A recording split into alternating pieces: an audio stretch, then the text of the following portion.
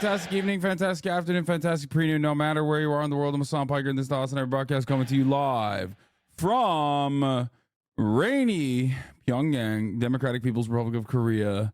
That's right. Also known as the best Korea, also known as the popular Korea around the world. We're live and alive, folks, and I hope all the boys, girls, and MVs are having a fantastic one. Whoo! Because it's a beautiful day regardless of the rain. We are officially in the territory of absolutely awful California weather. For the next month, for the next couple of months, you are going to be hearing about me complaining about the rain nonstop. That's right. It's officially that time of the year. It will be very annoying for you because you will be most likely in a situation that is significantly worse. Join your local DSA chapter looking ass. I know this mustache makes me look like I'm like an adjunct professor or something, and I'm 100% like, you know, I'm on my 10th year at the DSA, okay, and I'm trying to get you guys to go down to like Compton so we can fix some taillights. It's like, hey, how you doing, guys? That's right. Today we're going to be going to Compton. We're going to be doing a taillight fixing operation down there. It's going to be great. You know, the reason why we do it, of course, is because people of color have a much higher likelihood of being pulled over by police officers for erroneous things such as, you know, their taillights being out or whatever. And oftentimes the likelihood that that turns violent is pretty high. So this is a little bit of community organizing. That's what we're going to be doing today, guys. You know, join the DSA. I haven't even thought about fixing cars as a form of activism. That what I just described to you is a real thing that the DSA does, by the way. So, you know, we actually do this at our local DSA chapter, the Classic. Yeah, of course. It's a great thing to do, 100%. Anyway, folks, I'm live. I'm alive. This is part of the broadcast where I tell you a little bit about my personal news about what's going on in my life. Okay. And let me tell you. Not a lot, as always. Okay, not a lot. There's never anything really going on in my life. And you look like you're gonna flip out at the barista for not having oat milk. Yeah. No, I think the Democracy Now! Hat immediately changes the dynamic. Like without the hat, I could be anything. Okay. But with the old ass denim jacket and the Democracy Now! Hat, it's just immediately. It's like I'm a Portland guy. You know, I don't know. I'm in a PhD program somewhere and I'm trying to be a comic on the weekends. Okay. But I live in Brooklyn and also am a DSA guy. Nobody should ever talk about New Hampshire this much. I love New Hampshire. Such a fucking stupid state. Anyway, regardless. What is this? Yo, chat, heads up. Mr. Beast is giving away $25K to 10 random people who repost his tweet. Hopefully one of us gets that money. Did Mr. Beast get like hacked or something? And why is a what? Like a 25-month subscriber in the chat doing one of the classic scams? Like, what is happening? Anyway, you look like you're about to go flyer for a show at Free Farm. All right. Anyway, folks, as far as personal news goes, okay? My first X video made over $250,000, but it's a bit of a facade. Advertisers saw the attention it was getting and bought ads on my video, I think, and thus my revenue per view is probably higher than what you'd experience. Yeah, dude, this is marketing, okay? They gave Mr. Beast $250,000 because this is free marketing, okay? He knows this. There's no way. Look, this man is one of the most like neurodivergent when it comes to analytics. Okay. If you think he doesn't know what's going on here, I don't know what to tell you. He's basically trying to like lighten it a little bit. Anyway, it's fine. But he could also be directing your new project, documentary on the history of mustaches in the Balkans. Yeah. He's like, this is his entire life. He knows exactly what the fuck's going on. There's no way. But yeah, where was I? End of the broadcast, pumping through Better Call Saul. Okay. Pumping through Better Call Saul. And woke up this morning, worked out in the beautiful rain, Kai is wet as hell still. Do you know when the merch is shipping? I hit up the merch company to be like, what the fuck's going on? And they haven't given me like a good answer, but apparently they went over the amount. So they had to like, they sold out pretty quickly. HasanAbi, dude, how long does it take for you to dry her? Impossible. You cannot dry this dog. We'll talk about all that. Elon and Ben visit Auschwitz. I always fuck up how to spell Auschwitz. Can someone type it in the chat so I can copy paste it? Yeah, it's the hardest thing to fucking type on my life. I swear to God, it's Auschwitz. Auschwitz. Okay. Elon and Ben visit Auschwitz. CNN report reveals IDF desecrated 16 Palestinian graveyards. Ron DeSantis ducks ridiculousness writer strike. Wait, really? New Hampshire primary. Nikki Haley v. Trump and more news. Get in now. It's Monday Newsday. Were you able to walk Kaya in the rain? I don't. She doesn't care. She loves the rain. Like, there are no issues with her in the rain. Been loving your Power World gameplay. It's fucking chaos. Thank you. You're welcome. But more importantly, thank you for watching. Does her coat, with her coat, it'll be nice and cool for her? Yeah, she just absolutely loves she's such a dirty girl. She loves being in the dirt. Where do you buy your jewelry from?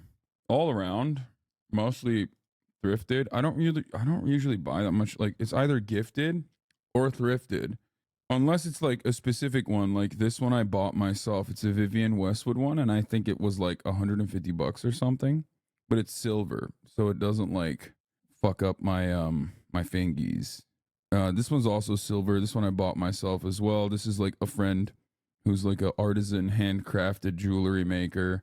The other ones are just gifts or thrifts.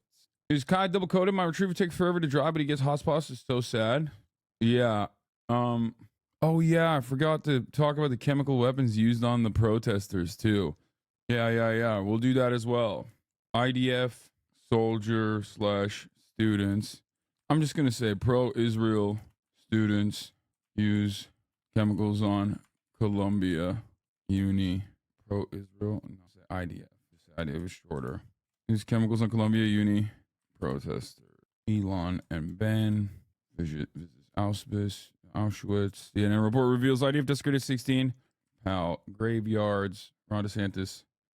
DeSantis ducks. New Hampshire primary. Nikki Haley v. Trump and more news. Okay, it's Monday Newsday.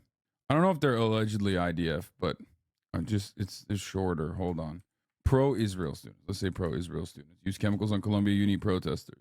Why IDF in Columbia University? What do you mean? It's just like they are they could be a part of the IDF at some point. You know what I mean? There's plenty of fucking veterans around us. It's kind of funny to say like they're IDF though, because it's basically like saying like a military veteran that, you know, served and is now like going to college for free, being like a military, you know, like an American combat troop, you know. Columbia has an undergraduate school specifically for mil vets and / non-traditional career paths. All right, anyway, let's blast off. Let's get started. Okay. As far as personal news, you look like you've been mewing Slay. As far as personal news goes, not too much happening in the world. I've realized that my split, my workout split, I think, is like a little too heavy. I do too many compounds on the same day. I'm doing 5x5 strength exercises for 2 compound exercises, or 3 total.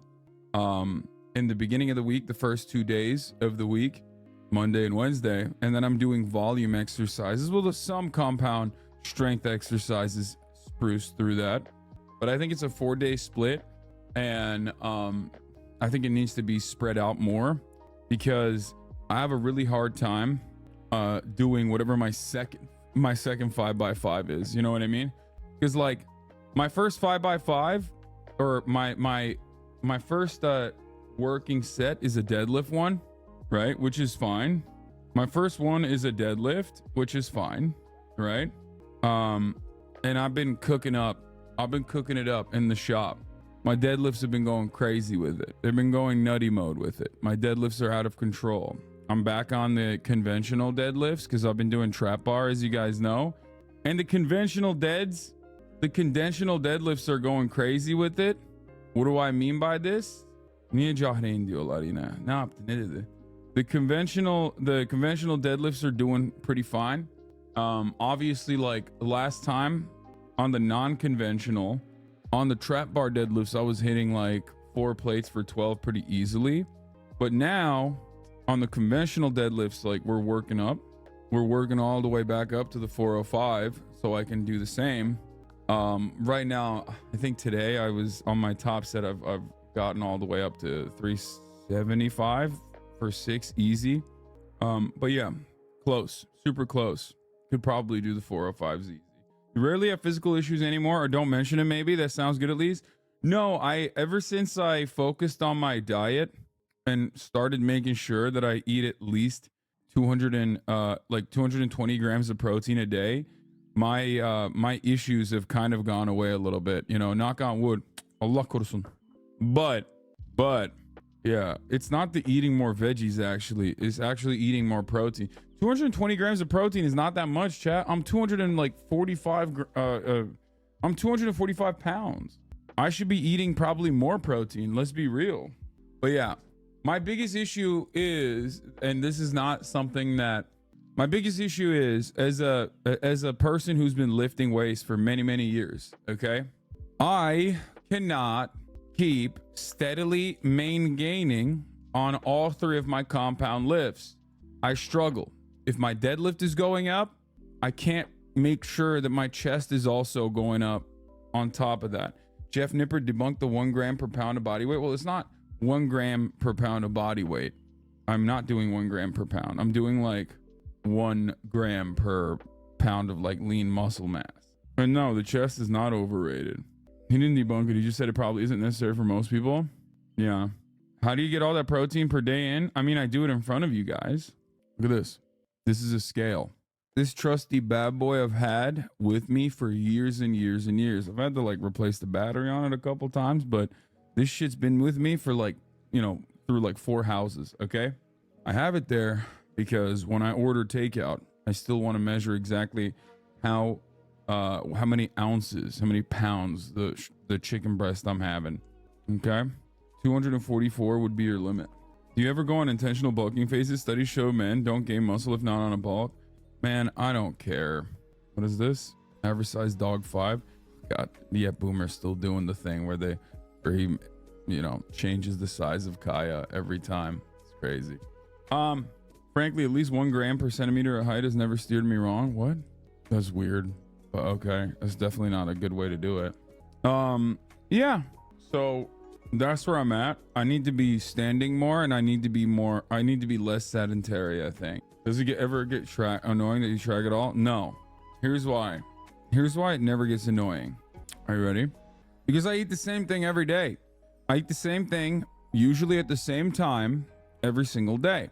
So for that reason, I already have my preset meals on my MyFitnessPal. That's you know, that I can like very easily change the numbers on a little bit. But more importantly, it's not just about like eating the same thing every single day. It's also about tracking every single day. When you track every single day, you just get used to it. It's like a part of my daily routine. I can't live without it. Why is my newsman so hot, like kind of wild? I try. Is intermittent fasting a good way to lose weight? I've been trying to skip lunches lately, and it's like, but like maybe a keto bar. Okay, well, intermittent fasting is only good for losing weight if you're managing your calories still. Makes it easier to take in less calories.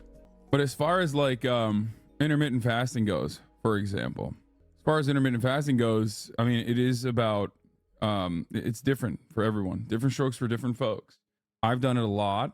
I did it a lot for many years. It was very good for me to control my calories. But it's like you have to, at the end of the day, what you must do is still track your calories and ensure that you are burning more calories at the end of the day because you're not sedentary. than the amount of calories that you're consuming if you want to lose weight. If you want to gain weight, you must be eating more calories at the end of the day than your body burns. That's how it works. Get an Ozempic like Ron DeSantis? No, man, I'm trying to fucking be strong. Like, I don't want over reliance on. I don't want to over reliance on any drug whatsoever, and I also don't want to. I don't want to lose muscle, and I feel like Ozempic makes people lose muscle. It's not just like, doesn't just like deteriorate your fat. Did you ever water fast? No, I've never water fasted. Do you use pull-up bars? Yes, I do. You shouldn't use it anyway. You don't have if you don't have a real need for it. Yeah. Wait, so how are you going to separate your compound list? I mean, I do my bench press 5x5 on the same day right after I do my deadlifts.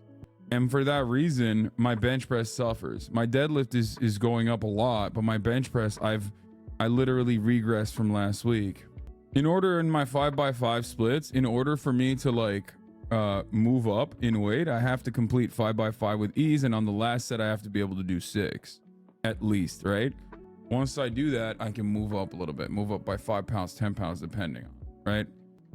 And for me, for the bench press, like I haven't been able to, I haven't done a bar bench press in a while, but for the bench press on the bar, 225 is what I'm doing currently for my 5x5, and I keep having an issue on my fourth set. Like, it just gets hard.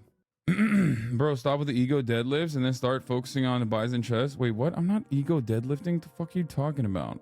There's nothing ego deadlifting about me doing 375. That's not like a ego lift at all. Anyway, what's your opinion on calisthenics? Really important, but kind of boring. Maybe you're fatigued. No, I think so too. Anyway, this jewelry would look fire on you. What is this jewelry? Hard jewelry. Probably not. Okay. What's up with your last IG post? It seems like the stash is getting the dudes horny this time around. Yeah. I don't know what's up with that, honestly. I don't know why it's working out like that, but it is what it is, you know? I'll take it. Calisthenics get more fun the better you are at them. At your size, you'd have to be like the strongest guy in the world to do any advanced skills. Yeah. All right. Let's get started. I saw you do the hand reach behind your back with the boys on for your end. Do you work on flexibility training and stuff like that, or focus on lifting and cardio? No, I'm already double jointed, so it doesn't matter. I don't usually do a lot of flexibility shit. Like, I don't work on it. I just am flexible. All right. Do you get 150 minutes of moderate intensity physical activity as recommended by doctors for disease prevention? Every day I do at least, what is my fitness goals right now? My fitness goals are like, my move goals are 800 calories. My exercise goals are 45, but I always go over it. And my stand goals are 6, but I always go over that too. I guess I could increase my stand. But like, yesterday was super sedentary. I'll tell you this much. Yesterday was really bad, right? Today I'm already at 700 calories on my activity because I worked out this morning, but yesterday I didn't do shit, right? So yesterday my move, I burned 696 calories. I took one long walk. I had 14 hours on standing. I only walked 2.2 miles and got 4,564 steps. So it wasn't good. It was like super sedentary. That's not very good.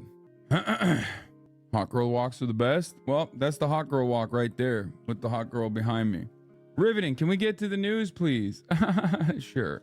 Any collabs soon, please? Is lonely here. Also sure. No updates on Matt Owens. He's busy, man. We'll figure it out. All right, we got some fun stuff. Don't worry. Hank Green? No collab with Hank Green. He just avoided me 100%. What about a Japan update? No update on Japan either for now. All right, let's get started. Elon Musk visits Auschwitz concentration camp after anti-Semitism claims. Why did he go there? I don't know. Maybe he was taking notes. Who knows? Okay, he went there with, of course, Ben Shabibo. You know, two fascists at like one of the most important fascist monuments. Okay, a testament to like how devastating fascism can be. Interesting that they went there. What were they doing there? I do not know. Okay, like, this guy is a fucking Nazi himself, basically. Okay, I mean, he is like straight up a white nationalist, and this guy Sure, not anti-Semitic, but definitely, unless you're talking about bad Jews, he always does that. But also, hires fascists, is like responsible for a metric ton of like fascist rhetoric. But hey, guys, it's cool. They're pro-Israel, and also, they're at the Auschwitz concentration camp. So don't worry. Let's overlook. Let's completely overlook like the things that they say and do on a daily basis. Now, this person said place of alleged genocide, and I assume they're not actually, as a 38-month subscriber, doing Holocaust revisionism, but I think they're referencing the Stop Anti-Zionism tweet. But you can't get spicy with that. Yes, I know that's what you're trying to say, but you can't be saying shit like that because I don't know what the context is, chatter. Or, I mean, I do in this circumstance, but other people don't know. So be careful with what you say. You might get clapped. Now, let me tell you, the person is referencing this tweet. Okay, I posted about it earlier this morning. There's an account called Stop Zionist Hate. Okay, it was created basically as the opposite of like what was it? Stop Anti-Semitic Hate or whatever. Like the other account that is run by like a psycho. I didn't pay too much attention to this, but a lot of people who are more knowledgeable on the issue were saying that they thought it was strange that they weren't following any Palestinians initially. They were only following like Jackson Hinkle and all these other people, right? And I saw this tweet this morning and I was like, get the fuck out of here. All right. Stop Zionist Hate posts Elon Musk and Ben Shapiro in Auschwitz, a town that allegedly witnessed genocide in the 20th century. Allegedly? Fuck you mean allegedly? That's it. That's all it takes for me. I see that. And I'm like, nope. I know what's going on. Yeah. Hold on. 1 second. 1 second, everybody. That's right. My Geiger counter's going off. Uh-oh. Hitler particle emission confirmed. Okay. That's it. It's radioactive. I see that. I'm like, nope. That's a lot of Röntgens, man. That's not like, not the good, not the bad. Okay. That's too many Röntgens. Okay. I don't know how many Röntgen it is, but it's too many. I'm playing Stalker and you just fucked me up with that. Yeah. Audio perverts. You are now dead. Anyway, look, all I'm saying is this is ridiculous. Okay. Bro said, allegedly to the Holocaust, there is no faster way to prove you care more about hating Jews instead of protecting Palestinians than doing shit like this. Also, fuck Ben Shapiro and Elon. Their contribution to modern fascism is notable. So, that's crazy. Like, I will probably never look at this account the same ever again. Okay.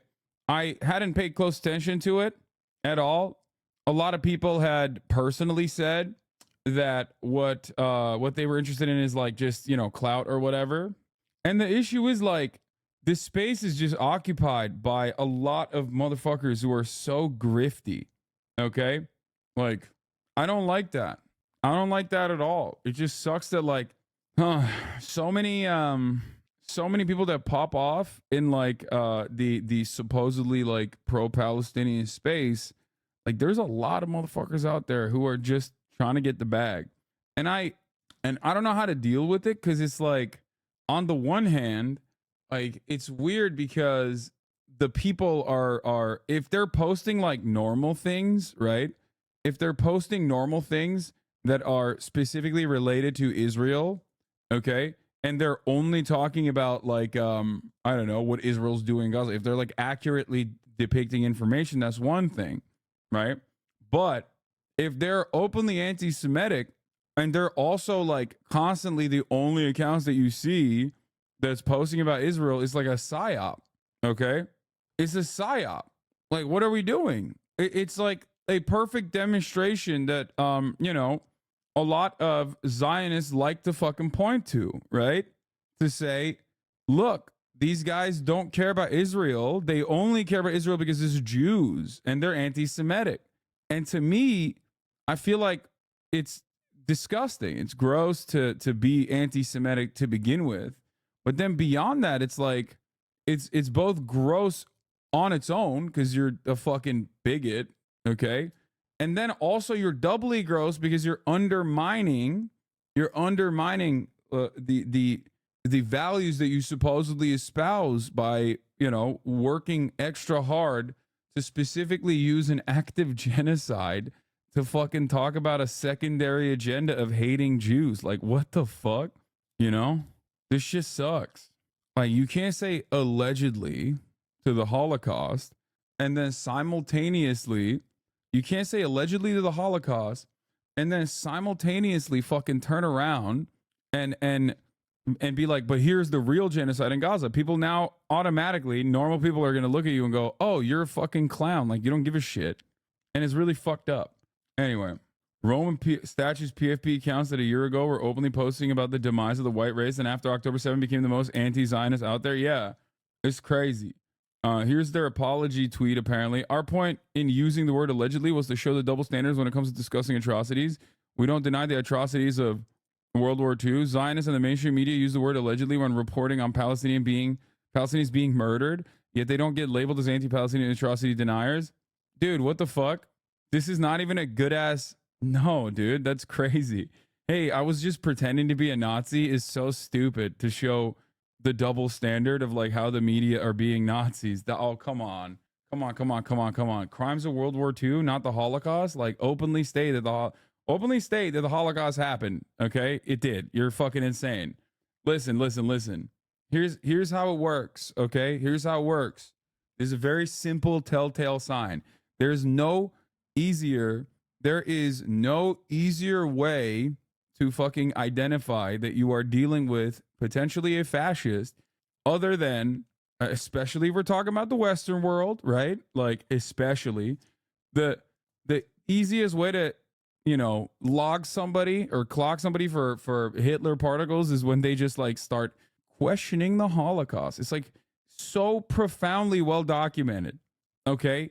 It's one of those things where it's like you're climbing a mountain, brother, to get there. And that mountain, that is a hurdle that you must overcome. And that hurdle, you're not climbing that mountain without a shit ton of intensity and real belief that it must not have happened. Okay. Incredibly well documented. There are entire fields dedicated to covering it extensively. Like, it's crazy. It's a matter of historic record. Okay, we're not talking like the atrocities that Genghis Khan dealt with. You know what I mean? Like, that's insane. It's not that far. It's not that far off in our history. It's like it happened relatively, it happened relatively recently. You know what I mean? Nazis are split up into two camps. Some hate Muslims more, so they use Israel as the excuse, and the other ones are the OG Nazis pretending to be down for the Palestinian cause. Is crazy. Yeah, I've noticed that too. Yeah, it's like, dude. Denying the Holocaust is like denying that the fucking water is wet. It is so, like, you can physically see the remnants of it. It's a matter of historic record. It is profoundly well documented. It's just a wild thing. It's just a wild thing to do in general. Okay? So that's crazy. Water literally isn't wet. Okay, shut up. Okay, I should have used a different example. Oh my God. Water makes you wet. Oh my God. I meant if you jump in the water, you will get wet. Okay? Is that better? You guys are the worst. This is my nightmare. Okay? My worst enemies are in here and I'm stuck with them. Okay? Typical Assange spreading misinformation. Oh, got me again. I'm doing the damn thing. So yeah. Do you think Kanye is humiliating his wife the way he parades her around pretty much naked in public? I low-key do think that. It is a suspicion that I have. I don't want to like go super hard on it, but I do think that he found a clone of his ex-wife and is like ritualistically humiliating her as a substitute for humiliating his ex-wife. It feels like it. I don't think he's like forcing her. It's just very weird. It's very weird. It just smells weird to me. That's it. It smells weird to me. You know what I mean? But I don't want to like get too far into it. I don't know why we're talking about Kanye West. Anyway, whatever. It's just this initiation for her to join the Illuminati. Yeah. She's a lawyer. She definitely has a contract for his humiliation to get the bag. Who knows? But yeah, I think like, as I was saying, this kind of stuff is completely unacceptable. It's so funny though, because like the quote tweets of this are either like, the quote tweets on this tweet have been like, wow, they even lost Hassan. Like as though I have any, as though I'm like an anti-Semite. You know what I mean? Like I'm an anti-Semite myself, but this is too much for me. Like that's the attitude that I've seen from like so many accounts with the Israeli flag. And it's wild. I did not even know that they knew I existed. I did not realize that I was like openly an enemy of dudes with the Israeli flag in their bio accounts. Okay. It is pretty funny to think that like I'm an anti-Semitic person, but also simultaneously, even this is like too much anti-Semitism for me. You know what I mean? But this was pretty funny. Disregarding the Holocaust and genocides is what your Turkish brand built on, dog. And it's just a dude stepping on cockroaches. It's like, bro, it's so funny. Like this dude is defending Israel, okay? But then also simultaneously yelling at me about like potential anti-Semitism that he thinks I'm doing, while simultaneously calling me a fucking roach. Anyway, there was people like that, and then there were people straight up just being anti-Semitic as well. Okay, like dudes being like, oh, mathematically it doesn't make sense how many Jews Hitler killed, like classic like Holocaust revisionism nonsense. It's just Hitler particles everywhere, dude. It is, whoo, sheesh. Hitler particles left and right. Why is you being Turkish mentioned all the time nowadays? It wasn't the case before. It's like they discovered it last week and it's an automatic L for them. My friend, I think you know why they keep talking about how Turkish I am. I mean, come on. Like, me being Turkish has absolutely nothing to do with my commentary. Unless I'm, I guess, talking about Turkey, so I have, like, personal experiences in the matter. But, like, I guess it shapes my worldview a little bit. But, like, overall, it's just something you say if you can't actually, like, address the points. But because it's so normalized, like that kind of commentary is so profoundly normalized in the space online, especially because it's like tangentially, you know, Islamophobic. So like that is the most normalized kind of hatred, right? It kind of goes unnoticed. Like people see that as like a valid retort. Like people will go, oh yeah, he called him out. He's right. He is a Turkish Muslim fundamentalist Islamist who loves like Muslim terror. Muslim terror is what he loves. He loves Islamic terror and Islamic dictatorships, clearly, because he is from one. Because he's a defender of an Islamic, mullah-backed. Those YouTube commentary chuds are out of context. What do you mean? Anyway, let's talk about two fascists going to Auschwitz. This is like, by the way, I gotta mention something. There is nothing grosser. I'll put, dude, I will put my entire chest on this. Okay. Look, I'm not Jewish, as you guys know. Okay. I am Muslim. I'm a Turkish guy, culturally Muslim, not exactly someone who practices Islam.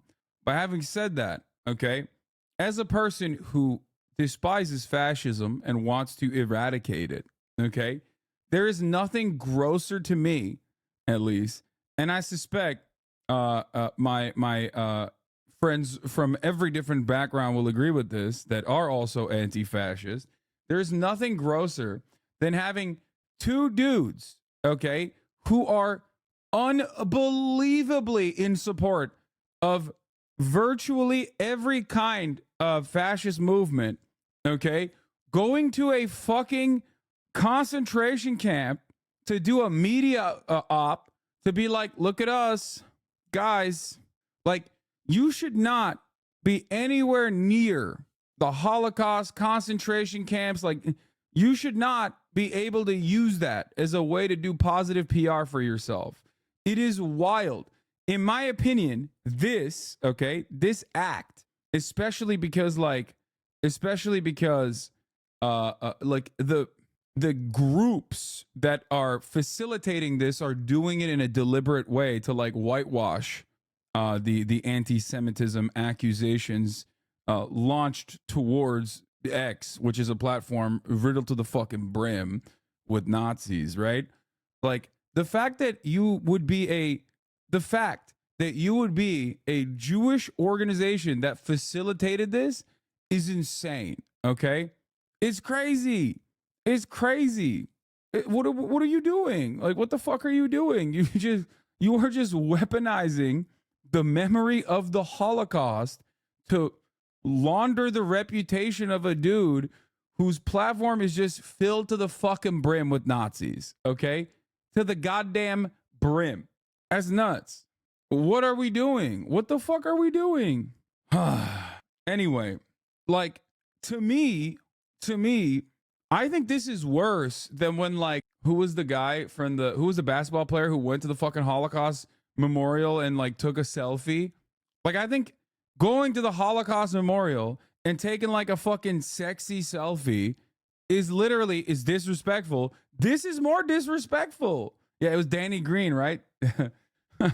Like, straight up, I think allowing straight fucking fascists to launder their reputation at the concentration camp, okay, after correct accusations that like they're both either directly hiring anti-Semitic people or allowing anti-Semitism to thrive, like to be able to use the memory of the Holocaust to do PR for this kind of thing is wild to me.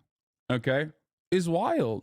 And yes, I know Ben is an Orthodox Jew. Okay, I know that. Except Ben has said a shit ton of anti-Semitic things. You know what I mean?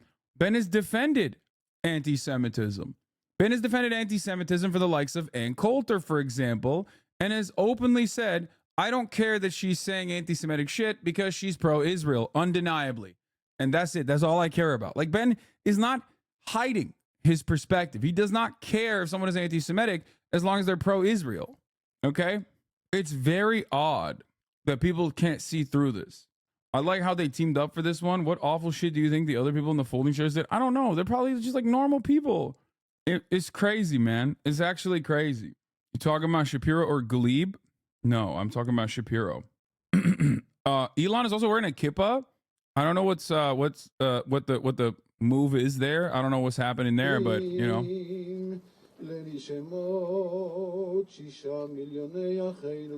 He has also been accused of fueling the anti-Semitic conspiracy theory on X. Bro, this guy literally said, dude, it's so funny. Dude. No, this is so funny. Every time a right-winger says some crazy shit like Jews are doing the great replacement, which is what Elon Musk boosted, right? Remember? Like a couple months ago, he straight up was like, yeah, Jews are doing unlimited immigration in the Western world, and now all those immigrants fucking hate the Jews. Like, guess what? Sucks to suck. I'm like, that's what the Nazis unironically said and kept saying after World War II. Like, you're just directly, it's like Sig Heiling at that point. I know that like liberals love hyper focusing on the aesthetics, but like, that's a crazy thing to come back from, to just be like, yeah, that's right. I just went to the Auschwitz, so I'm good now. Like, I went to Israel. I said, go ahead, guys, keep pounding Gaza. Shit's fire. It's like, what are we doing? What's going on? This is the memory of one of the most significant crimes of the 20th century, like mechanized murder, and you're just sitting there and you're using that to just be like, nah, dude, I love Jews, actually, even though they do a lot of the unlimited immigration in the Western world, which I hate. Come on, Jews, don't do that. But also, I don't hate you guys. Okay, sick, man. Cool. I guess that's fine. It's like when Marjorie Taylor Greene had to go to a Holocaust memorial and then write a fucking write an essay on why the Holocaust was bad. You know, like after posting on Facebook that like Jewish space lasers were responsible for California wildfires. That's sick. Did Elon write a book report too? Ben? Of course, Ben is like helping Elon revise his there is not an anti-Semite that's pro-Israel, by the way, of course. That's the qualifier. That Ben Shapiro will not hug and kiss, okay? As long as you are pro-Israel, Ben will 100% will whitewash you, will try to improve your reputation. There is not a guy who cares less about anti-Semitism than Ben Shapiro, okay? Straight up. And now this is also pretty funny because like all the people that will look to my criticism of this and go, oh yeah, Hassan, remember when you platformed a 19-year-old Yemeni dude who I suspect is doing child slavery, systematic rape, and also specifically hates Jews? No, I didn't watch the interview. I don't care what he had to say. I just made up my mind. So he must be all of those things. And I think you're, what you did was really fucked up. You are so much worse than Elon Musk. It's awesome because like a couple things in that circumstance, okay? Couple things in that situation. Some to remember here, okay? That dude's life experiences are a little bit different, I think, than motherfucking Elon Musk. You feel me? Like, does not excuse anti-Semitism if he is, okay? But the notion that like that person having anti-Semitic tendencies and like Elon Musk as the, richest billionaire on the planet who commands an entire platform of mass communication, openly allowing Nazis to thrive on the platform. I mean, come on. If you're a Jew in the Western world, think about who's impacting your life in, genuine ways. How is that actually going to destroy your life? Allowing and encouraging Nazis to thrive on Twitter and to gain more prominence, get more clout, grow their movement, or the hypothetical 19-year-old who might actually be anti-Semitic, even though he said personally, when I asked him directly, that he has no issue with anyone as long as they are pro-Palestine. I've never read Twitter, so I was shocked about all the transphobic comments I read in the reply to an Elon Musk tweet. Oh, yeah. Shit's popping out there. Yeah, but they don't believe him, LMFAO. I hate it here. And then the European Jewish Association, the Jewish Voice of Europe, got together and conducted a live stream where Ben Shapiro interviewed Elon Musk. And dear friend, dear president. These guys this is ridiculous, dude. It's like, it's so crazy. Now, of course, I'm not going to watch this whole thing. It's good to have them. It's good to have them, as the plaque says, so that it never happens again. But it's also like, I mean, like I said, it's gross because it's gross for two reasons. One, this is a way to launder Elon Musk's reputation and whitewash his reputation. It's like doing PR by partnering with a Jewish organization that's like, oh no, please, sir, come through. We'll make it so that nobody thinks you're anti-Semitic. Here's an association with the Holocaust too, and how bad the Holocaust was, and now, which is fucking real and very bad, and we're gonna use that historic atrocity to turn around and launder your reputation. That's number one. That's fucked up. Number two, the notion that this is like a never again, like invoking never again in this circumstance is also additionally gross because it is happening again. Okay? It's happening again, and Israel has used the never again rhetoric at the International Court of Justice specifically to describe why they should be allowed to do it again, this time to someone else. You do not have like a one free let's do genocide card. Like, it doesn't work that way. Okay? It's crazy. Yeah. These motherfuckers mean never again to Jews, not never again to anyone. That's what's so fucked up about this. They will excuse a Holocaust and non-Jews in the supposed name of defending Jews from a Holocaust that's not happening. Yeah, I know. It's just like, you can't, your defense for a potential hypothetical future Holocaust, okay, cannot be to do a genocide in reverse to a population that you have occupied for 75 years that, first of all, does not have the power to do that regardless, okay? And definitely doesn't have the tenacity either. Like, thoughts on the millions of Germans protesting fascism right now after the AfD party was exposed for plotting to expel 2 million ethnics to Africa? Bro, Germany is such a weird place. I don't know how to describe it. Like, I know I got some German chatters in here. I feel like Germany is completely insane. I don't know how to describe it. It's like it feels like neoliberal fascism is at the Germany's at the tip of the spear on neoliberal fascism. I feel like they're writing the agenda, right? Because all things considered, Germany has a massive Muslim migrant population, right? Germany has a massive migrant population after World War II. They needed to, beef up industry, and they brought in Turkish migrant workers.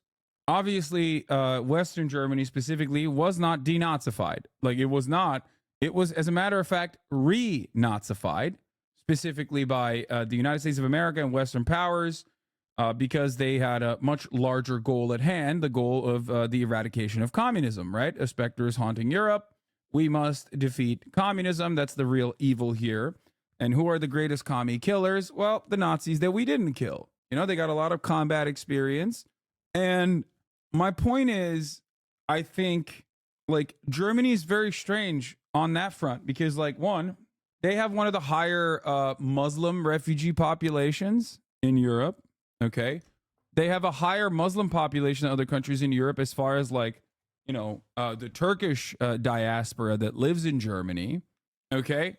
And what I find really, really, really strange about this is that in spite of all of that, they have a growing momentum of obviously the AfD and parties such as that are openly fascist. But Turks are more secular. Muslims, no, not the Turkish Germans. I think German Turks are becoming increasingly more disillusioned and increasingly more segregated on economic boundaries, and it's causing, I feel like, a lot of German Turks to become more and more reactionary, more and more right wing, and it literally turns into, you know what it is? German Turks, for some weird reason, turn into like the the fundamentalist like Muslims in the UK. Not every Muslim is like that, obviously, in the UK, but some of them go so aggro. They're like way more reactionary than like fucking the Muslim populations and their attitudes towards like towards Islam in the respective host nations, right? Like their nations of origin. This is something I've criticized quite a bit. I've talked about this quite a bit as far as like German Turks, like Turks in diaspora, and how fucking pro Erdogan they are, for example. It's like really annoying. Something that Turks back home fucking hate, right? They do not like that at all. And I don't know. I just like it's very odd. Also, no immigrants are voting AFD. No, of course not. Of course not. Of course not. There's like different kinds of movements growing in a lot of these places. I don't think Turks are voting AFD, right? I'm just specifically talking about. I was specifically talking about like Muslim diaspora populations and how like aggro they get sometimes, and I think it's because I think it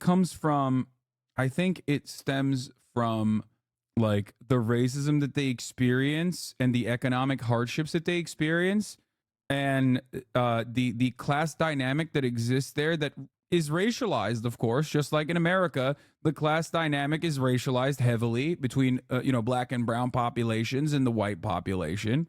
And I feel as though that is part of the reason why people identify with more reactionary attitudes, and they get defensive. They posture defensively.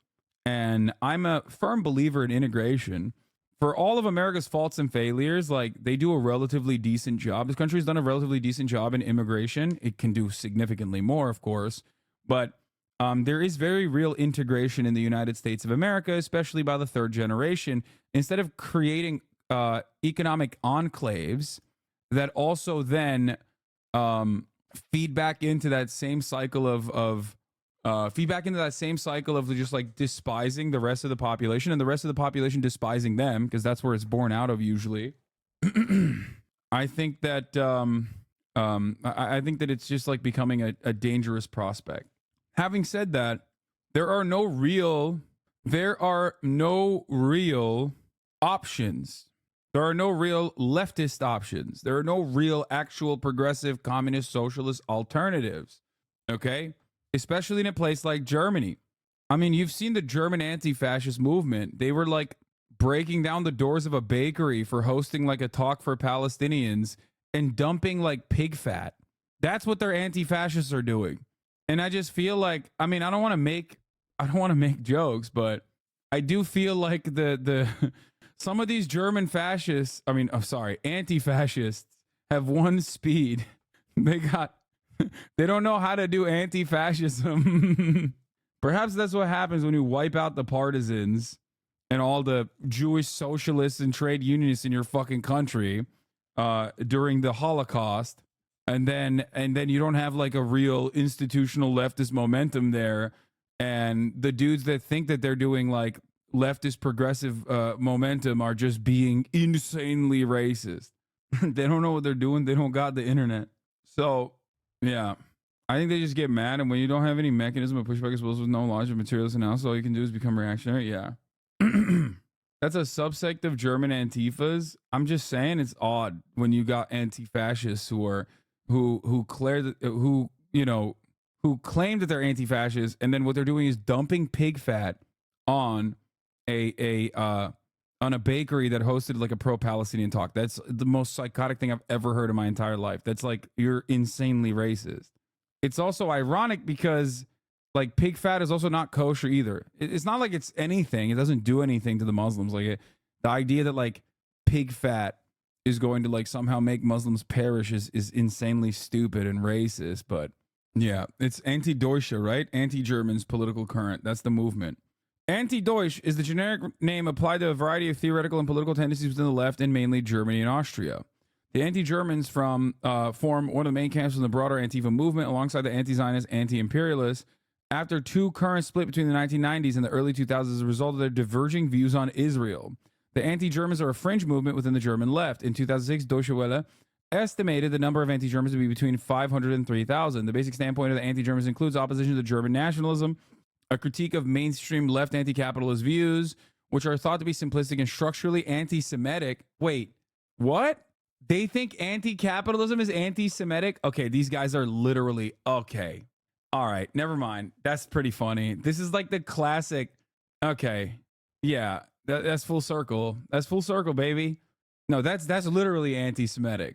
Saying anti-capitalism is inherently anti-Semitic is an anti-Semitic statement. Why? Because you're automatically saying, oh, you mean bankers? Yeah.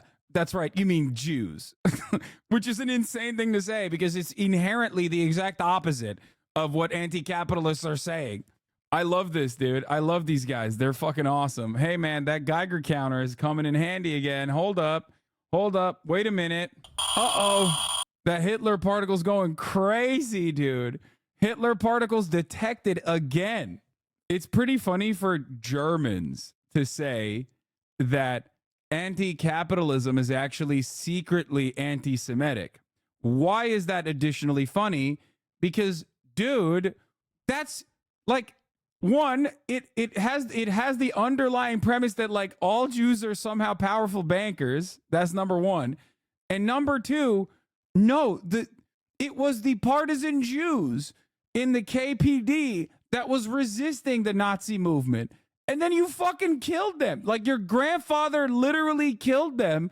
What are you saying? It's insane to have your own grandpappy play a role in the execution of communist, socialist, trade unionists, Jews, and non-Jews alike, okay?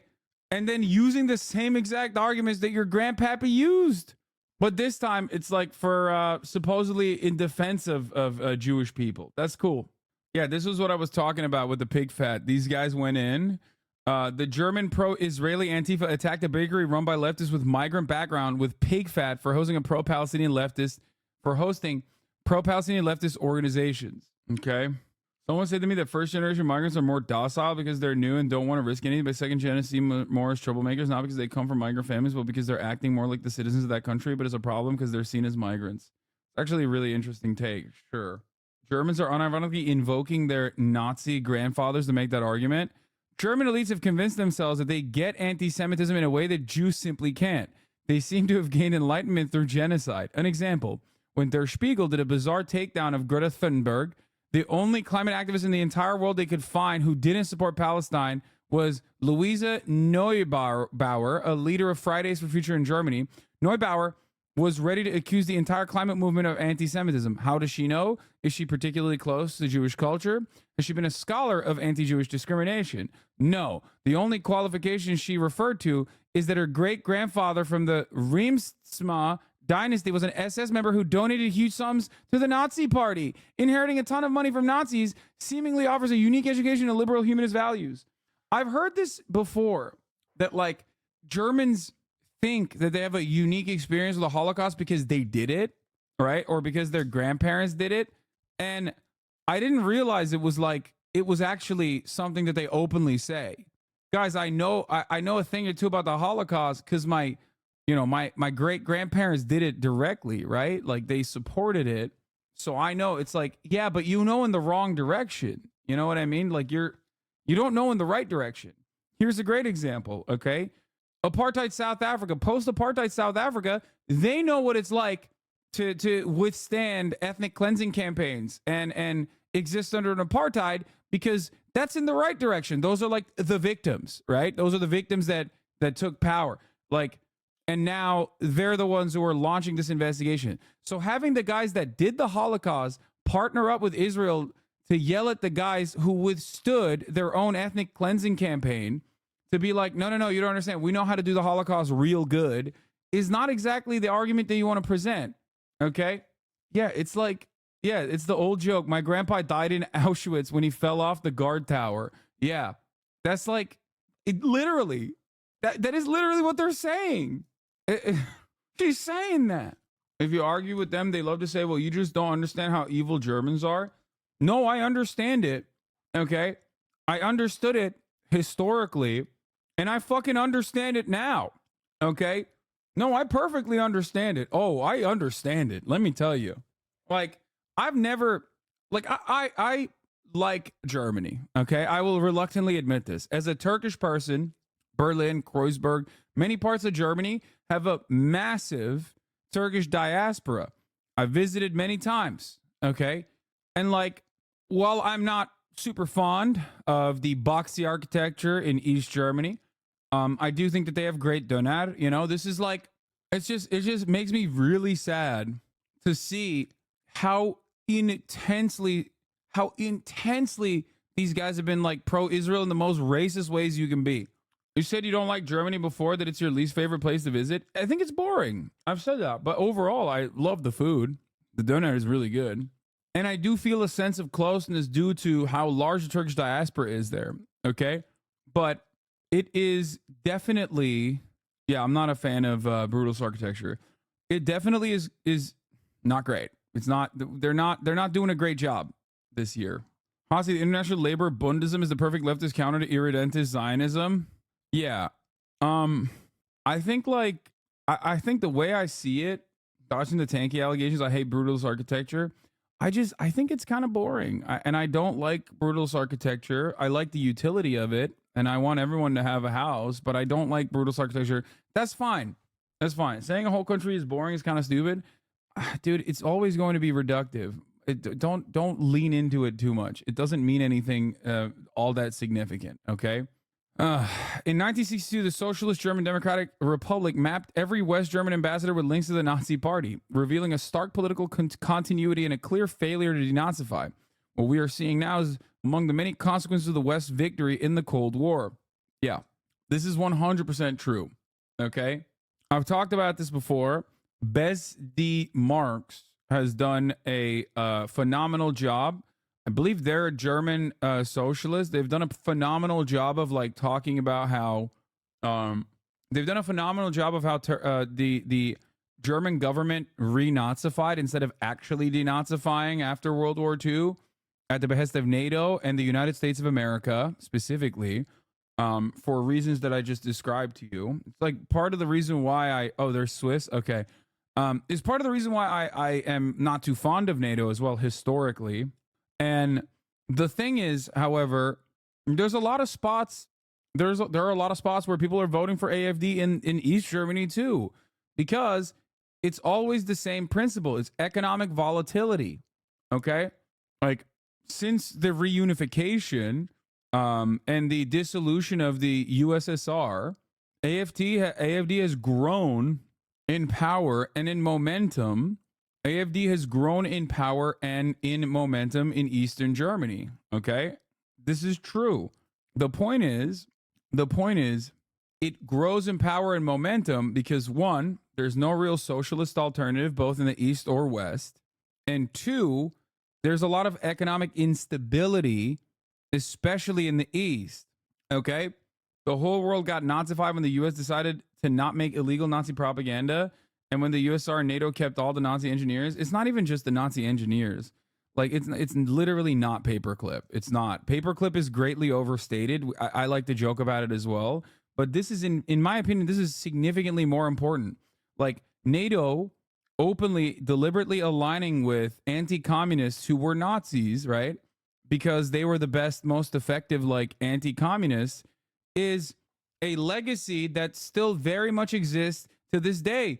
It was 1,000%. It was 1,000% something you saw in the American State Department as well. Like we had a lot of people who were kind of fascy in both the CIA and the FBI, American fascies who just hated communism. And we still do, obviously. But I'm just saying, like, historically speaking, people were like once communism was presented.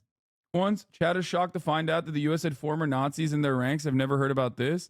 Yeah, but it's not just Operation Paperclip, right?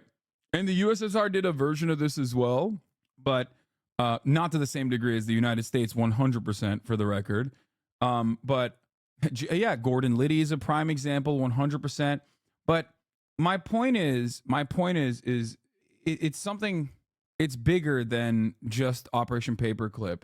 It's more so that, like, ideologically, once we decided that communism was the real villain here, right, and socialism was the real villain because it was a threat to capital, like the people that we elevated into positions of power in all of our institutions were fashy as hell because those are the guys who hate communism the most.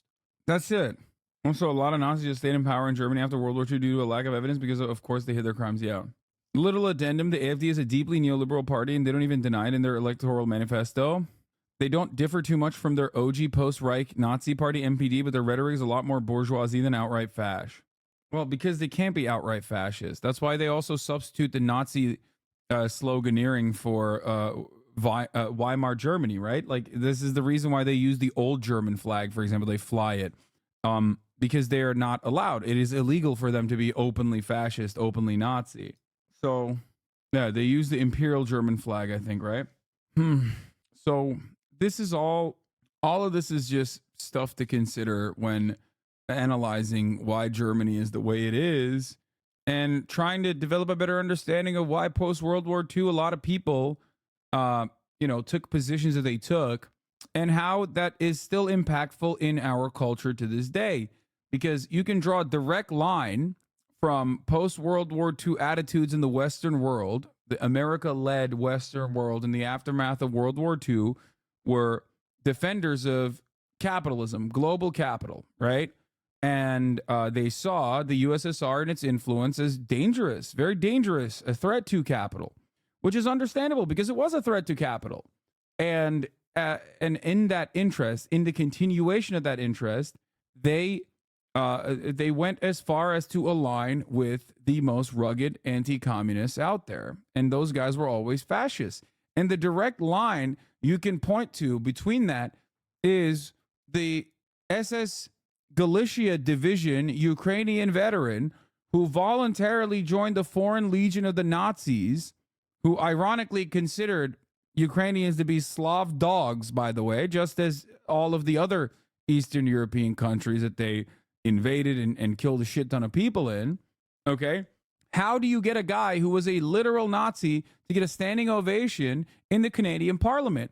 Well, That guy was a literal Nazi, a part of the SS Division's foreign squadron, but he came to Canada because he was a anti-communist. That's how he was able to operate. Yeah, sure, he was a Nazi, but he was anti-communist, and we hate communism way more than we hate Nazism. Anyway, he was brought into Ontario to be a strike breaker for the mines. Abi Kanada'da mı Amerika'da mı yaşamak için? Yeah, we'll do the Texas razor wire story in a second. We'll do the Supreme Court story. All right. So why did I talk about all this? Because, fascists in neoliberal America and in the Western world have always made for good bedfellows with the supposed liberals who would never, they hate white supremacy. They hate racism. They hate bigotry of all sorts, but simply just end up aligning with that kind of thing when push comes to shove. The notion, I can't believe you just said racist shit in Turkish, like we didn't talk about this 2 days ago. You would have a lot more fun in Berlin if you were gay, to be honest. Yeah, probably. I mean, look, you might not agree with a lot of Stalin's opinions, behaviors, but if there is a prescient take from him, it is the notion that if you cut a liberal and a fascist bleeds. It's just historically how that has worked. And he was right on that front, because what is fascism but capitalism in decay? Capitalism in crisis brings about fascism, because fascism is seen as a way to at least restore order by force when capitalism is in crisis. All right, we're going to move on from Elon Musk, even though there is some funny. The one last thing that is funny about Elon Musk is this. Here it is. Mr. Beast. So Mr. Beast, Elon Musk has been sucking off Mr. Beast for like a while now, begging him to post on Twitter, now known as X. So Mr. Beast went and posted an older video.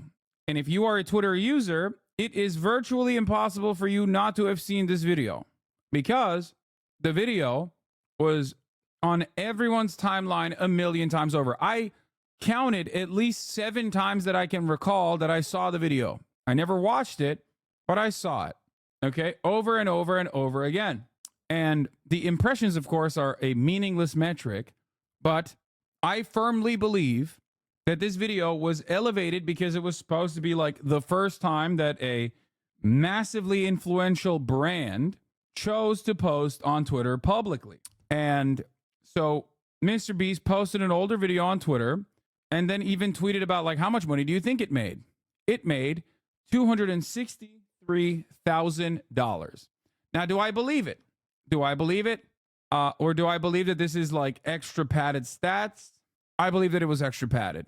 This has shown up on my feed maybe 7 times now. It's both missing the post time next to the username, indicative of a normal user post, and the ad indicator on the top right. So is there a third secret type of post you get when you're a YouTuber and Elon wants you to post here? Like, this video 100% was artificially boosted, okay?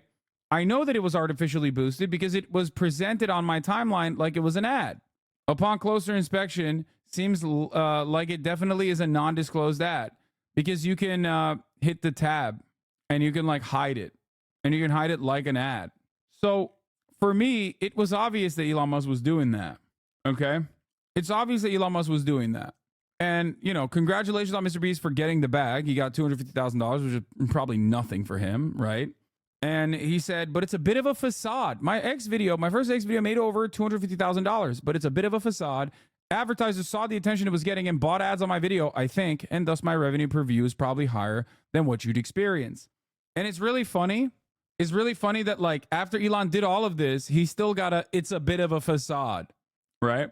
After all of this, like, obvious pumping, and maybe even like giving him both extra attention, like giving extra eyeballs of the video, and maybe even giving him like extra money for no particular reason other than the fact that he sees this as a marketing campaign for content creators to go and post on Twitter. He's still got it's a bit of a facade. Okay. Now, let me tell you, Jimmy, Mr. Beast Donaldson. Okay, I'll use his government name for you. He loves Elon, I think. I mean, it makes sense. Elon is seen as like an aspirational figure for someone like Jimmy. He's a businessman, okay? But if there's one thing that James Mr. Beast Donaldson cares about more than anything else is analytics. So I'm telling you right now, okay, he knows this is bullshit. This is his way of, I guess, managing and being polite and saying something along the lines of like, yeah, it's probably the reason why I got more revenue here is because maybe advertisers wanted to buy the video personally and like the numbers are not good. Okay. But like, I think if he were to be honest, he would 100% be like, yeah, this is not like a valuable data point at all. Okay. Also, assuming YouTube pays Mr. Beast less than 1K per million views, he didn't even get as much dollars from this as he did on YouTube. There's 215 million views on YouTube that, which would be more than 250K. No, I don't think so. No, 1K for 1 million is like, I mean, these are impressions. They're not even views, so it doesn't matter. Yeah, he's giving the 250K away, obviously. Classic. Apparently, there's a pre-roll ad, which then Twitter used to boost the video is attached to. So the video itself isn't an undisclosed ad, but it's a skeezy way to juice the Mr. Beast video and make it appear to outperform. All I'm saying is this: I've never seen a Twitter video appear on my timeline that many times. Okay, I've never seen that. I have never seen that, and I think it was specifically because Elon Musk wanted to. As someone who is also fascinated by analytics, as someone who is a person who is obviously in this space as well, you know, I don't just serve you the top of the hour ad break, which by the way, I'm not going to serve you right now. I'm just giving you a 1 minute because I forgot to run the 3-minute ad break, but I'll give you the top of the hour ad break at the top of the hour. Don't forget. Okay. I just did a 1 minute one now. But as someone who's in this space, I am, you know, I'm aware of how these things work. And I think that Elon Musk, my speculation is that I think Elon Musk pumped this video because I saw it so many different times on my timeline. This is purely anecdotal, but other people were reporting similar experiences. And so I think the impressions are significantly higher than they normally would be if you were to post a regular old video on Twitter. And also on top of that, I think the revenue that he generated is also most likely fake as well. From Elon's perspective, he does this because it's a wonderful ad. It's a wonderful ad to get other content creators to go and follow suit. Mr. Beast is a tastemaker, okay? He is a industry giant when it comes to online content. He has almost single-handedly changed the way that like all of the mass producers of content on YouTube operate. People even call it the Mr. Beast effect. People get mad at it sometimes. They're like, oh, these are so overly professional, like overtly professional made like content. And, you know, YouTube is not the same anymore and we can't compete, blah, blah, blah. Like, that's Mr. Beast. Like it, hate it, doesn't matter. Mr. Beast did that, right? That is a testament to his impact. He changed the game. Elon Musk, of course, wants that on his platform because Elon Musk wants that on his platform because obviously other creators will follow suit. So I think in this circumstance, it's a bit of a marketing technique, and I don't think that the numbers are valid at all. Also, Twitter Premium is a bit of a Ponzi scheme. The vast majority of users will pay $13 a month or however much it costs now for the promise of being able to earn revenue, but receive way less than $13 in revenue, thus earning Twitter free profit. Yeah.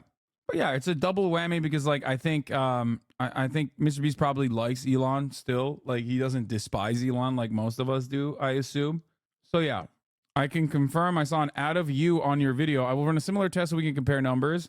I received your video a couple times as an ad. Haha. Appreciate you calling that out. I wonder what, see, look, every content creator here. One thing I will tell you about content creators is this. Okay.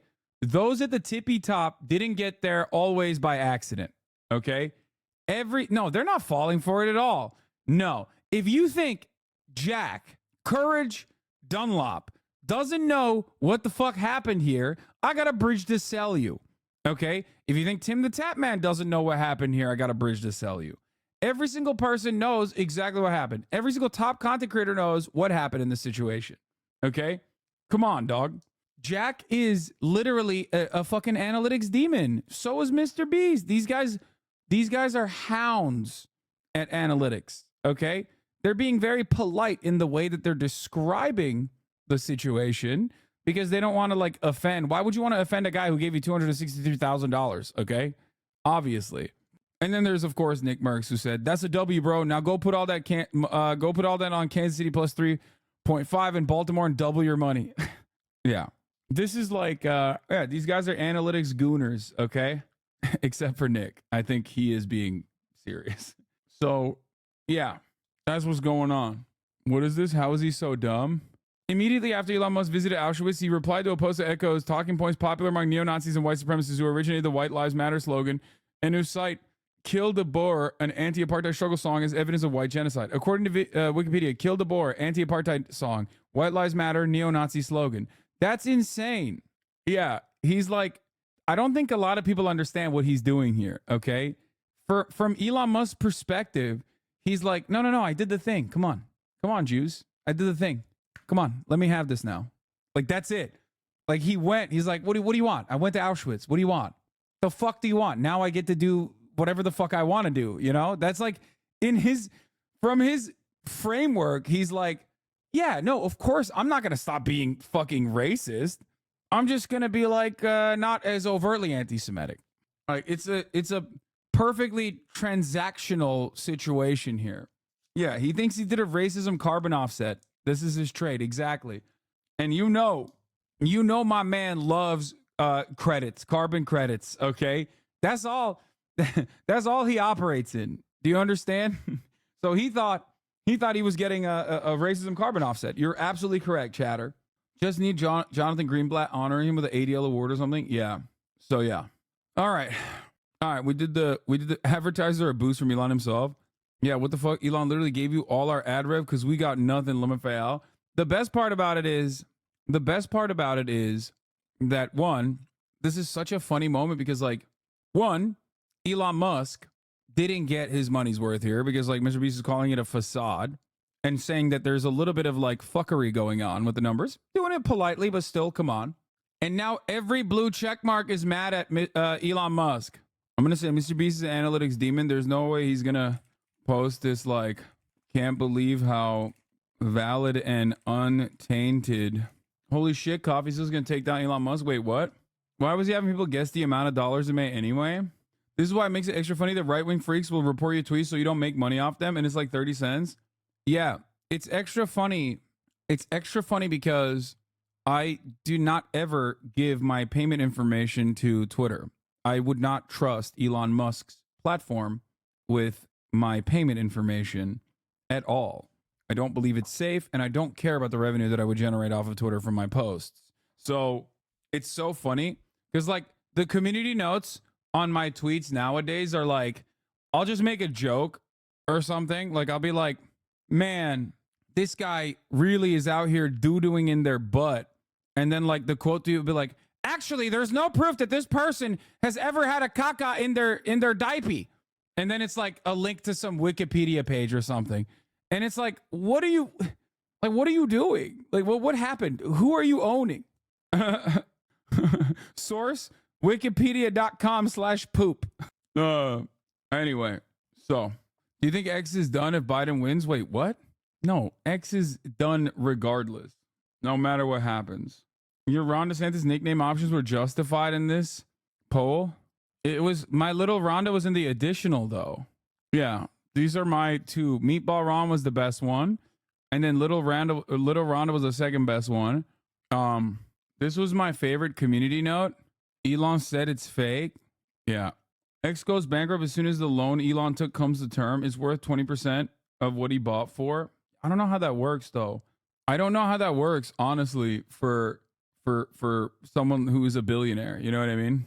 Anyway, this is slowly become my least favorite poll of all time. By the way, the Harvard Caps, the Harris poll, I feel like is one of the most insane polls of all time. Obviously, their methodology is solid. However, the one part of that is not solid, in my opinion, is like the way they ask questions, specifically as it pertains to Israel. Okay. Like everything else is fine, right? Everything else is fine. And it's obviously a very reliable poll overall. But the one thing that is like insanely unhinged is whenever they talk about Israel-Palestine, they'll be like, do you want the only two options that are available will be like, do you think Israel is small bean, or do you think Hamas genociders should ethnically cleanse all Jews from the area?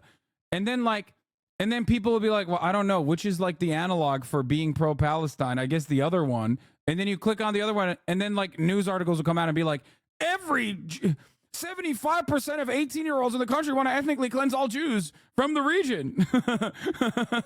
Like, it's like, that's not a good poll, man. Those are not reasonable answers. But beyond that, it's like their methodology has sucked for a while now. 45% of Democrats supporting Dobbs. Great poll. What's going on with Harris just putting out total junk over the past year? Oh, wait. What are they saying? People who design websites do not have a design a website for a gay wedding. The president did not have the authority without congressional vote to forego $400 billion. Abortion law should be left to states instead of being a national constitutional right. 56%. 44% say wrong. Wait, where is it? Where does it say this? Look at the Dems number. Dem column. The president did not have the authority. People to design websites. Abortion laws should be left to the states instead of being a national constitutional right. 45% of the Democrats said yes to that. That's insane. Yeah, okay. No. This is just like, you are not asking the right question if you're getting that result. Okay? I'm sorry. That is so inconsistent. And for the record, that's not even like a little inconsistent. That is like in the opposite direction, okay, of inconsistency. Yeah, no, that is a really, really convoluted way of asking that question that probably confused people. There's no fucking way. Favorability of political figures, by the way. God, this is the best. RFK Jr., Musk, and Haley enjoy the highest net favorability. Elon Musk still has one of the highest favorabilities. Donald Trump has the highest very favorable metric here, by the way, on the list. Robert F. Kennedy Jr. at 14% and 35% favorability. Donald Trump, most passionate fan base in the game, as you guys know. Same with Elon Musk, very high passionate fan base. Joe Biden has a very high passionate fan base as well. I guess in comparison to Elon Musk and whatnot, but like nothing comes near Donald Trump. You got RFK at 14% and then 35% favorable. That is crazy. Plus 18. Donald Trump is 0% because it's a half and half type situation where he here. This is important. Here, what's important here with the Donald Trump number is that he still has an incredibly passionate fan base, right? But then he also has more people who are very passionately haters of him. Okay? So that is something to remember. Okay? You know, this graph ain't worth shit when Joe Biden and Kamala Harris are seen as equally favorable. No, that makes sense. These are like the rugged, diehard Democrats. These are the older voters in the party. But remember, Joe Biden's disapproval is higher, so he's at a minus 14%. Harris at a R+6 for 2022 midterms. Wait, what? The Harris-Harvard CAPS poll should be treated like Trashfalgar. He's a noted right-wing hack and constantly has Trump's favorably around -3, which is just blatantly false. Also an R+6 generic ballot guy for 2022. I just need to hear it. Is Trump going to be president again? I'm listening, but I'm sick to my stomach with anxiety. Well, don't be anxious. There is a likelihood that Trump might be president again, but 100% likelihood that you will see an ad break at the top of the hour. So gear up towards that ad break by subscribing for $5 or for free at the top of the hour so you don't see that 3-minute ad break. Here's the 3-minute ad break now. How are people arguing with the survey? It's literally just presenting what people said. What do you mean? Half of the people don't even understand what these questions mean. My friend, the entire point of a survey is to ask clear questions. Okay? Like the abortion issue can be presented in a million different ways. If it's presented as, do you support murdering babies? And then that's a substitute for like whether you're pro-life or pro-choice, for example, then that survey design is incredibly flawed. Having a conversation surrounding the questions is profoundly important, especially when a survey result shows a massive difference in comparison to probably one of the most polled issues in this election cycle. In this election cycle, one of the most surveyed, most polled issues is abortion. If you see that majorly of a difference in the way that Democrats think about abortion, that means you fucked up on the question. You did not actually write a appropriate question. Anyway, yeah, and I've seen this on like, obviously I've joked about this with like their Israel Palestine polling that is so disingenuous.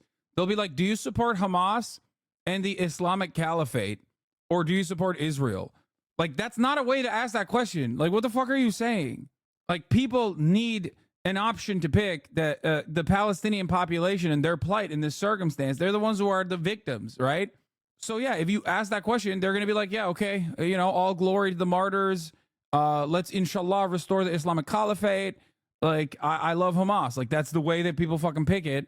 And that's not a good way to conduct a study. You didn't learn anything. Yeah. Average Harris poll will be like, do you want to live in a state where communism reigns free, unchecked abortions, illegals invade your cities, and taxes are 99%? No, 65%. Yes, 35%. Yeah. October 19th question, which got 83% true. Do you think it's true that Hamas terrorists killed 1,200 Israeli civilians by shooting them, raping, and beheading people, including whole families, kids, and babies, or is that a false story? Great question. What the fuck do you learn about that? I guess that, like, you know, not very good. People are not very good at like analyzing media, analyzing information, especially when the media presents it as true, especially when the media presents it as true. And then beyond that, they, the president will repeat it. Question: are you a terrorist or are you an American patriot? Yeah. U.S. military, police, and the FBI are most favored institutions. Yeah, that's not shocking. Police still being a favored institution is insane to me. Plus 48%. But of course, America is a white supremacist nation. So, of course, dude, the fact that Facebook is a favored institution is also insane. That's crazy. Black Lives Matter, on the other hand, not favored. Twitter, on the other hand, also not favored. Palestinian Authority, not favored, understandably. China, people fucking hate China more than anything else on this list. People hate China, people hate Antifa, and people hate Hamas. Hamas and China, two of the least favored institutions on this list. So when you fucking ask, Hasan, it seems like a lot of people hate you nowadays. Well, maybe it's because I don't openly, mouth-wateringly fucking hate, like get an aneurysm when someone talks about China, okay? Or Hamas in the same exact fucking way.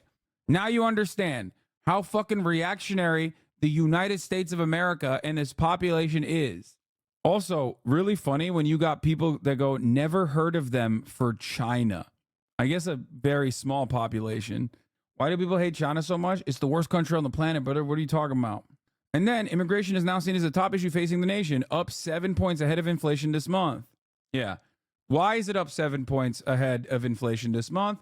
Because right-wing media dominates the discourse in a country where the Democratic Party or its media operations don't have any real tangible ideological policy positions, prescriptions, or any real interest in changing the way that we operate. So when the Democrats don't do shit,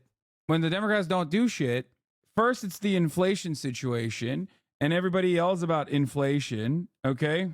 And then when there's a soft landing, I guess, on the inflation front, and inflation is like a little bit more manageable, then boom, immigration.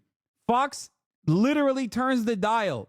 It is crazy how much ground we cede to fascists anytime we do not fucking correct the record on any of these media, any of these liberal institutions. Okay? They're all asleep at the goddamn wheel. And at a certain point, you have to recognize that it is by design. The Democratic Party has no decent counter message against immigration. They don't. They just literally let the Republicans run the table. They let the Republicans yell about how scary immigration is. They let the Republicans yell about how big of a problem it is. Republicans used to tie immigration to the economy. Now they directly tie it to the crime spree and drugs. None of this is real. Okay? The notion that the migrant crisis is like responsible for America's drug usage is psychotic. Okay? Damn near the entirety of drug traffickers apprehended at the border are American citizens. 94% of drugs that come through the border come through regular points of entry. It is not like otherwise law-abiding abuelas and abuelitas that are fucking, bringing bags of fentanyl alongside their babies when they're crossing the border. There's not a lot of fentanyl you can traffic that way. It's much easier to get an American citizen to fucking carve open their goddamn car and shove bags of fentanyl in there because they're not going to get stopped. Oh, it's completely made up. Here, I retweeted this Walter Masterson tweet the other day as well. The Border Patrol totally didn't mention that the suspect was a United States citizen. Total coincidence. On the 12th of January, CBP officers in Arizona located and seized approximately 492,000 fentanyl pills hidden inside the bed of a pickup truck. Wow. So shocking. I wonder why they didn't mention that part of the story, even though that is literally the highest likelihood. That's how it works. Who is less likely to get stopped by Border Patrol when trafficking a shit ton of drugs? Someone who's Mexican, someone who looks Mexican, or someone who's a white American for the most part, or at least an American citizen. What makes you think that? What makes me think that is because I actually read studies on this stuff as a professional commentator. Okay? That's why I know what I'm talking about. You're also looking at one specific example of how these things work. Anyway, yeah, make no mistake, I am illiterate still, okay? Yes, I'm still illiterate. Let it be known. All right, you got economy and jobs at 25%, understandable. Price increases and inflation at 32%, understandable. Crime and drugs is 16%. Weird that they would fucking put crime and drugs together, because I feel like drugs is a totally separate issue on top of that. But I assume that the reason why they put crime and drugs there is because it's a good way to boost the crime stat when the fucking crime is not high at all. Even though, if you look at the midterm stuff, crime was the #1 issue. I wonder why. Because the media literally fucking runs the show. Local news, all the way to Fox News, and every liberal broadcaster has this stranglehold on the American population. Okay? From Sinclair in the local news subsidiaries all the way to Fox News with Rupert Murdoch. These guys will turn around and say crime is going out of control. It's out of control. It's out of control. It's out of control. Trust me, it's so scary. Look at all these black people. They're doing organized retail theft. And then they will tie false data to that. They will show the National Retailers Association numbers and present it falsely as though like organized retail theft is the reason why they have so much more shrink, right? And it's all bullshit. And the guys that sit there and fucking tell you that that is not the case and that actually crime is lower and lower and steadily dropping, especially when you look at like a much larger, especially when you pull back and look at a macro analysis, okay? And you look at the reasons why stores are closing in certain areas, like it has nothing to do with fucking crime. And people yell at me over it. They've been yelling at me over it for years. I've been saying this. And even people whose job it is to read between the lines, okay? Like Cenk, my own goddamn uncle, a beacon of, I guess, progressive politics for a very long time. When he's the one who's being duped and leaning into this like reactionary framing, because he's 100% been duped, it's scary.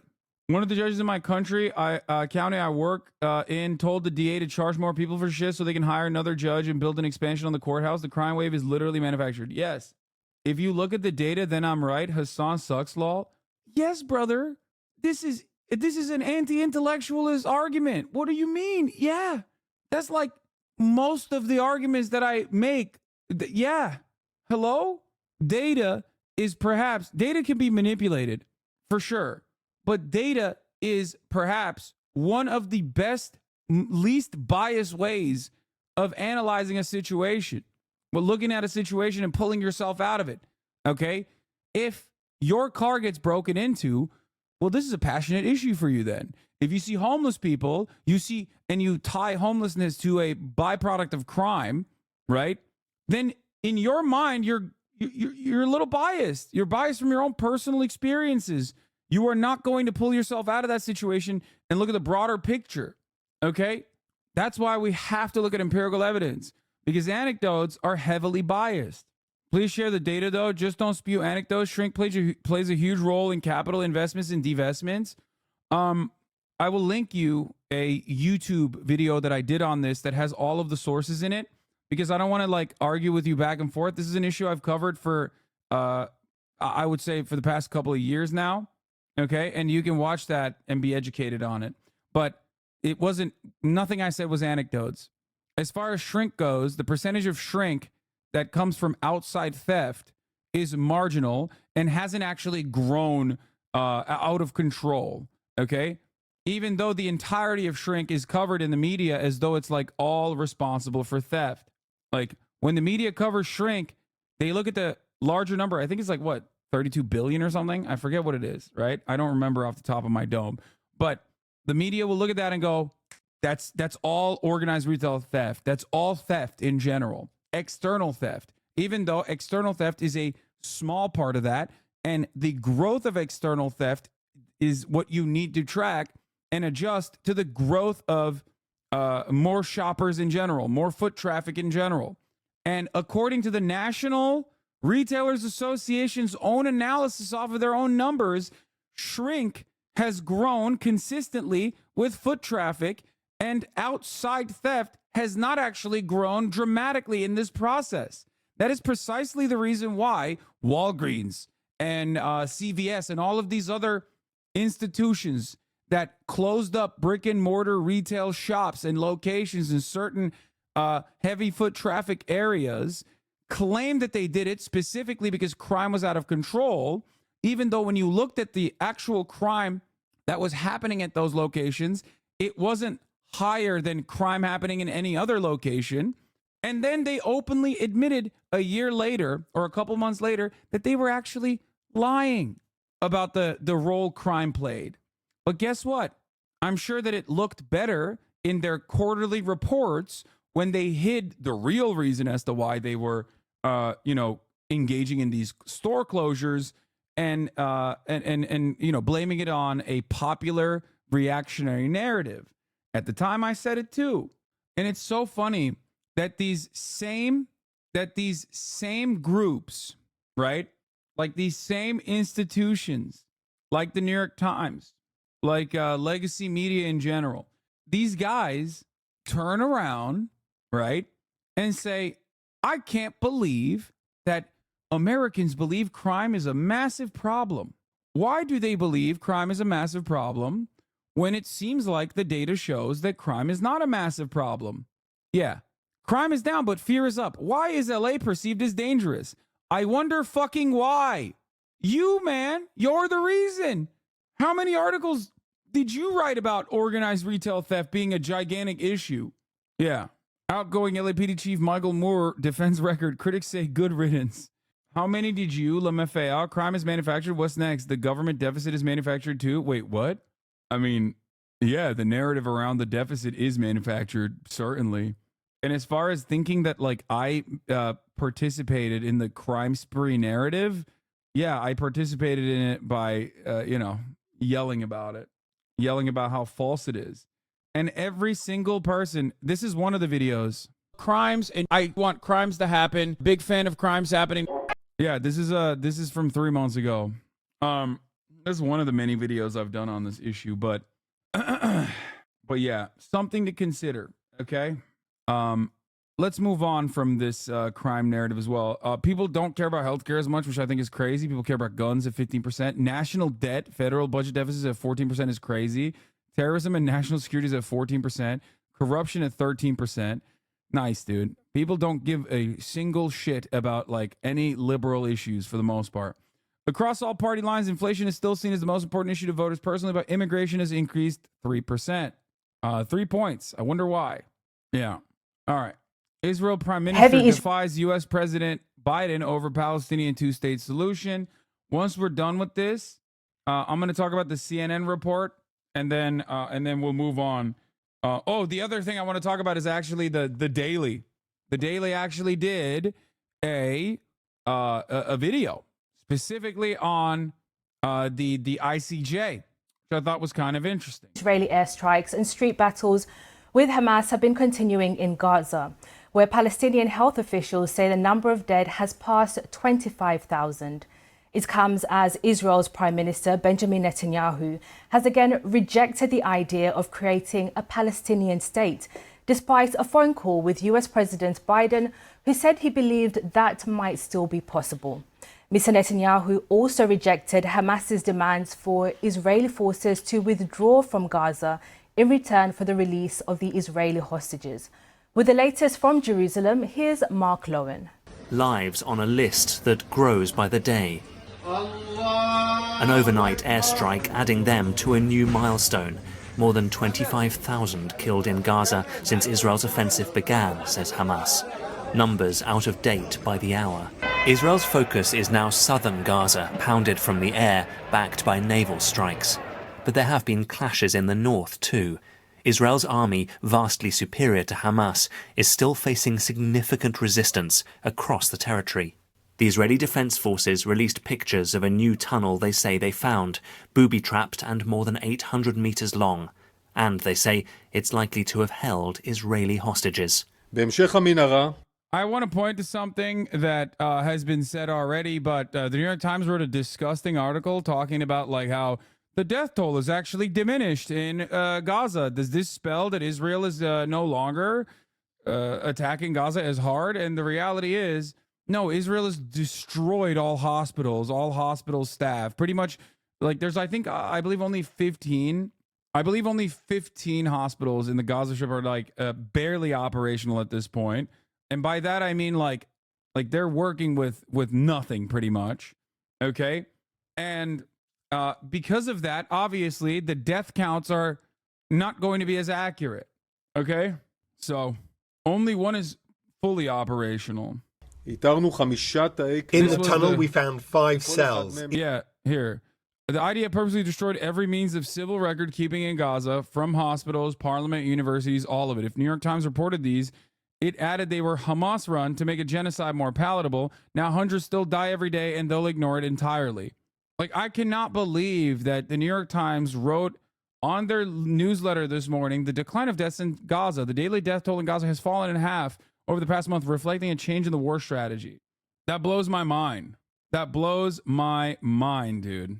Is it the CNN report on IDF desecrating Palestinian grave cemeteries and exhuming bodies to run them over with bulldozers and absurdly claiming it's to look for remaining hostages?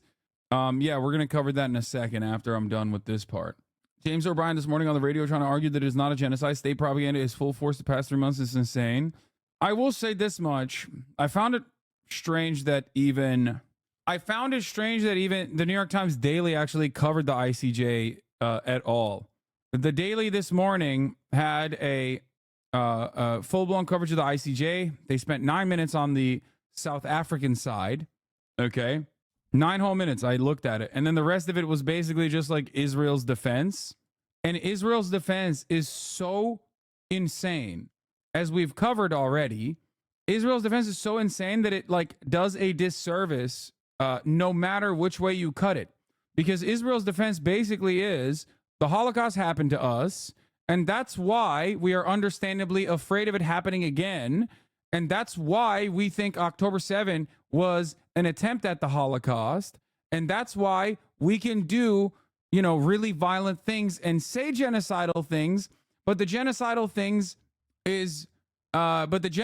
things personally that we are doing is just a heated gamer moment. And that's why we've said genocidal things. But we also have the right and responsibility to do genocidal things. And then, they covered it for like the next 20 minutes. But I do think that it's still so insane that no matter how you massage that, I feel like hopefully I see the humanity in liberals that will look at that and go, nah, dude, that's crazy. The proportionality response, there is no way that the proportionality response is appropriate. Okay? But yeah, we've reached the upper limit of how many dead. Officially, J Street, which originally started the threats to blackball progressives who call for a ceasefire in October, J Street is now effectively calling for one finally after 25,000 plus deaths and 10,000 more maimed. What was accomplished, even by their own perverse logic? Nothing. The end game was always pointless mass death. That's it. After those stats you saw, you still have hope in liberals. I have to have hope in the humanity of people. Doesn't matter what their ideological background is. You want to know why? Because if I don't have hope in people, then there is nothing. Like, I shouldn't do this at all. I should just be playing fucking Pal World right now. Who gives a shit? You must not cave to nihilistic temptation. Okay? If you feel powerless in the face of so much chaos and so many atrocities that you see, then you will give up. And it feels maybe good to give up. It's like you're drowning, and in that last gasp you decide it's too late for me. I can't save myself. I might as well, close my eyes and let it happen and die. Okay? Sweet release of death. Except you die. Okay? You have to keep fighting. That's it. For me, I'll be honest, what keeps me going is how much spite I have and how stubborn and how prideful I am, I guess. How proud I am. I'm just not going to capitulate because I'm getting a sea of reaction from liberals who used to be allies of mine, who presented themselves as ideologically aligned to what I believe in. Okay? We can't give up. There's no way. There's no way that you can give up. You can't. Does not feel good to think of even giving up. I'd be lying if I said I do not have weak moments, but I pull myself out every time. Yeah, we cannot let go of our support for humanity and the Palestinian people in general. Okay? There's a reason why so many who are vociferously defending bombing Yemen as a means to continue the ongoing genocide in Gaza. Previously, maybe a couple months back, if you were to ask them, would tell you the invasion of Iraq was completely unacceptable. Okay? The arc of justice is long. It takes a long time for things to get fixed. Okay? But you can never give up. Even so-called leftist anti-Zionists are racist as fuck.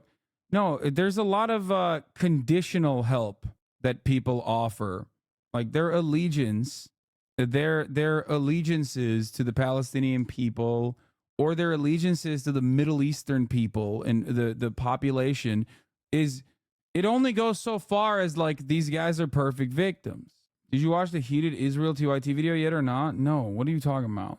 Those same people are pro-Iraq war now as well. Is it really justice or just what they do for show? Anyway, I think they're talking about Jake arguing one of his Israeli Zionist co-hosts. No, I haven't seen it, but I don't care. I do find the resurgence of interventionism in political discourse interesting. It's almost as simple as the fact that is being done by liberals. That's it. I mean, liberals always have a slant towards interventionism. They recognize that they benefit from it, but also it's just chauvinism. It's pure Western chauvinism. We are mistaken if we believe that liberals actually carry the goals and the values that they espouse. They do not. They are not honest brokers. Okay?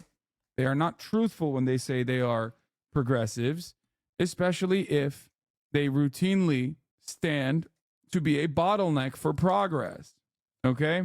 They're just optically progressive. They only care when, they only care about it if it's like a Republican doing it. My dad has told me point blank he doesn't want to talk about Palestine anymore because he thinks I get too emotional over it. I'm not even getting that emotional, just trying to explain things he's factually wrong or ignorant about. How can I keep having these important conversations when they just get shut down instantly like that? I mean, there's not really much you can do at that point, There's really...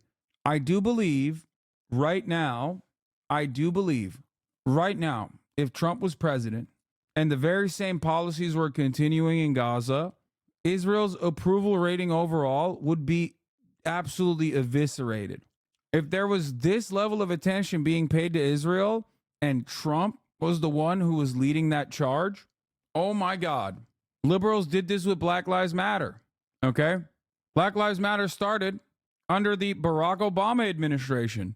Liberals, including the Podjons themselves, openly were antagonistic towards BLM. Once Donald Trump started positioning himself against Black Lives Matter and Colin Kaepernick, that's when a lot of liberals turned around and were like, maybe actually not so bad. Okay? Many liberals were not upset when Barack Obama had a white nativist immigration policy. But when Donald Trump did it and then turned around and correctly said, well, who do you think built the camps? Barack Obama did. They got mad because it's never about the actual issues. It's about who's the one advocating for them. It's team sports. That's it. As long as you marginally improve the conditions, as long as you sanitize it, right? Like they're no longer kids in cages, the immigration overflow detention facility, then it's fine. So yeah, how can you control liberals by framing every policy Biden is doing and setting up something for the incoming Trump admin is going to continue? Yeah. Now, of course, this doesn't mean personally that like Trump would be better on Gaza. Of course he wouldn't. Problem is, Biden is continuing Trump's policies in Gaza to begin with, and he's ideologically minded on the issue of Israel. This is the one issue that he's not a centrist on. Biden is a permacentrist, okay? He always triangulates, he always course corrects on everything. He sees what's going on, and he always tries to land dead center on everything, with the exception of Israel. His allegiance to Israel was far before he ever actually reached like the executive office, whether as VP or like it goes all the way back to the 80s. On that front, he is not dead center at all. There are plenty of people in his own administration, in his own State Department, that's currently trying to rein Israel back in. Trump would be just as right-wing, though, of course, because it's Trump. He doesn't give a shit if Muslims die. And a lot of Americans don't personally care about like American foreign policy. The saying goes, foreign policy is not an issue until it becomes the issue. Okay?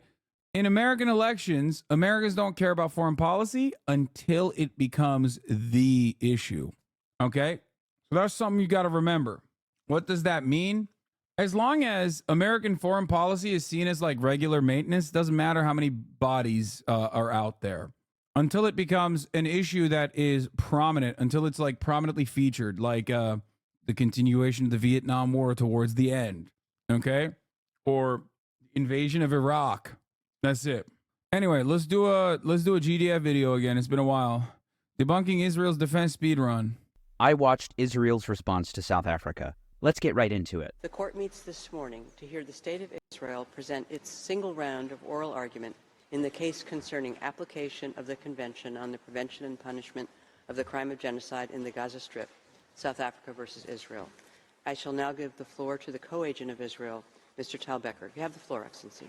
If there have been acts that may be characterized as genocidal, then they have been perpetrated against Israel. There needs to be a capacity or a capability to commit a genocide. To be able to engage in the level of violence associated with genocide, perpetrators need time to develop the capacity to do so, mobilize the resources, and take concrete steps that will help them to achieve their objective. The Hamas incursion was repelled in a couple days. When Israel withdrew all its soldiers and civilians from Gaza in 2005, it left a coastal area with the potential to become a political and economic success story.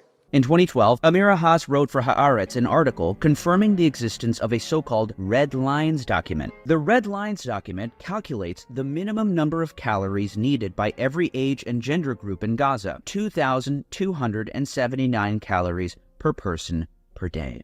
From this, they reduced the quantity of fruits and vegetables, milk, and meat and poultry. The idea is to put the Palestinians on a diet, but not to make them die of hunger. The quantity of fruit and vegetables Gaza could produce for itself was expected to decline from 1,000 tons a day to 500 within a few months due to the Israeli ban on bringing in seeds, as well as the ban on exporting produce. Remarkably, counsel for the applicant described the suffering in Gaza as unparalleled and unprecedented. The devastation and the scale of the campaign was affirmed by none other than an investigation by the Washington Post. The evidence shows that Israel has carried out its war in Gaza at a pace and level of devastation that likely exceeds any recent conflict. Aleppo, they say, is 1.5 times the size of northern Gaza.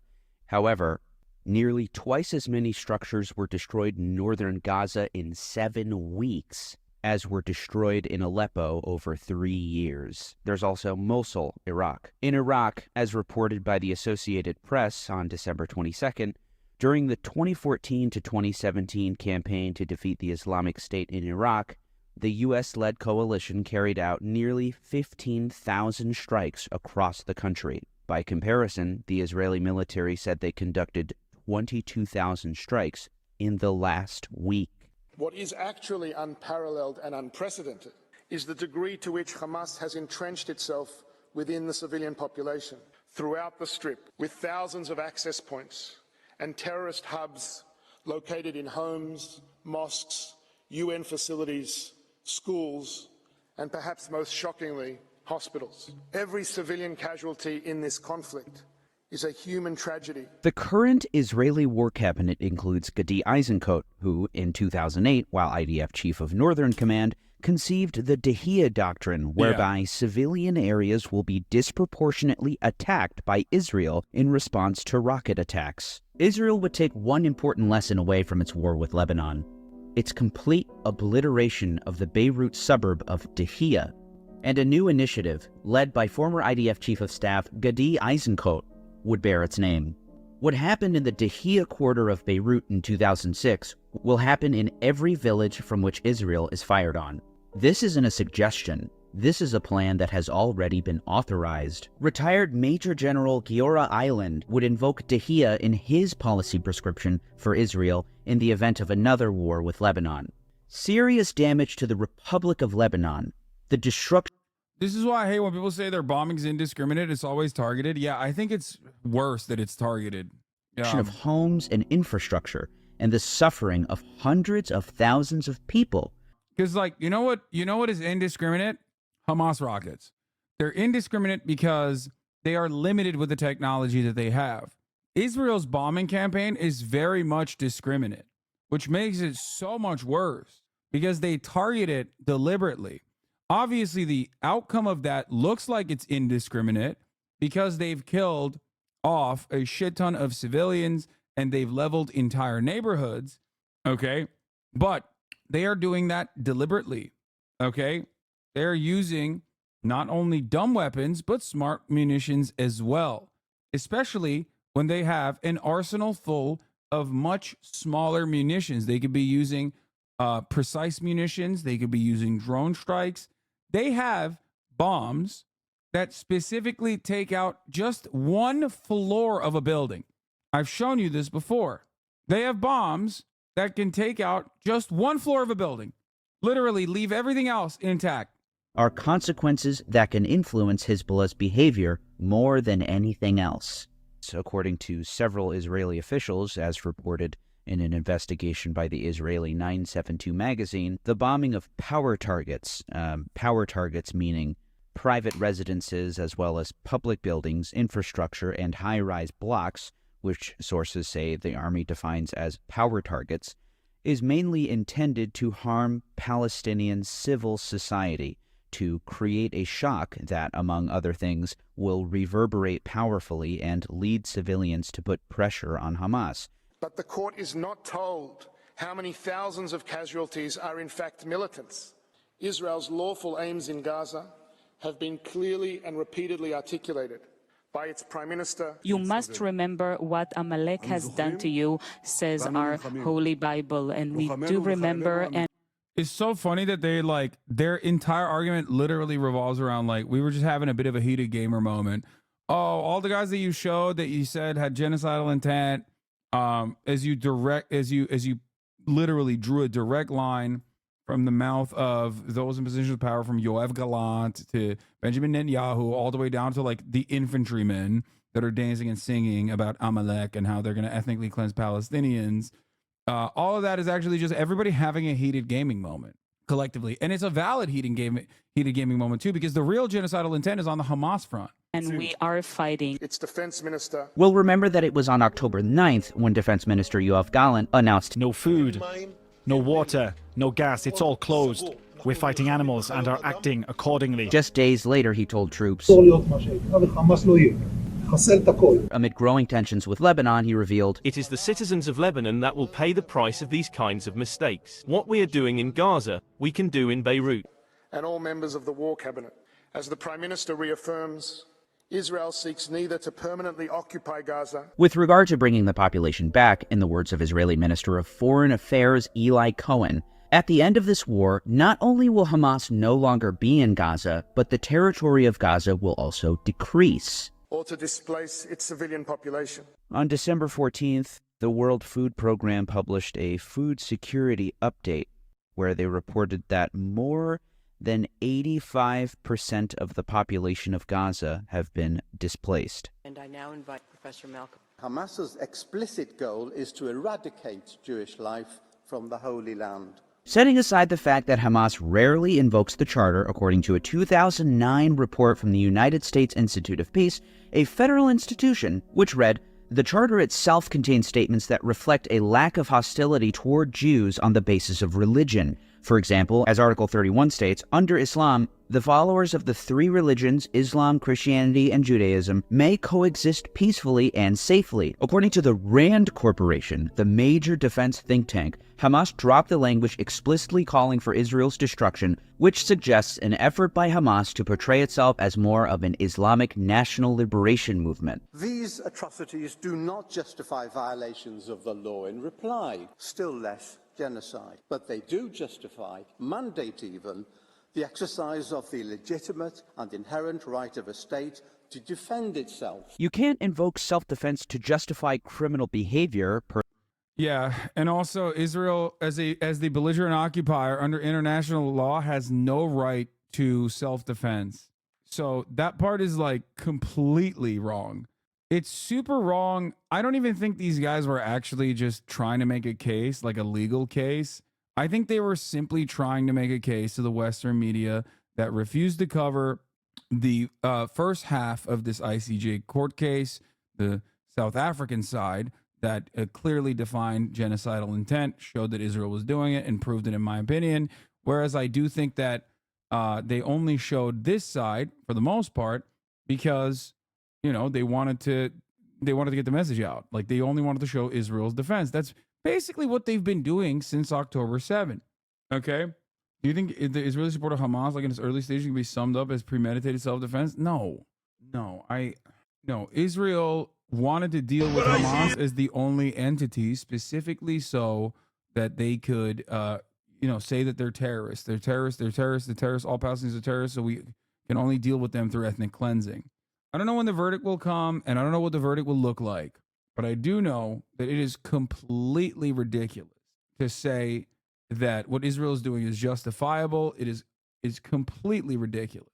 Like, if the United States of America nuked it would be like the bombings in Tulsa, Oklahoma, the bombing of Black Wall Street as an act of self-defense. It's not, okay? If that happened today, it would be considered a unimaginable war crime. The difference is, of course, it would be America doing that. So once again, just like with Israel, everyone would be talking about how like valid it is actually, and how legitimate it is, and how it's totally, you shouldn't think of it as a war crime, but instead that like black people deserve it. More like the move bombing. No, I think Tulsa is a little bit better than the move bombing, because the move bombing was like still insane, right? And still incredibly violent, but it was more limited than Tulsa. Tulsa was like discriminately indiscriminate, I guess, with respect to just like taking out an entire city. Move was just more recent. It was an entire city block. Per the Rome Statute, the fact that the person was involved in a defensive operation conducted by forces shall not in itself constitute a ground for excluding criminal responsibility. Further, the Criminal Tribunal for the former Yugoslavia ruled in its decision for Milan Martic that the rule which states that reprisals against the civilian population as such, or individual civilians, are prohibited in all circumstances, even when confronted by wrongful behavior of the other party, is an integral part of customary international law and must be respected in all armed conflicts. Reprisals must always be proportionate to the attacks to which they are responding and must never aim at civilians or protected objects. If these conditions are not respected, then it is an act of revenge. That Israeli forces have transgressed some of the rules of conflict, then the matter will be tackled at the appropriate time by Israel's robust and independent legal system. The last large-scale invasion of the Gaza Strip was in 2014, Operation Protective Edge, as it was called, which Amnesty International called deliberate destruction and targeting of civilian buildings and property on a large scale carried out without military necessity. I've never seen such massive destruction ever before, said then Red Cross Chief Peter Maurer, yet only 4 Israeli officers were convicted of any wrongdoing. The harshest sentence was 7 months for stealing a credit card. 2 soldiers who used a 9-year-old child as a human shield received 3-month suspended sentences. No jail. As from Israel's withdrawal of its civilian and military presence from Gaza in 2005, which brought an end to its belligerent occupation. It's more popular to say that Gaza is somehow free from Israeli control, even though it enforces what a UN report described as a medieval military blockade, controlling imports and exports, export taxes, the territorial waters and airspace, and has blocked the building of an airport and seaport. They control electricity lines, the underwater cable that phone calls are placed on, the network that provides internet, and the frequencies assigned to Palestinian cell phone companies. There's a reason Human Rights Watch, the International Committee of the Red Cross, the United Nations, and Israel's leading expert on international law, Professor Yoram Dinstein of Tel Aviv University, have all concluded that Gaza is occupied by Israel and is therefore responsible for its population. It has failed considerably at maintaining their well-being. Dog, you got called medieval? Dude, Israel's siege is... This is why I always say Israel's biggest crime is trying to do this in 2023 and 2024. Okay?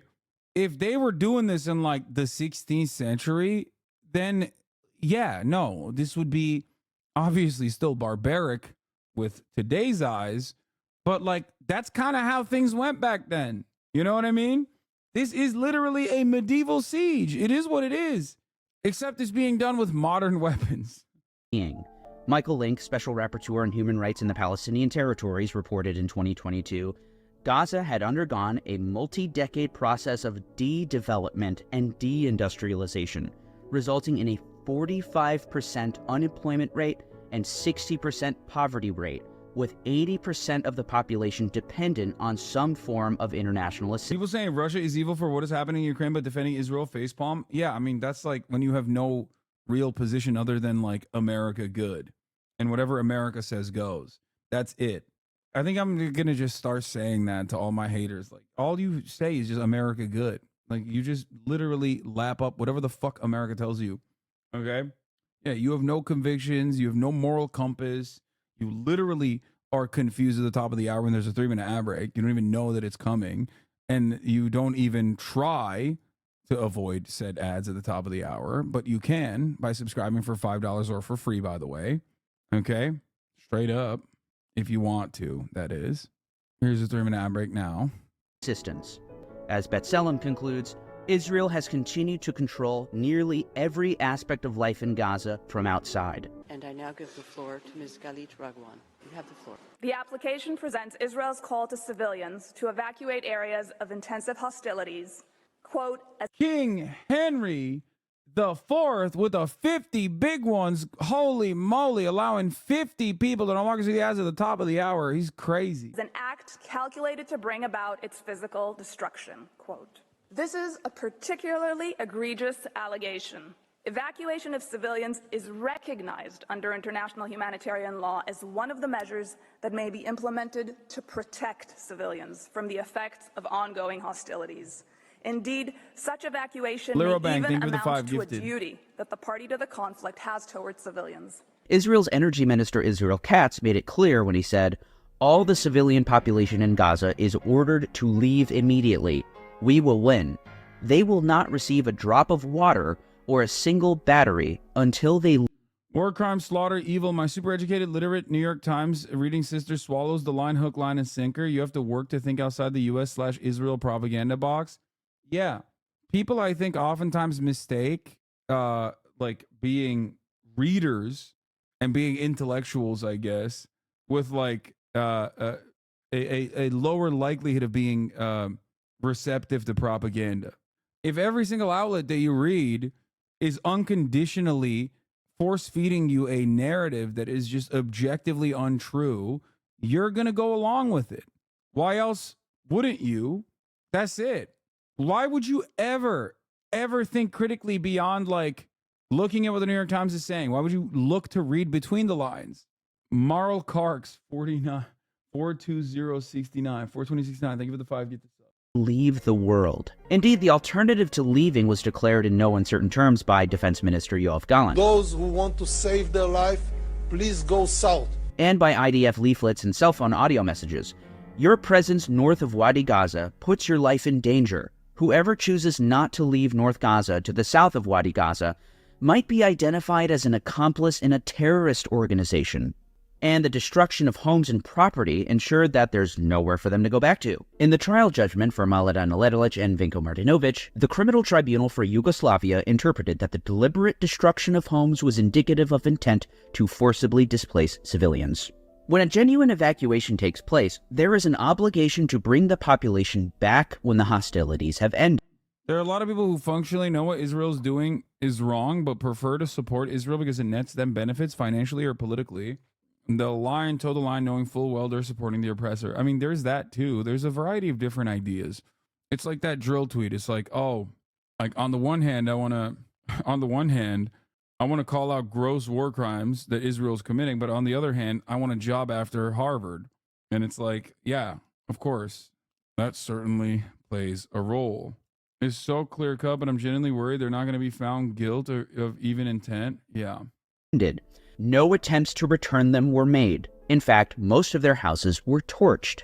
The IDF maintains a civilian harm mitigation unit. It works full-time to provide advance notice of areas in which the IDF intends to intensify its activities. Israeli Defense Minister Yoav Gallant ordered over 1 million residents in Gaza's north to relocate south. Gaza's north contains all of Gaza City and the largest hospital in all of the Gaza Strip, Al-Shifa. The New York Times also reports that while fleeing, an Israeli airstrike struck a convoy of vehicles trying to flee the north along a main highway. Despite the evacuation order to separate Hamas from the civilian population, Israel is still bombing the south, which is crammed with hundreds of thousands of fleeing refugees. And as I reported days ago, last Tuesday, the IDF spokesperson said the emphasis is on damage rather than on precision. Israel has publicly stated that Israel. There is no limit on the amount, water, shelter, or medical supplies that can be brought into Gaza. I wanted to begin with a new report. That's a lie, by the way. And even the New York Times' daily had to like correct that. Okay? That was such an abject lie that even the New York Times' daily straight up turned around and was like, yeah, reporting on the ground confirms that, Israel is greatly limiting the food supply going into the Gaza Strip. So it's just, there's I guess there's no real perjury in that situation. You can just like lie as much as you want in international court, right? Like there's no real repercussions for that, is there? Here is the leaflet is psychopathic for 2 reasons. The Quran verse used is clearly interpreted as anyone who supports or find Hamas an ally is a Hamas member. Honest conquest, what the heck should that supposed to mean? So Israeli military distributed leaflets over Khan Yunis ordering residents to disown Hamas. The leaflets include a verse from the Quran stating, "He among you who taketh them from friends is one of them." The message concluded with the name of the operation, the Honest Conquest. So, I mean, that's another admission that, like, I guess you are automatically considered an enemy combatant if you are involved. If you are involved in any capacity, or if you aren't, like, I guess, openly or sufficiently saying that that Hamas is bad while you're in the process of being fucking bombed, then you deserved it, and it's a valid kill. One other thing that I wanted to show you, by the way, is Israel's actions being absolutely nutty. Where is it? Where is the Yunus Tarawi posted another post earlier their account is great at showcasing like the atrocities on the ground, obviously, and the callous indifference that Israel demonstrates. But there was another thing that he posted specifically about, I think, one of the tanks that was according to Al-Qassam, I believe it's Al-Qassam. Yeah, Hamas military wing states that following their attack on an Israeli Merkava tank west of Han Yunis this evening, the Israeli rescue forces couldn't pull out the damaged tank. In response, the Israeli military used the airstrike to wipe out the tank in fear of the soldier being kidnapped. They implemented the Hannibal directive on one of their own Merkavas when the tank was, rendered useless. For people saying, wait, what? If you're unfamiliar with this process, it happened on October 7 as well. It's called the Hannibal directive, okay? The Hannibal directive dictates, and this is like on the books, okay? It dictates that the Israeli military would rather kill a soldier themselves than let the soldier become a hostage in the hands of Hamas, okay? That's it.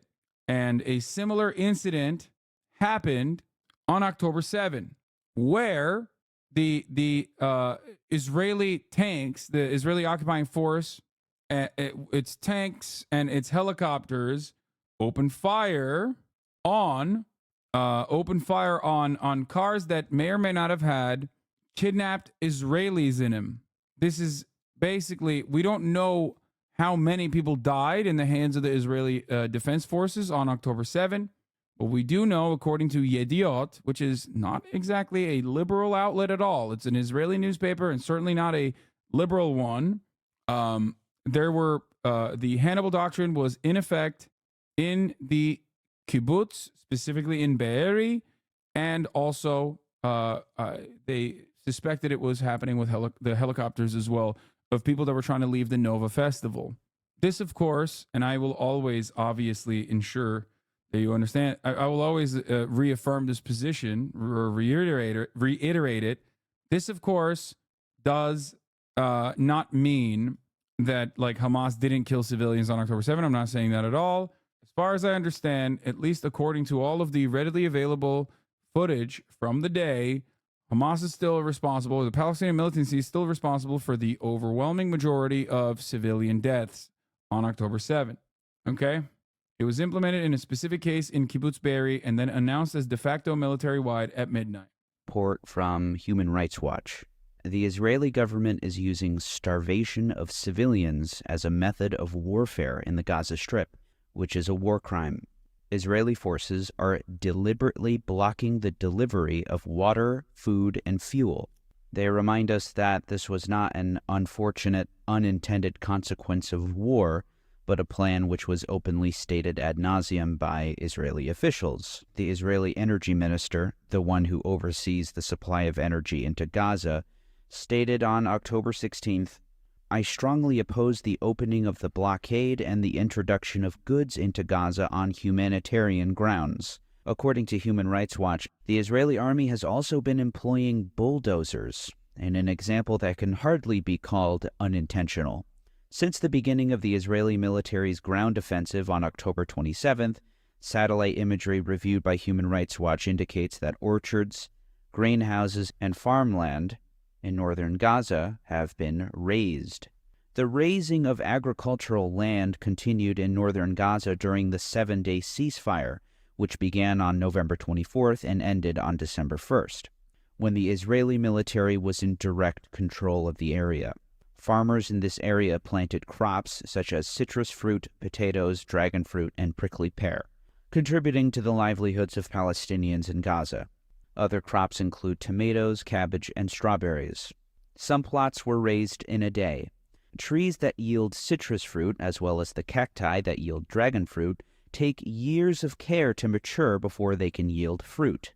High-resolution satellite imagery shows bulldozers were used to destroy fields and orchards. Tracks are visible, as well as mounds of earth on the edges of the former plots. Euromed Monitor gives us further understanding of the sheer desperation of the situation in a recent report on starvation. Comprising a sample of 1,200 people in Gaza, Euromed Monitor concluded that more than 71% of participants reported that they suffer from extreme hunger. 98% say they eat insufficient amounts of food, and 64% admitted they had eaten grass, immature, and expired food. And I invite Mr. Omri Sender to address the court. You have the floor. Access to water has also been... Also remember, like, the American government immediately was like, Russia is doing a genocide in Ukraine. Russia has genocidal intent. There was widespread condemnation of Russia's actions. There were actions taken against Russia, the Russian government, the entire Russian population, whether they have any say in the matter or not. Okay? Immediately. There was no ifs, ands, or buts. And to be fair, Russia's actions were war crimes and certainly, in certain instances, genocidal as well. Just want to point that out. And they did it. America immediately rushed to action.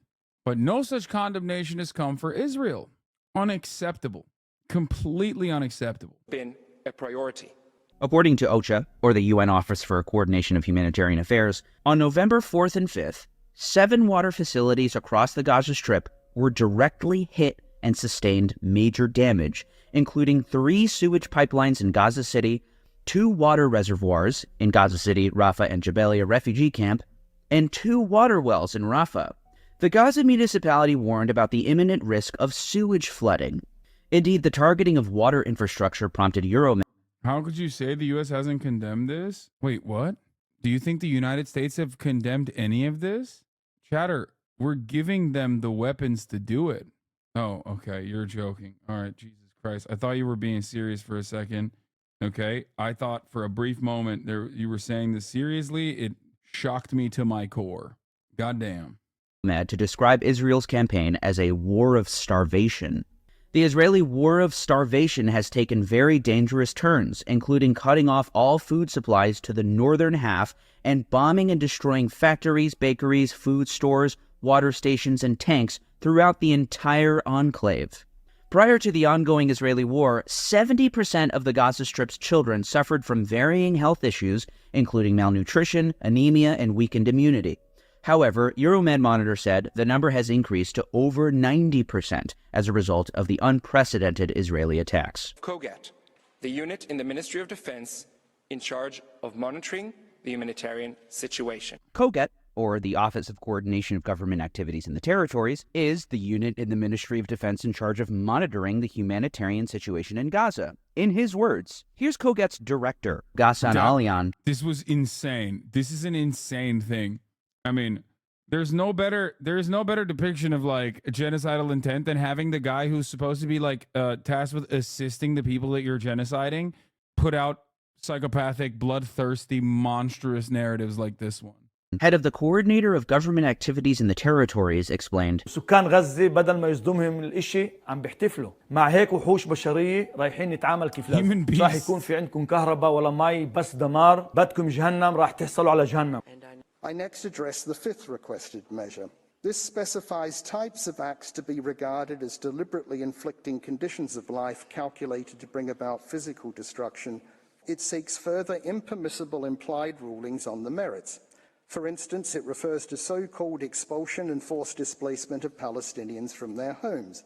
This is an apparent reference to Israel's practice of issuing calls for civilians to temporarily evacuate areas of intense hostilities, which is in fact a measure to mitigate harm to civilians. This measure thus seeks the court's ruling that evacuation calls amount to expulsion and forced displacement of Palestinians from their homes. Just one small problem, as described by the Criminal Tribunal for Yugoslavia in the appeal judgment for Milomir Stakic. Although displacement for humanitarian reasons is justifiable in certain situations, the appeals chamber agrees with the prosecution that it is not justifiable where the humanitarian crisis that caused the displacement is itself the result of the accused's own unlawful activity. With regard to Bosnian Muslims, the displacement was involuntary and that, to the extent it had a humanitarian purpose, this was only because of a humanitarian crisis that the appellant himself had deliberately caused. As the authority responsible for international law advice to Israel's government and cabinet, I can attest that in contending with these challenges, Israel remains committed to international law. Anyway, Israel will not stop until they're told. Humanity must draw the line somewhere. Yes, they will not. Unions aren't the only way workers can fight exploitation. Wait, what? This is bait, right? Oh God, I can't wait to watch that. Here, all right, let's look at this. This is a French, Israeli dude. What are you doing over there? All right, place. Not as bad as it sounds, but is a funny title.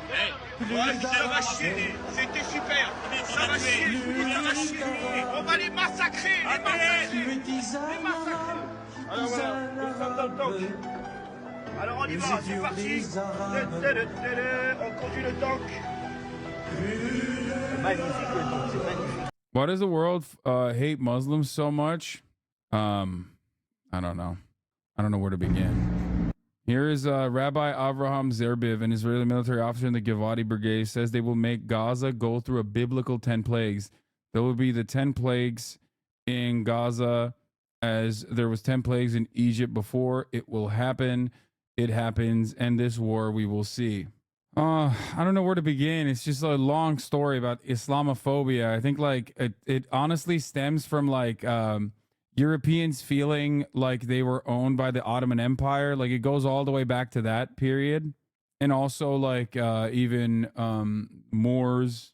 Like yeah, it's just like there's always been the Christian world has viewed itself as like a supremacist culture and attitude, while simultaneously invoking the Crusades and oftentimes seeing themselves as like the superior forces. Yeah, I don't know how else to describe it. It's fucking long and convoluted. All right, bear with me here. In World of Warcraft, when you create your character, you make two major decisions. How racism was invented in the Middle Ages by Fred Duh.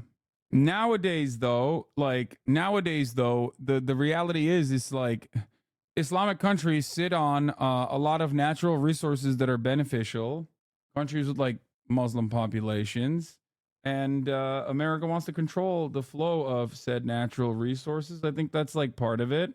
South Africa is accusing Israel of genocide for its war in the Gaza Strip. Genocide is a very serious word, and it actually has a clear legal framework. The term didn't exist before World War II. Because of the brutal attempt to exterminate the Jewish people in the Holocaust, the world came together and created a rule that said genocide is a thing, we need to prevent it. And we've fallen short a few times. Rwanda, Darfur, Bosnia. South Africa will... So here's how I'm going to tell you why we should fall short of it here with Israel. Have to prove that Israel is intentionally trying to wipe out this entire population just for being Palestinian. And from my view, is actually the wrong course of action here. It dilutes our ability to use the word genocide in future cases where that is actually happening. I understand that South Africa is trying to call attention to these atrocities. Wait, what? I love that he's like, yeah, we couldn't prevent it in Rwanda. We've fallen short a few times. We should fall short again. For Israel, honestly, is a wild take to have. And like, we won't be able to use it in the future. What do you mean, bro? If you can't fucking use it here, then never use it again. What is a genocide then? Guys, let me tell you, if that's the case, nothing is a genocide, okay? Like, it's only the Holocaust, that's it. No Armenian genocide, base Turkey defender Johnny Harris, okay?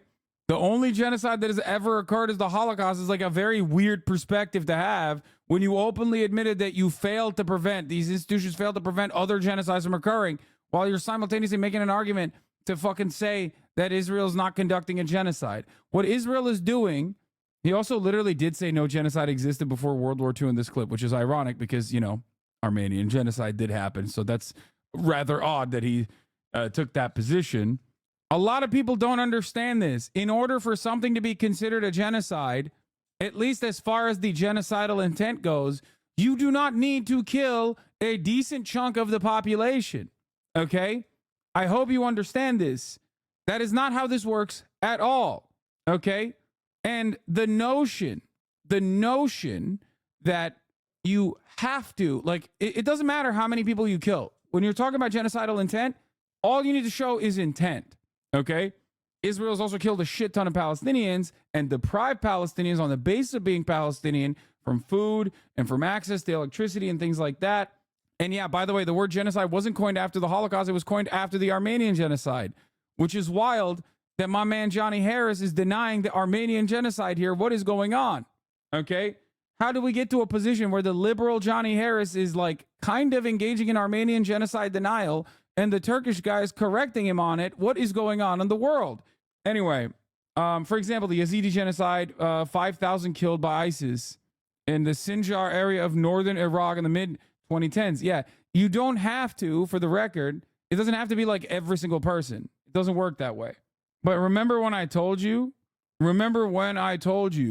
that Johnny Harris has to do videos like this after the good video that he did about Israel? He had to do it. I'm telling you, dude. My man can't stop. He has to. Okay. Israel is arguably violating lots of rules of war. But throwing around the word genocide in this way is going to undermine the term and undermine. Bro, can you imagine? Dude, you say this about even cultural genocide, right? If something is declared a cultural genocide, okay, like systematic mass surveillance, systematic incarceration, re-education, okay, Xinjiang, great example.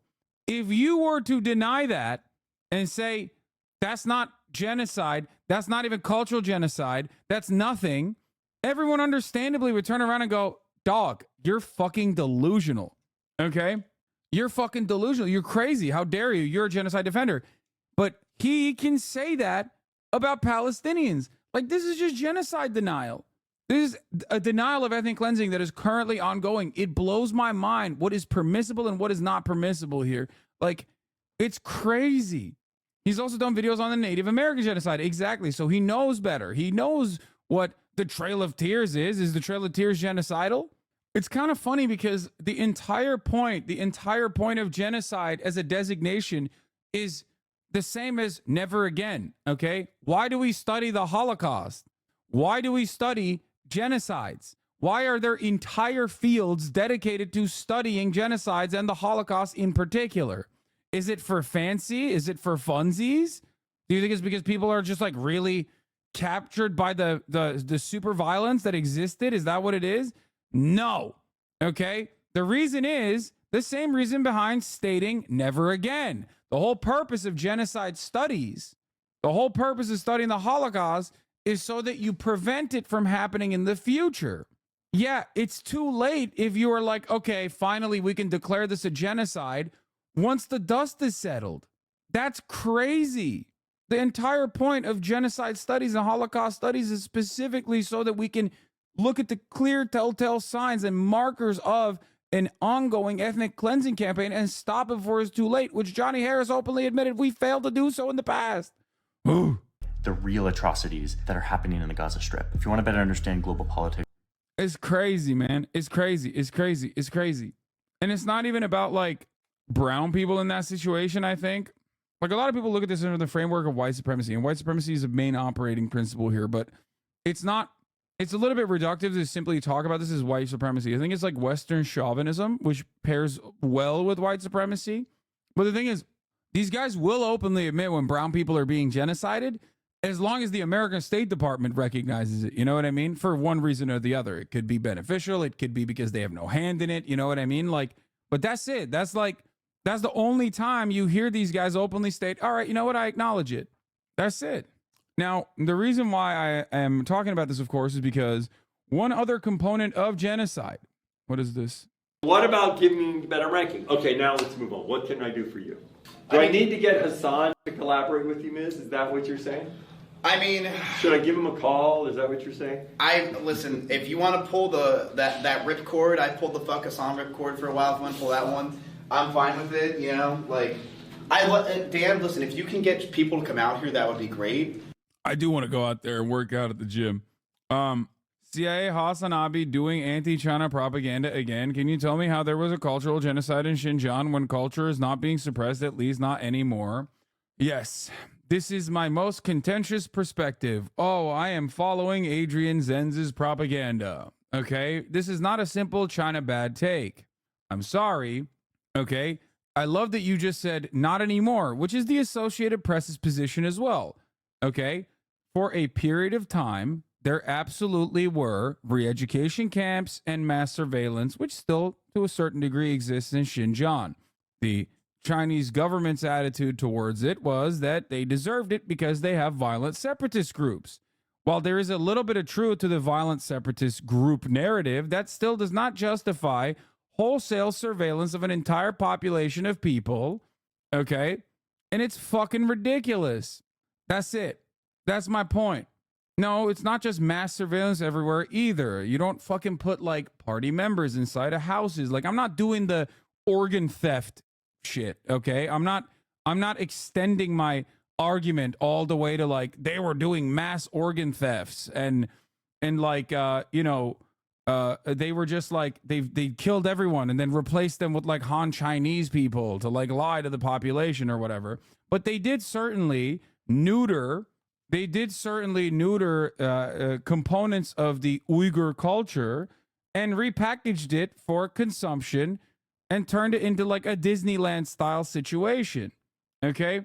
Its important context was that there were major terrorist attacks and even the U.S. State Department cooperated in that war on terror shit. China went too far. Even that is acknowledged in China. Yeah, that's it. Okay. I don't give a fuck about what Adrian Zenz is saying. I don't give a fuck about what anyone is saying. This has been my position in perpetuity. Okay. It is very frustrating to me that people act like that is not what happened.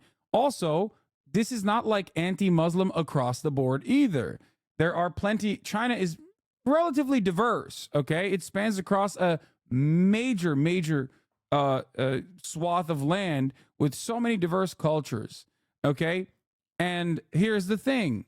There are plenty of other Muslim sects of the population whose religious expression has not been has not been limited in the same way that Uyghurs have been. Okay? So there is that as well. The difference is that the East Turkestan movement was propped up in some ways by Turkey and by ways of oğlum sen hiç Uygurlarla tanışmadın mı? TR'de var bir sürü var. Sana sonra anlatırlar. Senin Uygur soyadı nereden geliyor merak ettim. Tabii ki de abi. Evet. Ben de bunu söylüyorum. Like there are the limits of your leftism is your foreign policy, Sag. Dude, you should inform yourself. Financed by the CIA, Westoid take. Yes, dude, I know. Both the Vosh adjacent, I want to suck every NATO cock dude, and also all of the people that unironically use Westoid have the exact same take. Okay? I am too limited on my foreign policies. I'm both simultaneously far too anti-China and invoke xenophobia all the time, and also sucking Xi Jinping's cock every fucking day. Which one is it? Which one is it? Okay? Which one is it? Or maybe I have a pretty normal, reasonable take. Come on, guys. It's just like depending on where you're coming from, I'm either like lapping up Chinese propaganda and riding Chinese propaganda dick, okay? Or I'm just straight up denying I'm just like lying about China and just like, repeating fake false narratives or something. I do use Westoid unironically as well. It's just fucking annoying. It's just so stupid. It is perfectly reasonable to criticize China on the same exact boundaries that I would criticize the United States of America, which is what I'm doing when I talk about the East Turkestan separatist movement and China's dealings with the entire Uyghur population. Okay? This does not give America the moral high ground in any way, shape whatsoever. Anyway, do you think it's deflecting or using whataboutism to point kids in cages at the U.S. border and the hysterectomy allegations? Like, that's the wrong way to address the point? No, it is not the wrong way to address the point because America does not have the moral high ground as it pertains to like its treatment or mistreatment of Muslims. Come on. Essentially, all leftists are bad at foreign policy takes are rooted in bloodthirst. Yes. I, of course, get way more aggressively yelled at by like dumbass liberals who fucking falsely smear me and say that like I'm pro-Russia unconditionally, I'm pro-China unconditionally, I've never criticized China, I ride Chinese dick over and over again because they're fucking racist, oftentimes white supremacist, Western chauvinist pieces of shit. That's the only way that they can justify their worldview is by like presenting themselves as at odds with someone that they see as like an ideological enemy. And the best way to present me as an ideological enemy is by lying about my positions. Because if you were being honest about the positions that I espouse, then at that point, you would fucking recognize that my points are normal and valid. What peanut butter allegation? What the fuck do you mean? Yeah, half the time, people that say it's scary how pro-China Hasan is, literally say that, okay? They say that because I'm just not being like, I'm just not telling you that like China is the scariest place on the planet, okay? That's it. And that like Chinese people are just coming to get you or something. Or the Chinese government is like gonna kill you. It's crazy. The racism part is also weird law. Most Turks definitely wouldn't ride for China. The seculars are usually pro-US. They're pretty similar to diaspora Iranians in general. Yani burada bakış açısı soykırım var yönünde. Özellikle milliyetçiler. Ya sevmiyorlar abi. Onlar da sevmiyor. Kimse sevmiyor ki Çin'i. Dünyada hiç nerede kim seviyor Çin'i? Hiç kimse sevmiyor. Bu doğru yani %100. Anyway. Kral sen de liboşlar sentrist diye algı yarat. Ezilenleri yanında değiller. Hep güçlünün yanındalar. Doğru. Yeah. Liberals are centrist. They are permanent centrists. They are fence sitters overall. Anyway. Too comfortable or cowardly to talk to their own racist capitalist friends and family. They have no being outside. Okay, let's continue. Mogul moves. Keep your eyes off my damn state. That's right, dude. Your state's looking kind of nice with it right now. Will they actually elect Nikki Slaley or will they not? We're about to find out. Anyway, this part is also important too. China's surveillance is nothing on U.S. and Israel. I mean, yeah, every big state does this shit, but like, let's not act like the Chinese surveillance is not happening. You're a China centrist, but only in this sphere. Everywhere else, you're basically speaking fluent Chinese. I'm a China centrist on what? On saying that they very successfully neutered an entire population and like, and I guess to a certain degree, Hanified them for mass consumption, like their culture, their institutions, after, you know, incredible amounts of suppression. I don't think that that is unfair to say, and I certainly don't think that that is a centrist position either. But regardless, the point is this, okay?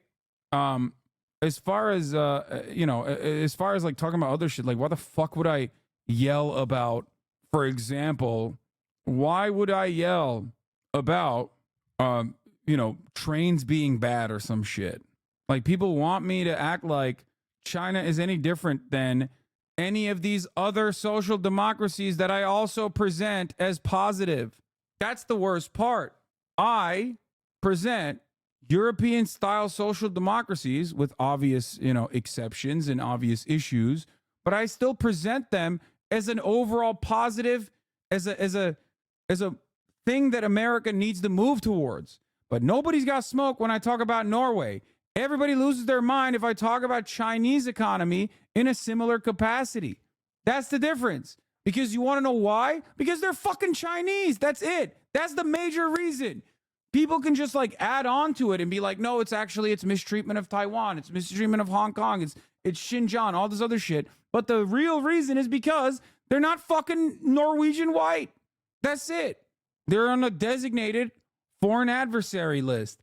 So when you're a official foreign adversary, it don't matter. This does not mean that the things that they do are appropriate across the board all the time. It's a totalitarian single party state. This might be your dumbest take of all. No, man, you are hyper focused on the fucking aesthetics. That's it.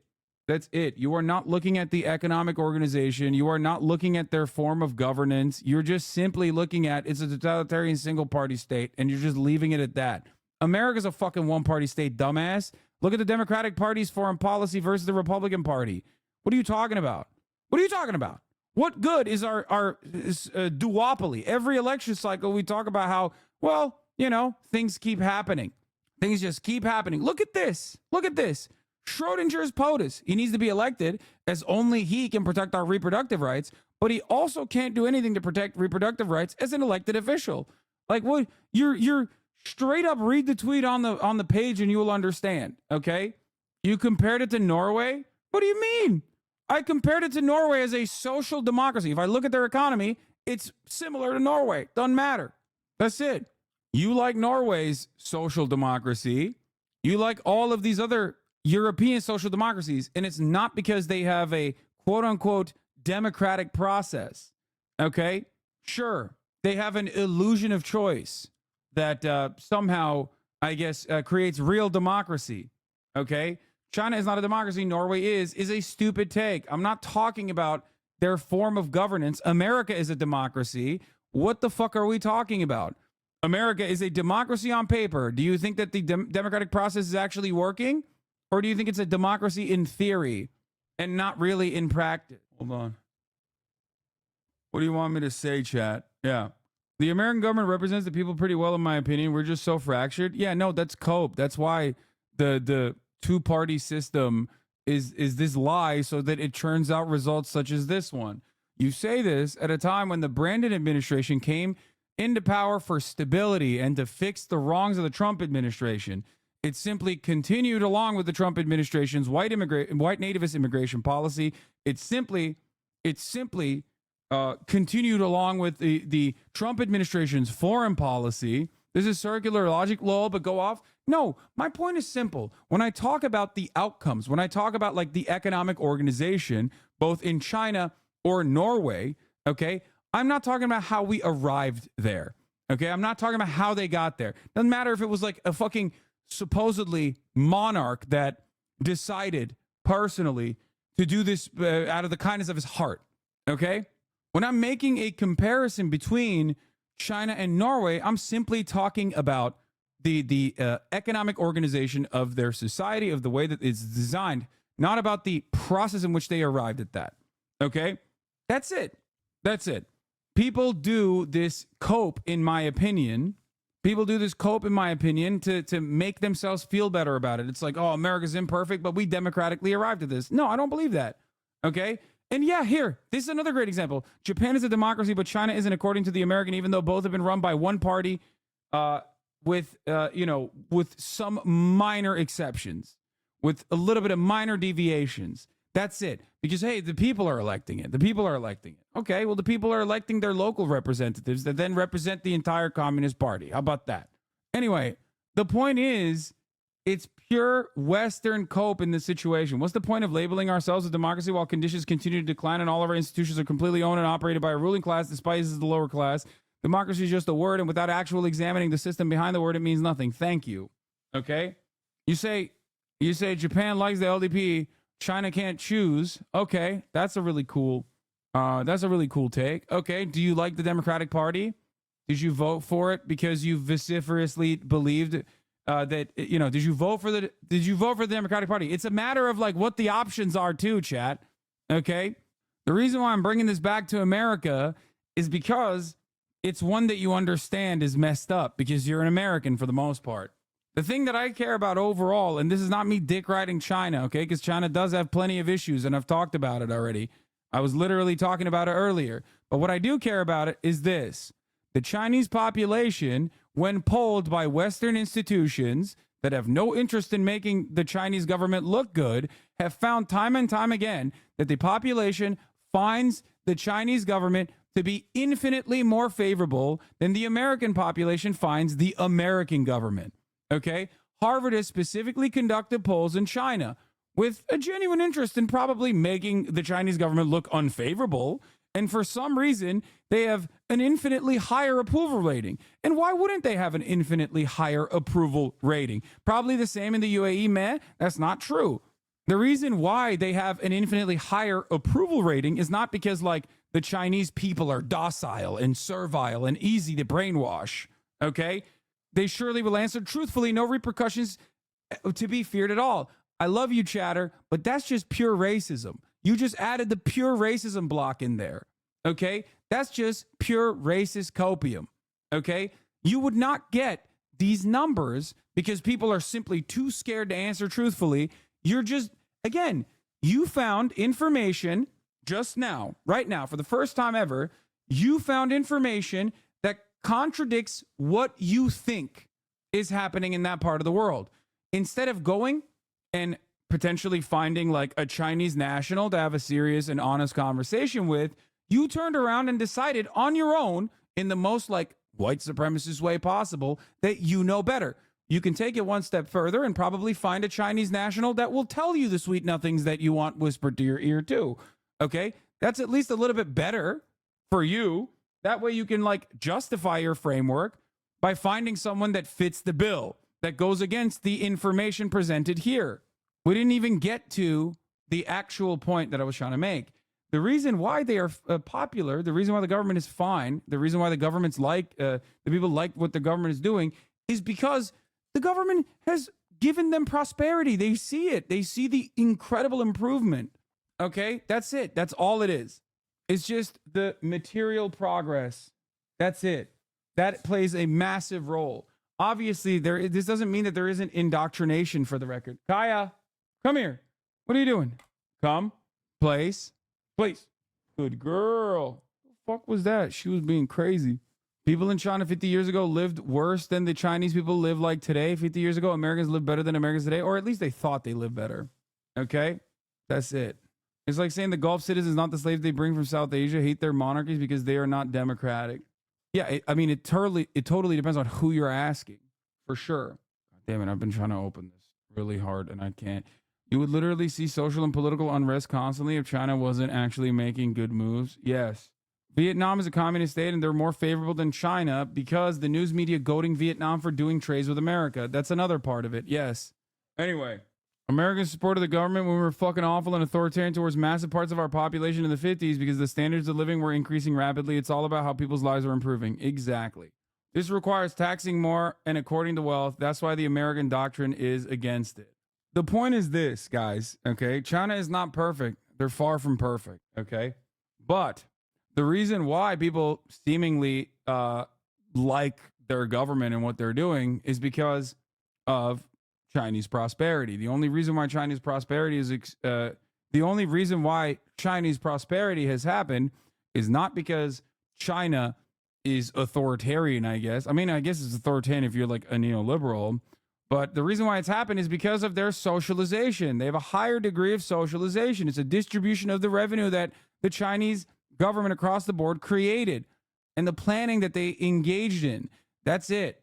And I want that in America. Whether it is democratically voted on or not does not matter. That is what I want. Oftentimes, I've also mentioned how I don't care if Americans vote in a policy like a ballot initiative and then they don't follow through on it. I want Gavin Newsom to run this motherfucker like the Chinese government, okay? We voted for it. We vote for tax increases every goddamn election cycle, and then for some reason we can never get public housing. What's that about? Do Chinese-style democracy and then reap the results, okay? Because the results will be infinitely better. So no democracy is cope. They have elections in China too, dummy. The point is, we have elections in America. We vote in, through ballot measures, certain concepts like getting adequate resources or funding certain initiatives like, housing, more affordable housing. But that never comes through. We have billions of dollars in surpluses in the California state right now. Why can't we get high-speed rail and public housing? Well, because there's a lot of people at odds with said reality. They don't like that. So we can't have that. I personally don't care as long as we vote for it. After we voted on it on the ballot initiative side, that's it. It's Jover. Make it happen. It is your job to make it happen after that. You don't have to have a million different public meetings where you have like small business fascists and Debras and Karens from all around the goddamn state come in and yell about how homeless people are going to be here if we build, affordable housing, or the neighborhood culture is going to be diminished or whatever. I don't give a fuck. Suck my dick. But in the United States of America, because those people are oftentimes those who own capital, we listen to them even if the actual throwing out a few people's rights, though. Yes, I don't care. Yes. I'm telling you, honest to God. That's how democracy works. I want the tyranny of majority. Americans don't. Americans think that is awful. Hello? Yes. The tyranny of majority is also known as a democracy. That is how things should be. We voted for it, and we don't even get to have it. The fuck is that? That's undemocratic. But because you live in America, you don't see it in the same way. Americans think that any opinion they hold is automatically valid and must be upheld by the virtue of the fact that they're American. Doesn't matter how deranged or detached from reality it may be. You know? Yeah. People literally go, nah, that's the tyranny of majority, dog. That's America, baby. We can't have that. It'd be tyrannical. Guess what? I am tyrannical. Okay? I will tyrannically give you health care whether you want it or not. How about that? That's it. I will tyrannically give you health care. I will tyrannically give you public housing. I don't care if you don't want it. I don't care. I don't care if it hurts your bottom line. I will serve you the 3-minute ad break at the top of the hour tyrannically. I will rule with an iron fist. And you will get educated. You will be educated on the fact that the 3-minute ad break can be avoided by subscribing for $5 or for free. Here's the 3-minute ad break now. The Israeli military. How the fuck do we get to talking about China again? Gross. Yeah. Society works thanks to the administrative state. People want a smaller government, know nothing about the world. Yeah. Yeah, but China has a social credit system that makes it hard to travel, get housing, get loans, avoid someone thought you were racist because you were trying to bait me with a top of the hour debate. Acknowledged that they rolled into a cemetery, took bodies out of graves as part of what they say is a search for Israeli hostages' remains. But as the Israeli military put out that statement, we were completing our investigation into the Israeli military's desecration of cemeteries. And what we found is 16 cemeteries across Gaza damaged or destroyed. I do want to warn our viewers that they may find some of these images disturbing. In Gaza, even the dead cannot escape the indignities of war. More than a dozen cemeteries like this one in Jabalia, desecrated by the Israeli military. Gravestones destroyed, soil upturned, tread marks leaving little left for the living to honor their dead. This is that same graveyard before the war. You ever plan on covering this? I did. I talked about it the other day. 1 month later, a series of tread marks can be seen on the northwestern edge. It is no exception.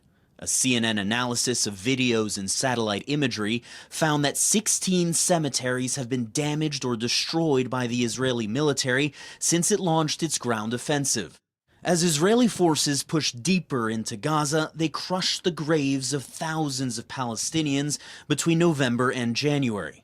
Janina Dill, co-director of Oxford University's Institute for Ethics, Law, and Armed Conflict, says destroying graveyards violates international law, except under very limited circumstances.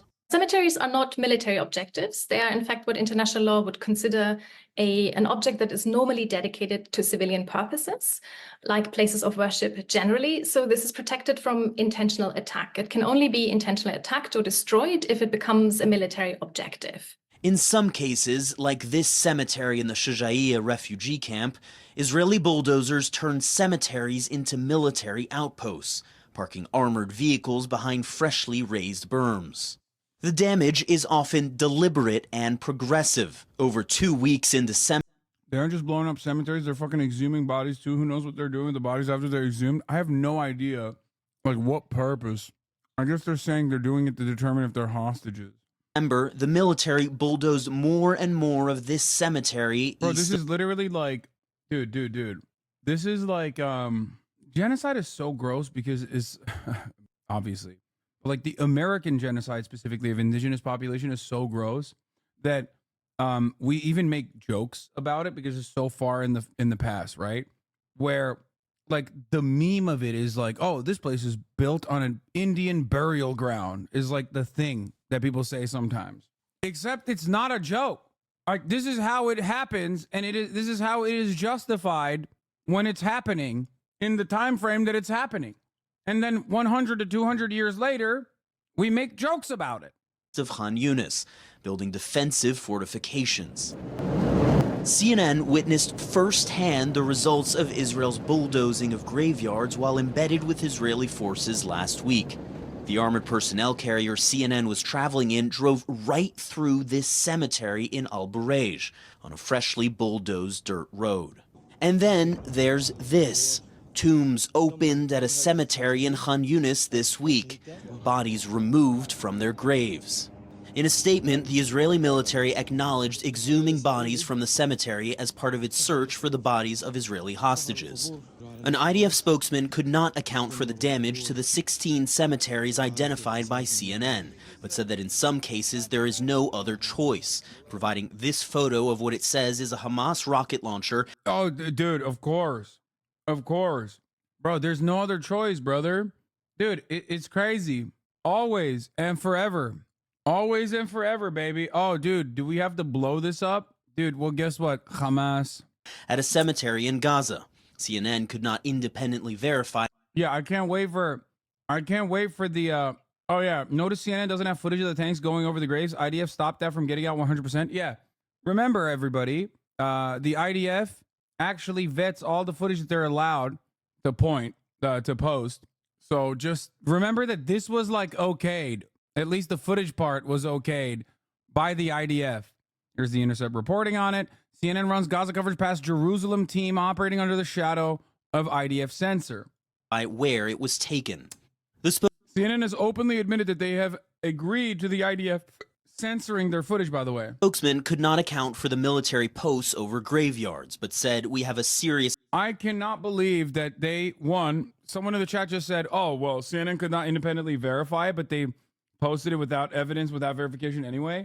Yeah, the fact that they even mentioned that CNN could not independently verify this is a change of pace. You understand that? That is crazy to me. That is the bare minimum expectation that we have at this point. And the fact that they still said it, at least, instead of just reporting it as is, whether it be the fucking decapitated baby story or whatever the fuck, I almost called Joe Biden Donald Trump, Joe Biden was going along with. I'm glad that if I'm going to look for a silver lining here, this is a tone shift. This obligation to the respect of the dead, and there is no policy to create military posts out of graveyards. In at least one case, the Israeli military appears to have taken pains to maneuver around a graveyard. The Deir el-Balah War Cemetery, which holds the remains of many Christian and Jewish soldiers from World War I, left intact, despite devastation all around. Wow. That's interesting. That's so strange. So they do have a way to maneuver around the cemeteries. Wow. Yeah, this definitely makes it seem like they are deliberately doing it to the other cemeteries. At the Al-Tufah Cemetery, a very different picture. Residents say bodies were uprooted by Israeli. Just want to point something out here, by the way. If you want to understand, when I talk about harm reduction, and I mean this in all sincerity, October 7 included, okay? When you look at Israel's actions versus the actions of Hamas, you arrive at things like this. This cemetery that has Jewish dead veterans under Hamas control, never desecrated. Very different than the way that the Palestinian cemeteries have been treated under Jewish control, under Israeli control now. Very interesting. There are Jewish and Christian people that died in World War I in that cemetery. Why did they not look at these graves as well to see if there were maybe some Israeli hostages in there? Yeah, not just undamaged, but taken care of. Exactly. It's the same shit behind, maybe because the IDF didn't think that there would be Israeli hostages in there since it's from World War I. Brother, do you really think that the IDF thinks that there's really Israeli hostages in the Palestinian cemeteries? Or do you think they're doing that specifically because they want to flex? Like, how do you still lap up this propaganda? How many Palestinians need to be fucking massacred ruthlessly for you to go, yeah, maybe their goal isn't actually, I don't know, saving the fucking Israeli kidnapped victims, okay? You gotta be probably, I was just saying, bro, I'm on your side, damn. Well, it's ridiculous, dude. It's a ridiculous thing to say. No, you're failing to see the actual point. They're doing this as a flex. At the Al-Tufah Cemetery, a very different picture. Residents say bodies were uprooted by Israeli bulldozers. We're currently retrieving the corpses of the martyrs that are present in the cemetery. The occupation forces have run over most of them with their bulldozers. and we've only identified a small number of corpses and martyrs. As for the rest, their identities remain unknown. South Africa cited Israel's destruction of cemeteries as part of its case, arguing Israel is committing genocide in Gaza. Israel denies the allegation, but experts say cemetery destruction could be evidence of Israel's intent. There's huge symbolic meaning to the notion that not even the dead are left in peace. It suggests that disrespect towards the kind of spiritual life of your enemy, their cultural property and heritage. It's an evidence of an animus against your enemy that is unhelpful in this context. The Israeli military is still desecrating graves in Gaza. At the Han Yunis cemetery, where the military dug up bodies this week, the damage is extensive and all too familiar. Tombs destroyed, shrouded bodies sticking out of the soil, the dead roused from their final rest. And the Israeli military pointed to Hamas using some of these cemeteries for military purposes to justify what we've documented here. But yeah, that's it, bro. It's just Hamas, bro. You don't understand. Hamas. They're in the cemeteries, bro. I don't know, man. Is there anyone in the chat that still defends Israel? Like, I don't know. I feel like everyone left by this point. They've already been taking like victory laps about how anti-Semitic they perceive I am for openly covering this shit. But like, if there is one who's like at least a little bit, I don't know, in the margins or something, like, how do you see something like this and continue going, nah, Israelis don't see it? That's true. But I was talking about the Hasbara Malders in here. You know what I mean? Also ironic to say Israelis don't see it when you yourself are Israeli. I mean, look, Tal is Israeli. There's a growing movement, I think, of Israeli leftists who are anti-apartheid, who are doing activism on the streets. I want to hear from the people that still defend Israel's actions, though. I mean, our media shows the IDF in a good light. That's the part I don't understand. Like, it's got to be received in a positive way, I suspect, when you know, all the TikToks come out, right? Like, it's got to be received in a positive way when, like, the TikToks come out of, like, you know, IDF dudes just, like, fucking joyfully and in glee celebrating, like, blowing up another hospital or some shit. Some people freak out when you mention Israeli leftists. No, people like to make jokes about how fucking right-wing Israel is, so they understandably are frustrated. I mean, yeah, there's another thing that I didn't even cover, but the stealing of Palestinian antiquities. Eli Escocido, the director of the Israeli Antiquities Authority, shares a video documenting the theft of archaeological artifacts from Gaza, which they took to the Knesset, by the way. Bro, this is just rape and pillage.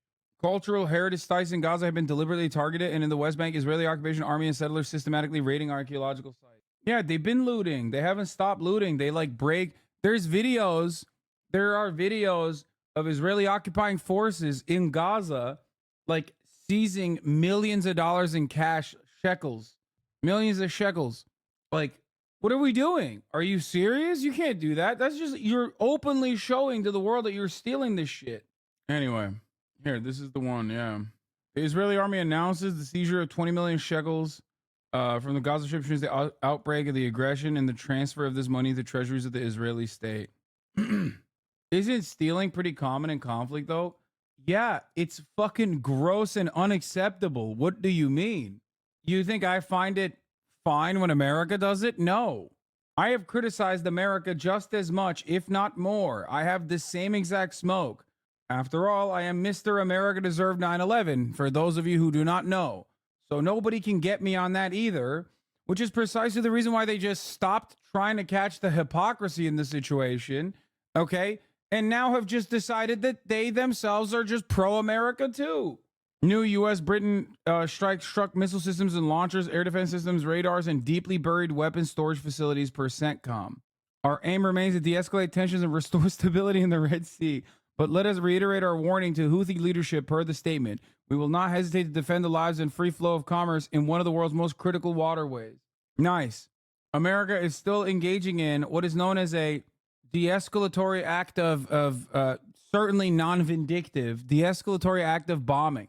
Oh, speaking of, U.S. personnel being evacuated for possible traumatic brain injury after Iran-backed militant attack. apparently Iran-backed militants are just like bombing American positions in Syria and in Iraq and bases and stuff relentlessly, and we don't really get a lot of coverage on it, but like some of them are deadly, it seems. Now, the latest attack on U.S. forces in the Middle East by Iran-backed militants. According to the Pentagon, several American personnel are being evaluated for possible traumatic brain injuries after a missile barrage against a base in Iraq. Our chief White House correspondent, Mary Bruce, is tracking that for us. Good morning, Mary.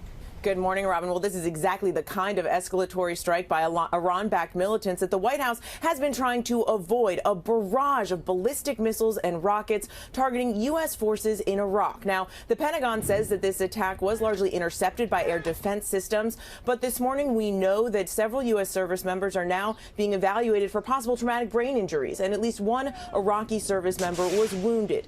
Now, this is perhaps the largest of the roughly 140 attacks on U.S. service members in Iraq and Syria since mid-October. These relentless attacks by Iran-backed proxies that claim to be in protest for U.S.'s support of Israel and their war with Hamas. Now, all of this, of course, is creating an increasingly volatile situation. We have seen this tit-for-tat of attacks and counterattacks that risk spiraling into a wider war. Now, the Biden administration is trying to contain this while also fighting back to protect U.S. forces in the region and, of course, to protect those vital shipping routes that continue to. Oh, damn. I didn't realize the Biden administration was trying to contain this. Dude, that's crazy. Thank God. Thank God News Lady told me. Thank God Good Morning America, ABC News's White House chief correspondent was able to tell me what to think here. You know, otherwise I would have thought, one, why the fuck do we still have soldiers in Iraq? Two, it seems weird that we're bombing Yemen harder. That seems like an escalation of hostilities and maybe even the opening of a new front.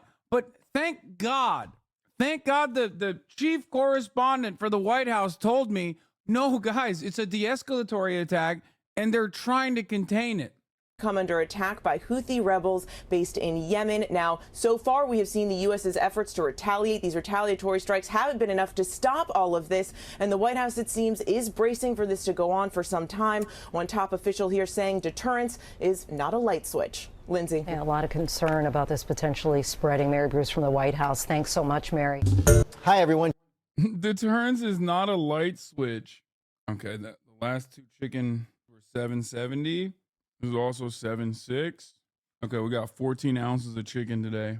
15 ounces. So many online political commentators never cared about foreign policy, Russian and geopolitics after the Ukraine invasion. They confidently regurgitate articles authored by literal consultants to ex-employees of the CIA, State Department, and the Department of Defense who reference intelligence from privileged White House sources. If this were 03, they'd call WMD skeptics insane Saddam apologists. No, that is precisely. You are 100% correct. So many online progressive commentators' first foray into foreign policy is literally just exactly what you just said. A seemingly just war in Ukraine. Even if America's intentions were impure, America sided with the country that was being invaded. That's it. That was like baby's first conflict for so many people. And they got the absolute worst lessons out of it. Thinking that, one, America is honest and just in their involvement in Ukraine and not simply, trying to fill out weapons sales forms and also, privatize Ukrainian state resources and sell it off piecemeal to Western corporate overlords. But ultimately, they looked at the situation and were like, Russia's wrong, which is true. Russia is wrong. Okay, I tear it. Do you subtract the container weight or with the scale, or is it raw on there? No, I just hit tear after I put the container on it, so it zeroes out. So it's just telling me what the chicken weight is.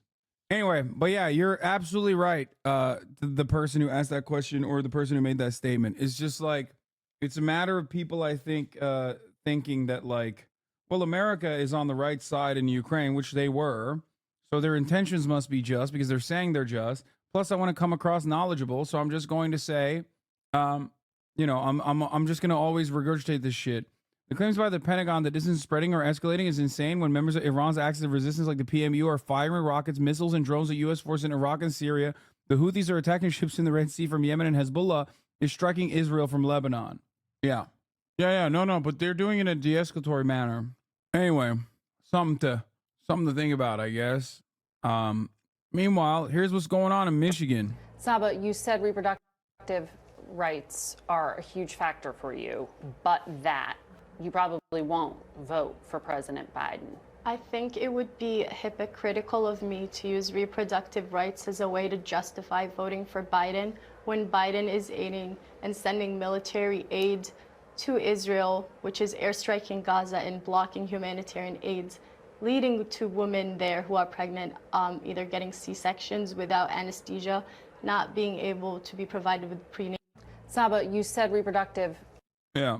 So, Umich Voter said, how do you talk to this voter?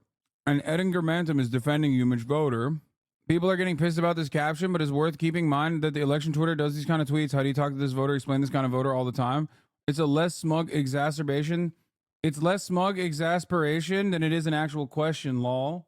The thing is, people are going to get, people are obviously going to get mad at that question. Like, how do you talk to this voter?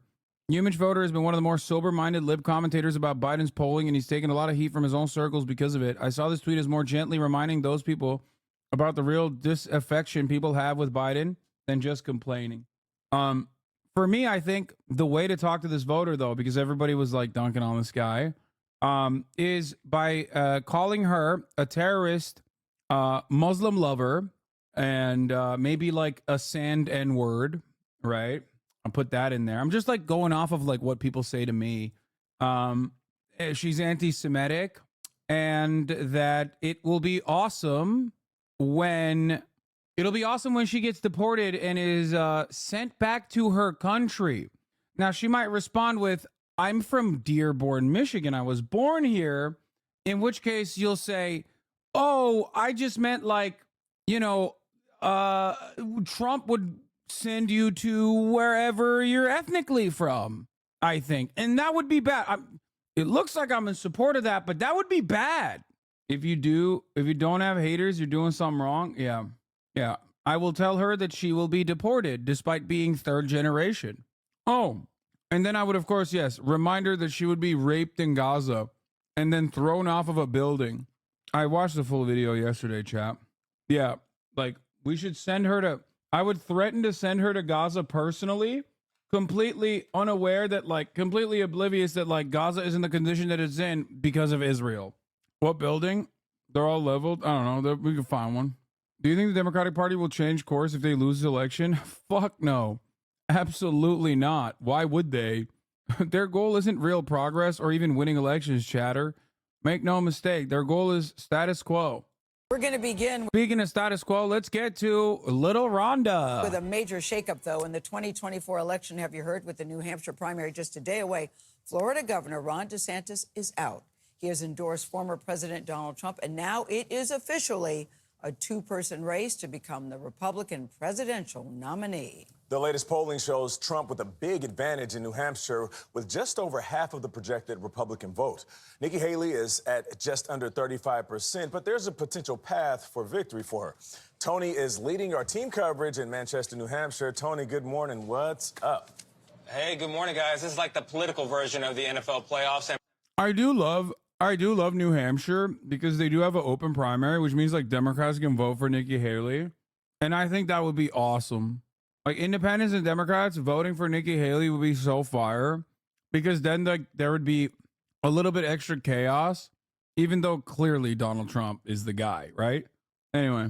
And perhaps the last best hope for old school Republicans who are still dreaming for an end of the Donald Trump era, and for independents, too, who don't want to see another Trump-Biden general election. There are a lot of them. At Bookery, Manchester, it's a bookstore here in New Hampshire's biggest city. You might hear the latte machine going behind me. We've been all over the state, though. We've been ice skating in Portsmouth. We've been skiing in Guilford, grocery shopping in Derry.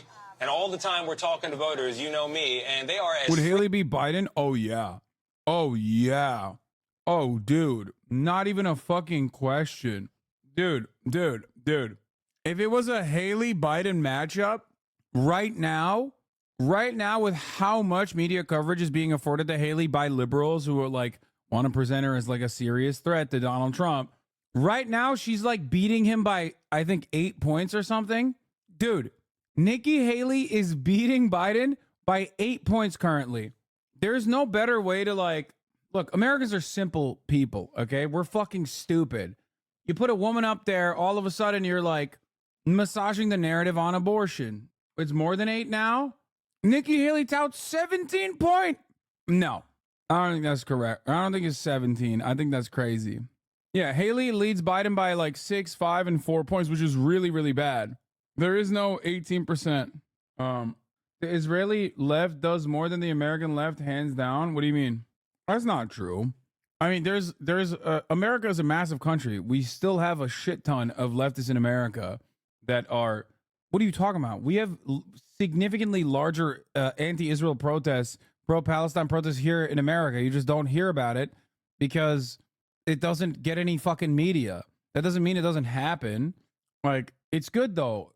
The Israeli left in its existence is good. Please stop. Don't stop saying like, oh, there's only 6 motherfuckers or whatever. Dude, come on. They're directly at odds with their government that is a fascist government that is 1000% like demonstrated that it's interested in arresting them too. Didn't you know Papa say that the leftist Zionists are the ones to be scared of because they hide their agenda? I've heard that before. You mean liberal Zionists though, not leftist Zionists. Rethinking, really, as the state motto suggests, live free or die. And that's the wild card here. Independents, known as undeclared voters, are the biggest voting bloc in the state, and they are allowed to participate in the Republican primary if they so choose. So, even though Donald Trump does maintain a double-digit lead over Nikki Haley, she may still have a shot if she can turn out those people in the middle. Coming up in just a moment, we're going to hear from folks about how the economy is affecting their vote. It's not good. But first, we're going to begin with Caitlin Huey-Burns, who's also here in Manchester with me following the candidates' final arguments. Caitlin, good to see you. I know things must be getting closer because they're getting uglier. Yeah, good to see you. Good morning, Tony. They certainly are. The race is almost here. And with just 1 day to go, the race is now down to just 2 candidates, Nikki Haley versus Donald Trump. And with that race coming up, they have really been ramping up attacks, knowing that this race could potentially be, for all intents and purposes, the last. Can you hear that sound? Hi, Hassan. Not sure if you covered it yet. The names of the lost SEALs have been released. I knew one of them. Damn. Pentagon names 2 SEALs lost in the raid in Arabian Sea. That's crazy. Listen, brother, RIP to your friend. That's American Empire, you know? Not really much I can say about that other than that. I see those photos they fucking show all the goddamn time from the destroyers of like dudes that just look perfectly, dudes, ladies, people that look perfectly within the age range of being a HasanAbi head, people that may have been HasanAbi heads at a certain time. And they're out there, you know, putting bombs inside of planes that are going and dropping said bombs on targets in Yemen. 30 plus? No. You people truly need help is actually so sad. What do you mean? I swear to God, if this election turns out like Veep, where Kamala becomes president for a couple months and then Nikki Haley wins the election, it's just like Hassan thinks he's the new Disney Club. The funny thing is that Israeli lefties seem to have much more institutional power, media like Haaretz, but no public support. I don't think Haaretz is like actually. I guess that's kind of strange when you think about it. I mean, they do have like Haaretz is a widely circulated newspaper that I would say is definitely more leftist than the New York Times is. Bro, come on. They have no power, but they are widely circulated. And yes, the majority of shit that they write is liberal for sure, and a lot of Zionism. But come on, they got like Gideon Levy. The New York Times, it's like, it would be like if the New York Times still had Seymour Hersh on a regular basis. Okay? Like think about Cy Hersh still writing for the New York Times regularly instead of like, you know, deploying Substacks every now and then. Ours has no media value. No one read it. You can't compare to the New York Times. Haaretz has 4.7% of the readership in Israel. Isn't it like the 3rd most circulated newspaper? Yeah. Haaretz isn't leftist at all in the slightest. Not even liberal. It's shut up fascist. Every time Levi writes an article, they followed up by someone refuting it. They literally publish a piece titled Hamas's genocide trap in Gaza to refute his latest article.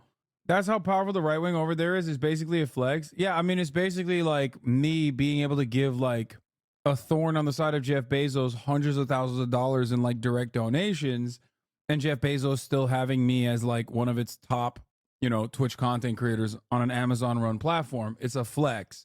They don't give a fuck. There's no real threat to institutional power. It's kind of like that. Haaretz can exist all day, every day, but Israel is a right-wing fascist shithole for the most part, politically speaking, so it doesn't matter. Newspapers in Israel are mostly Hebrew. Where is it? What does it say? Ha Levanon, founded by Yoel Moshe Solomon, a later founder of Petah Tikva. Okay, where is it? Where are the oh, here.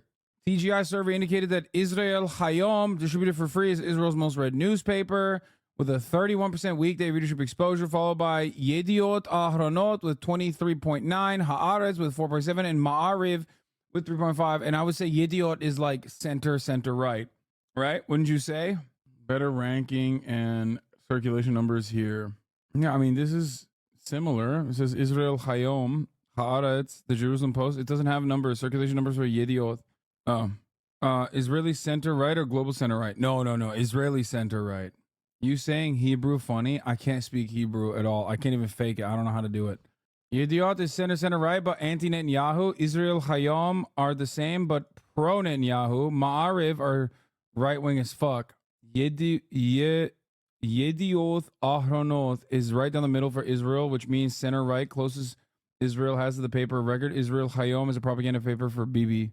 I can't believe the most circulated newspaper that is given out for free is pro-Bibi. No wonder there are still so many fucking bibis out there, despite the fact that this dude's disapproval rating is like 85%. Jesus Christ, dude.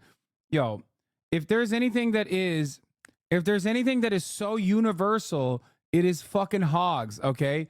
Class dynamics is obviously universal.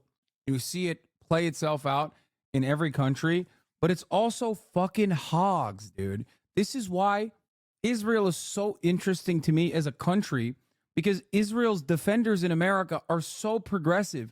They fucking hate Trumpers. They hate they're liberals. Like they're the most like omega libs who have just so much disdain for the right-wing shitheads. Okay, but then they become the right-wing shitheads when it comes to Israel. It's odd. Anyway, Israel Hayom is owned by Adelson. Wait, Sheldon Adelson? Isn't he fucking dead? Or is it got to be a different Adelson, right? The Adelson family owns Israel Hayom? No way.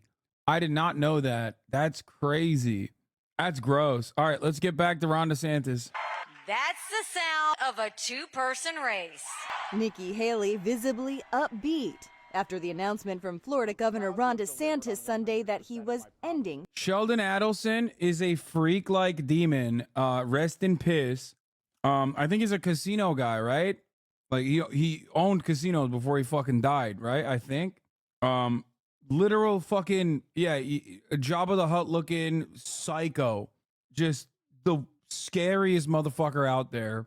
But of course, because he was right wing, the same anti-Semitic people that constantly were like, "Oh my God, George Soros, he's the real demon behind he's the real demon pulling the levers of power," simply just never talked about Sheldon Adelson's influence on the Republican Party in particular. Sheldon Adelson was also, of course, a huge Zionist as well. Genuinely like a terrifying figure, just awful person. But cool to think that like our fucking American brand of brain rot. Just wanted to say I'm unfollowing, and it is all because of XQC. Goodbye. I'm sorry, Juicer. I love you. I hope you have a good life. Previously subscribed for 3 months. Breakups are hard. Stay strong, but also I wish you well. Account created in 2012. Open Juicer. Oh my God. At first I thought this was a child. And then I just realized motherfucker's been on the platform since 2012. Oh my God, you're not a child. Oh my God. But look, back in 2021, hey Hasan, I'm having a rough day. I got tested positive for COVID for the second time in 1 year. I wear masks, maintain social distancing, and I am even double vaxxed with plans for a booster. Just really down right now, and I'm really glad you're online to cheer me up. Shit, dude. We lost one. We lost a good one, dude. This was like a kind juicer. That ain't fucking juice. That's a aged ass wine. Sad. They unfollow, so they're not gonna chat anymore. I think they probably left. They didn't just unfollow, they probably left, even though they just got gifted a sub by someone. Of course. No, this is like they stopped commenting and stopped coming in here like around the same time that I started being critical of XQC and gambling. Anyway, one day, come back. Don't read the old messages. I met a girl tonight that moved to LA to live with a friend she met online through watching Hasan. She said they aren't dating, and it just made me feel so bad for the dude. Like, that's at least a good portion of Chatter's dreams. Meet a girl on Twitch and date her IRL, Sag. No, that was his dream, dude. How could you not cry during a moment like this? Fuck, bro. Fuck. Crying a little bit. I'm crying deep down inside, okay? He's like anti-active shooters. They refollowed. We're gonna win him back. We're gonna win him back one by one. Wish me luck, brother. I'm infected with COVID for the second year this time. I'm vaxxed up and wear a mask everywhere I go. Plus, I'm a shut-in who just watches Twitch. Sag, everyone, please be safe. The TSA let me pass through the airport with all the weed I want. I love them. The TSA is mad chill when it comes to letting weed out of LA. Chrissy Teigen, Xanax. Is that Moon Poggers? I've said it before, I'll say it again. I wish we were your dress, you know, a lifestyle. He's back. He said he's unfollowing because of XQC, but then he refollowed. Following since 2 minutes ago. Now he simply has to wait for 8 more minutes so he can come back in. Baby, come back. Don't leave so soon.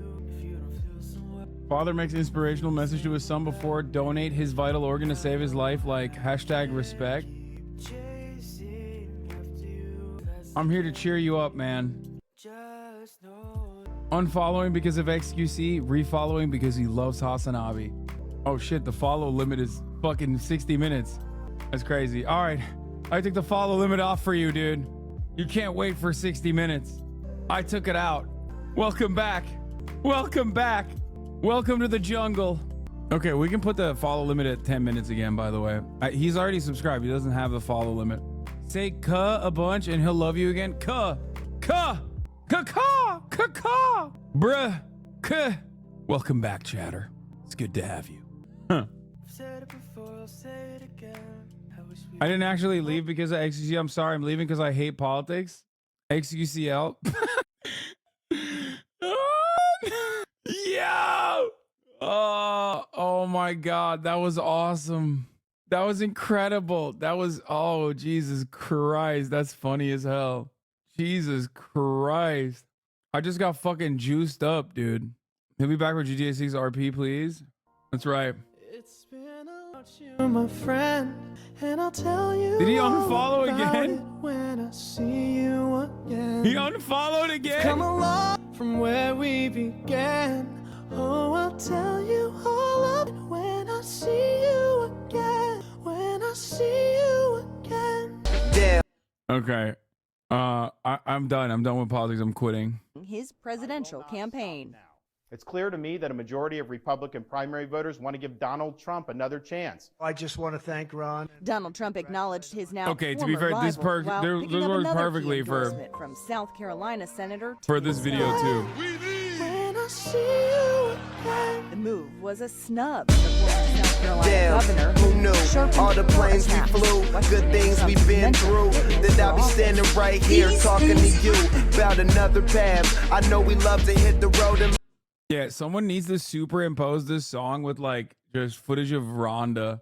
When was this? God, it's such good content. Oh yeah, I saw the delivery here. Because the more you age, it just does, you have decline. After the 77-year-old seemed to confuse Haley with former House Speaker Nancy Pelosi when talking about January 6th. Nikki Haley is in charge of security. We offered her 10,000 people. Soldiers, National Guard, so whatever they want, they turned it down. Still, Trump has the support of over half the Republicans in Congress, including New York Congresswoman Elise Stefanik. Does that mean that Donald Trump is the establishment candidate of the Republican Party? No, it means that we are unifying behind him. That's where the voters are. And speaking of voters, we talked to neighbors and longtime friends Doug Krause and Kevin St. Pierre as they shared a beer. I'm supporting Trump. Nikki Haley. for me, it's been Trump all along. I would like to see him dial it down maybe a little bit, but I applaud. I think he's an honest guy, and what he says, he did. We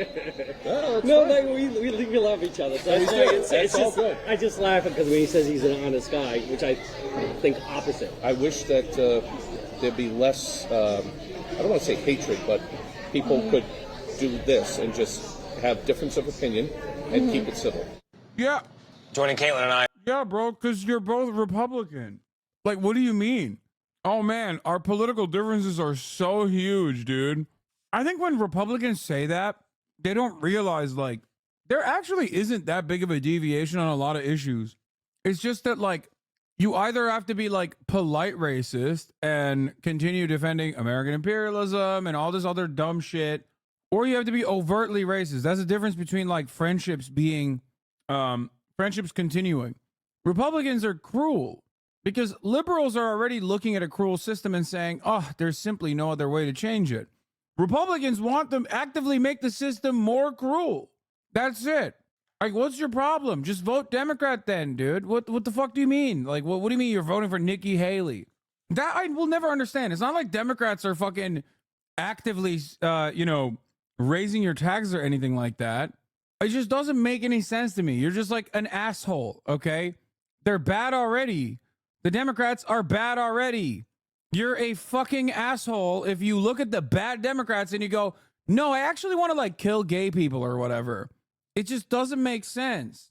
This is why the conversation is so stupid when like, do you actually think Biden is worse than Nikki Haley? Or do you actually think Biden is going to be better than Nikki Haley? Like, no, Biden is Biden. The Democratic Party is always going to be marginally better than the Republicans by the virtue of not being Republican. That's it. On certain issues, they might be worse, like Israel. I don't think that Nikki Haley would be any different than Biden on Israel either. I think she is also an ideological Zionist. But on domestic issues, I suspect that whenever you have another Republican, they just work doubly hard to actively undermine democracy, to actively undermine labor protections, to cripple the federal agencies from within. That's it. It's always the same process in the United States of America. The Democrats will never, ever learn from their mistakes. It's just, I don't know. Yeah, the Democrats are not even making mistakes, really. Their goal is to continue the system as is, really. I don't know. It's just really fucked up. You are a class traitor, and I appreciate that. Joe Rogan shows class solidarity. That's why he endorses Trump and DeSantis. Yeah, but Joe Rogan is an honest man, unlike me. Oh, yeah, I forgot to mention Tim Scott is no longer a virgin, or at least as far as we know it. What? I get so annoyed with my leftist friends who are so aggro on not voting for Biden now, as if it wasn't always a shitty choice, like they were dick riding voting 4 years ago, and now they're anti-Biden because it's cool and progressive. I mean, look, for me, I always am very honest with you. Just like, do your best, do the very best, always vote, especially down ballot votes. Ballot measures, these are important positions, especially your local politicians. Like you can genuinely make an improvement in your life. I'm always a fan of voting. Okay, I love voting. It makes my dick hard. But let's be real. It's not like it's fucking changing shit. What? Bro got a deal before you? You think Amazon would give me a fucking $100 million deal? Are you on crack? You're a class trader because you're a capital owner. The percentage of revenue I generate from capital is literally less than the average person. I simply have an SEP IRA and that's it, which is a version of like self-employed 401k. So no, I make almost all of my money from top of the hour ad breaks and the subscriptions that you guys purchase to avoid said top of the hour ad breaks. It's completely voluntary. You do not have to give me a $5 a month subscription or a free one in the form of a Twitch Prime by connecting your Amazon Prime account to your Twitch account. You don't have to do that at all. The content is free, except for the 3-minute ad break at the top of the hour. But no, there is no capital there. Not only is it like voluntary wages, I guess, but there's also someone taking off from the tippy top. I do, however, own the means of my own production to a certain degree, with the exception of, the web hosting. I have better relation to the means of production, sure. Just 3-minute ad break now. I mean, if Twitch bans you tomorrow, you're effectively unemployed? Yes. Yeah. Now to break down tomorrow's primary is our CBS News chief election and campaign correspondent, Robert Costa. Bob, good morning. Thanks for being here. All right, so Ron DeSantis drops out. He endorses Trump. He takes a parting shot at Nikki Haley, calls her warmed over corporatism. How is that going to affect the race? And what are you hearing about the timing? Why do you do it now? There were discussions among DeSantis allies for a long time about whether he had a path ahead. And ultimately, there was an acknowledgement by DeSantis, his wife Casey, and his top allies that he just didn't have the money to go on, the momentum to go not only into New Hampshire, but into South Carolina, into Super Tuesday in early March. The timing now protects his political capital should he want to run again for president in 2028. Or the difference is when you guys say capitalist, you mean not suffering. Like I'm thriving. As far as like my relationship with someone above me, I am a incredibly well-paid, contracted, 1099 employee of Amazon, okay? That has no set income, that is simply basically paying Amazon a percentage of the revenue that I generate for allowing me to do it on their platform, okay? But I make a shit ton of money. So I guess that's where I have every interest in defending capital owners, because that way I can get tax breaks. That way I can, I don't know, tell you to be grateful for my presence even. That way I could be like, oh yeah, what do you mean? Be grateful. I'm a job provider. And I would benefit greatly from defending right-wing positions.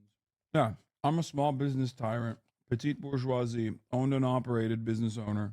The difference is there are places that I could be generating revenue off of, such as the Eclipse Industrial Complex, which I don't. Is it a sign of psychosis, or am I projecting? I think you're projecting. Or later. Yeah, and Caitlin, Nikki Haley stepping up her attacks against Donald Trump, bringing up the age thing, something I've heard a lot about from voters. They are concerned. How can that have an effect? Is it too little, too late? Well, New Hampshire is kind of a place for underdogs because it's fertile ground. You mentioned those independent voters, but Republican operatives I talked to say that she does still have a real uphill climb here. If she wants to make it close with Donald. When they say that, they mean fucking stupid, by the way, which is pretty awesome. Like, it's such a kind way to say they're just batshit crazy. I'm sure New Hampshire chatters can also, agree with me on this. I mean, remember, this is like the Bernie state, right? That's what it is. They love being fucking nutty. They love getting nutty with it. I thought that was Vermont. No, that's a different type of Bernie state. That's actually where he's from. I'm talking like a state that would vote for Bernie. As I've said before, New Hampshire is like, you don't have car insurance. You don't need to wear a seatbelt legally. New Hampshire is the most libertarian, most Arizona-coded state. The only difference is it's not in the South, okay? It is literally the northeastern Arizona. And I guess there's a limitation to how, like, Arizona you can get with the weather and stuff. Trump, she really has to overperform among independent voters, and it's a nuanced group. If you remember, Donald Trump actually won independent voters in 2016, and he won the nomination, and the rest is history. So, you know what's really sad? I know Bernie Sanders is really old, and I know Joe Biden's age is like one of the major problems, but in a world where like maybe Bernie was a little bit younger than Joe Biden, this would be the perfect election for him to run the second time. Not the last one, but this one.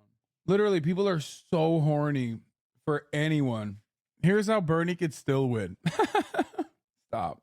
I'm not saying that, okay? But I am kind of saying that.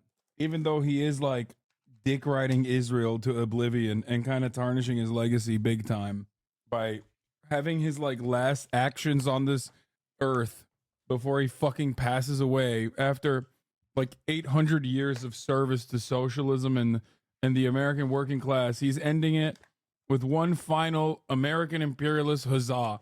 She's been stepping up the attacks, but I will say undeclared voters I've been talking to want to see her be more aggressive. Even more so. Even more aggressive. Go ahead. You know who else is watching? Donors. Yeah. They want to see if Haley can perform here or overperform, as Caitlin said, then they will start to pour millions into her campaign, try to set her up for Super Tuesday. Okay, so that's the messaging, that's the money part of things. But Caitlin, you've also been talking to voters about the issues that matter to them. Put the horse race over here. What do people care about? Well, we are several thousand miles away from the southern border, but immigration is coming up over and over again among Republican voters I talked to. I'll be able to run for election next time around, Chad. Don't worry. I'm going to do it. I will be dead by then, so I won't be running. Mainly because of fentanyl and the opioid crisis here.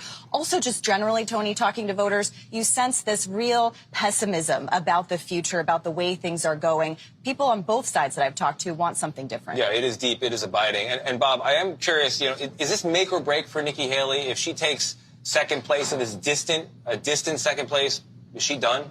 The margin people on the inside of politics are watching is, can she get single digits? If she's within 9 or less of Trump, maybe she can carry on and have a case. But if she's 10 more behind Trump, it's hard to say she really has a path to the nomination. At this point, though, for Haley, she still thinks she has strength in her home state of South Carolina. So if she gets, 10 or 12 points behind Trump, she still may decide to stay in the race and hang tough. All right, Bob, Caitlin, thank you both very much. Really appreciate it. Guys, as I send it back to you in New York, I used to work in a coffee shop. I might hop behind the counter, make a few cappuccinos. One more thing I want to point out.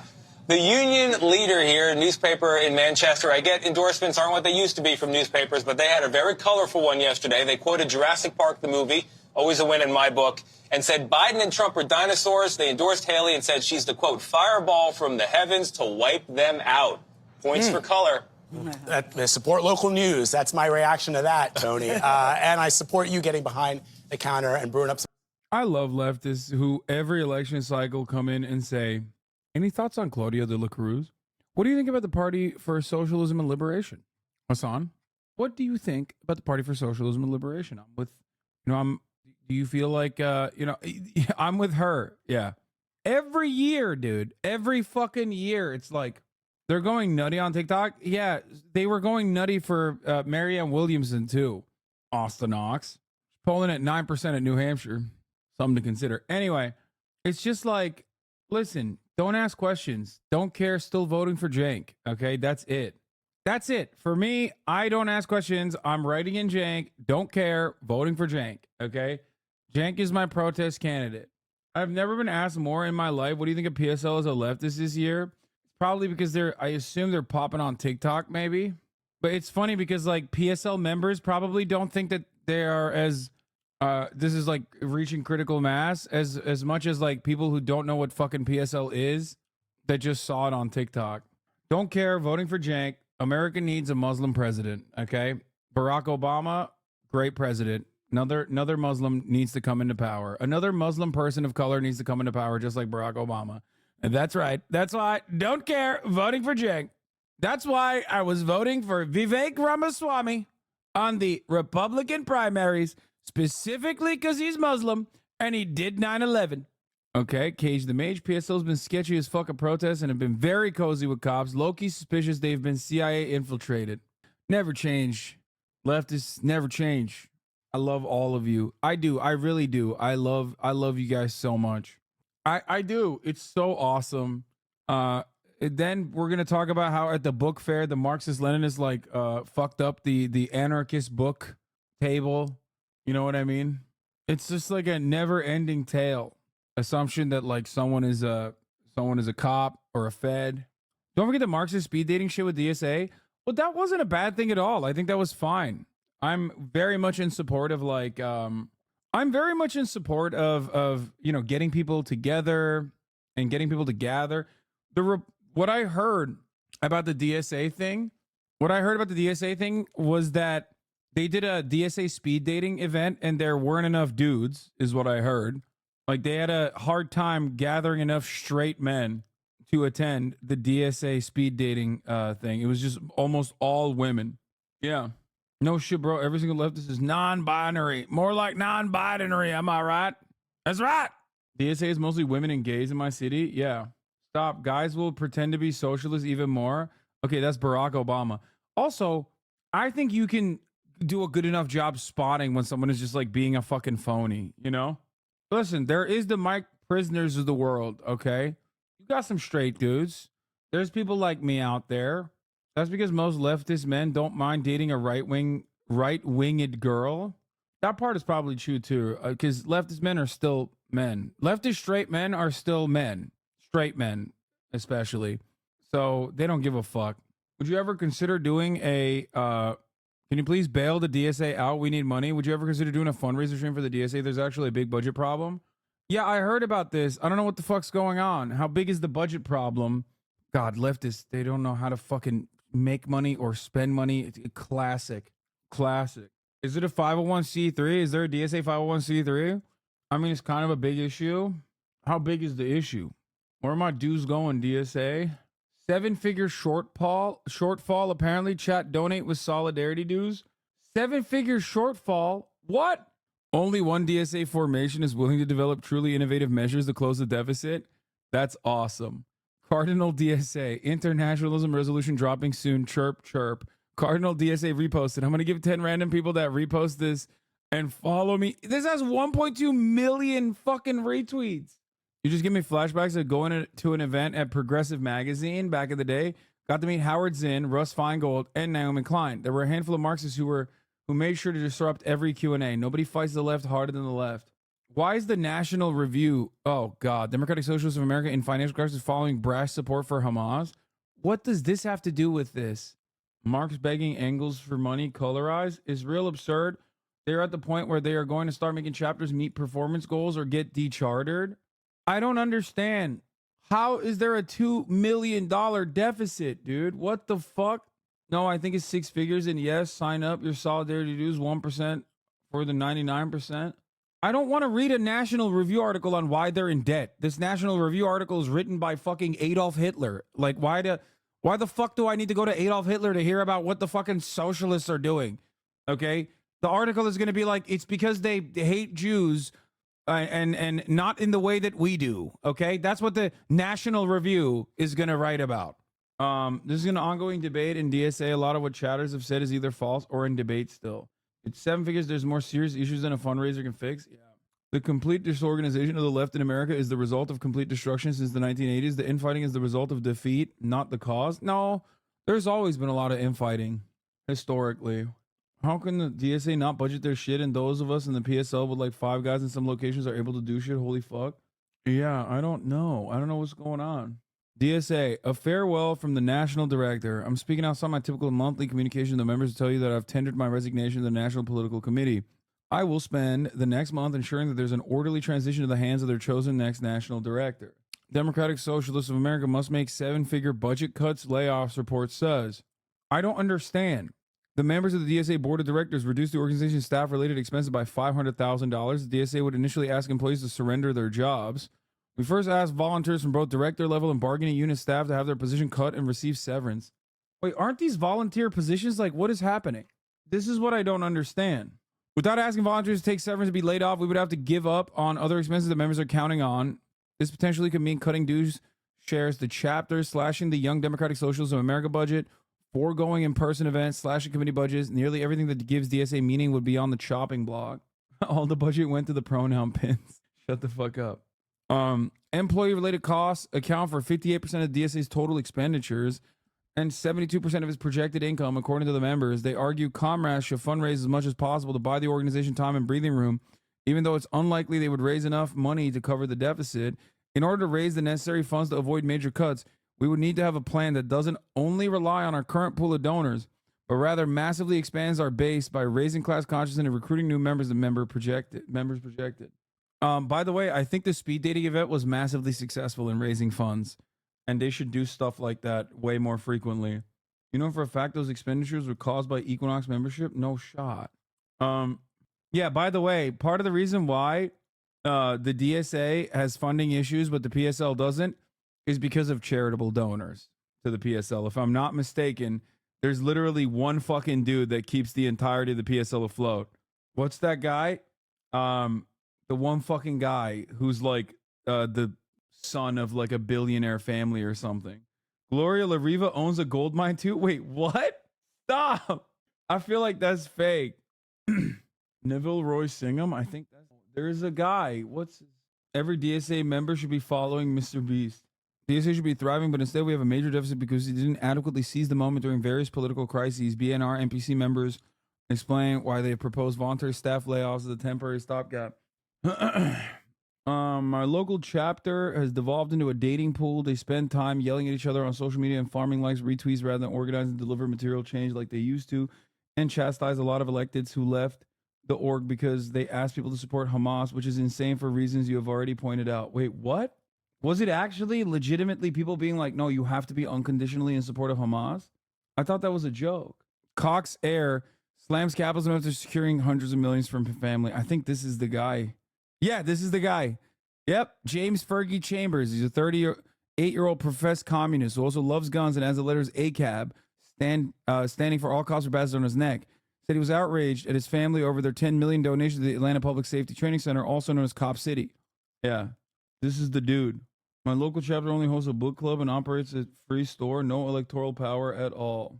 Wait, he's beefing with the PSL? More disgusting, co-opting crap from the PSL, the reformist cult that plays its own party building ahead of the escalation of the solidarity movement in Gaza, thereby castrating and isolating some of the more advanced sections of the movement. What? What's he mad about? When we tried to pay for buses for people to go to get to DC independently, PSL got angry and said that all funds had to go through Answer, which is a PSL front. PSL tried to stop Palestine Action US before it started, and when Commerce took heavy charges, they never said a word because they hold grudges. Shut it down has been an insult to direct action. A bunch of Ivy Leaguers singing carols behind police lines. I don't care anymore who drags me or gangs up. I don't care about the optics. They are poison and they must be stopped. If I get buried, but the others bury them good. Yeah, he's not PSL. He's, I guess, Communist Party of the USA. Is he? Dude, I don't fucking know. The reality is the Biden administration, in addition to the typical leftist infighting bullshit, has demobilized the left more broadly, and a membership-based org like DSA suffers particularly because it's member-funded. Yeah.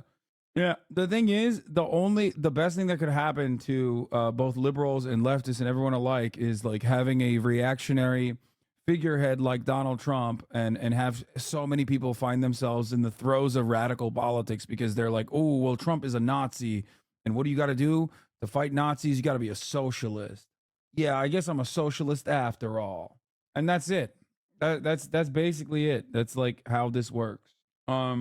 Which, by the way, as we are living in the rubbles of the first Trump administration, it's very obvious that doesn't hold.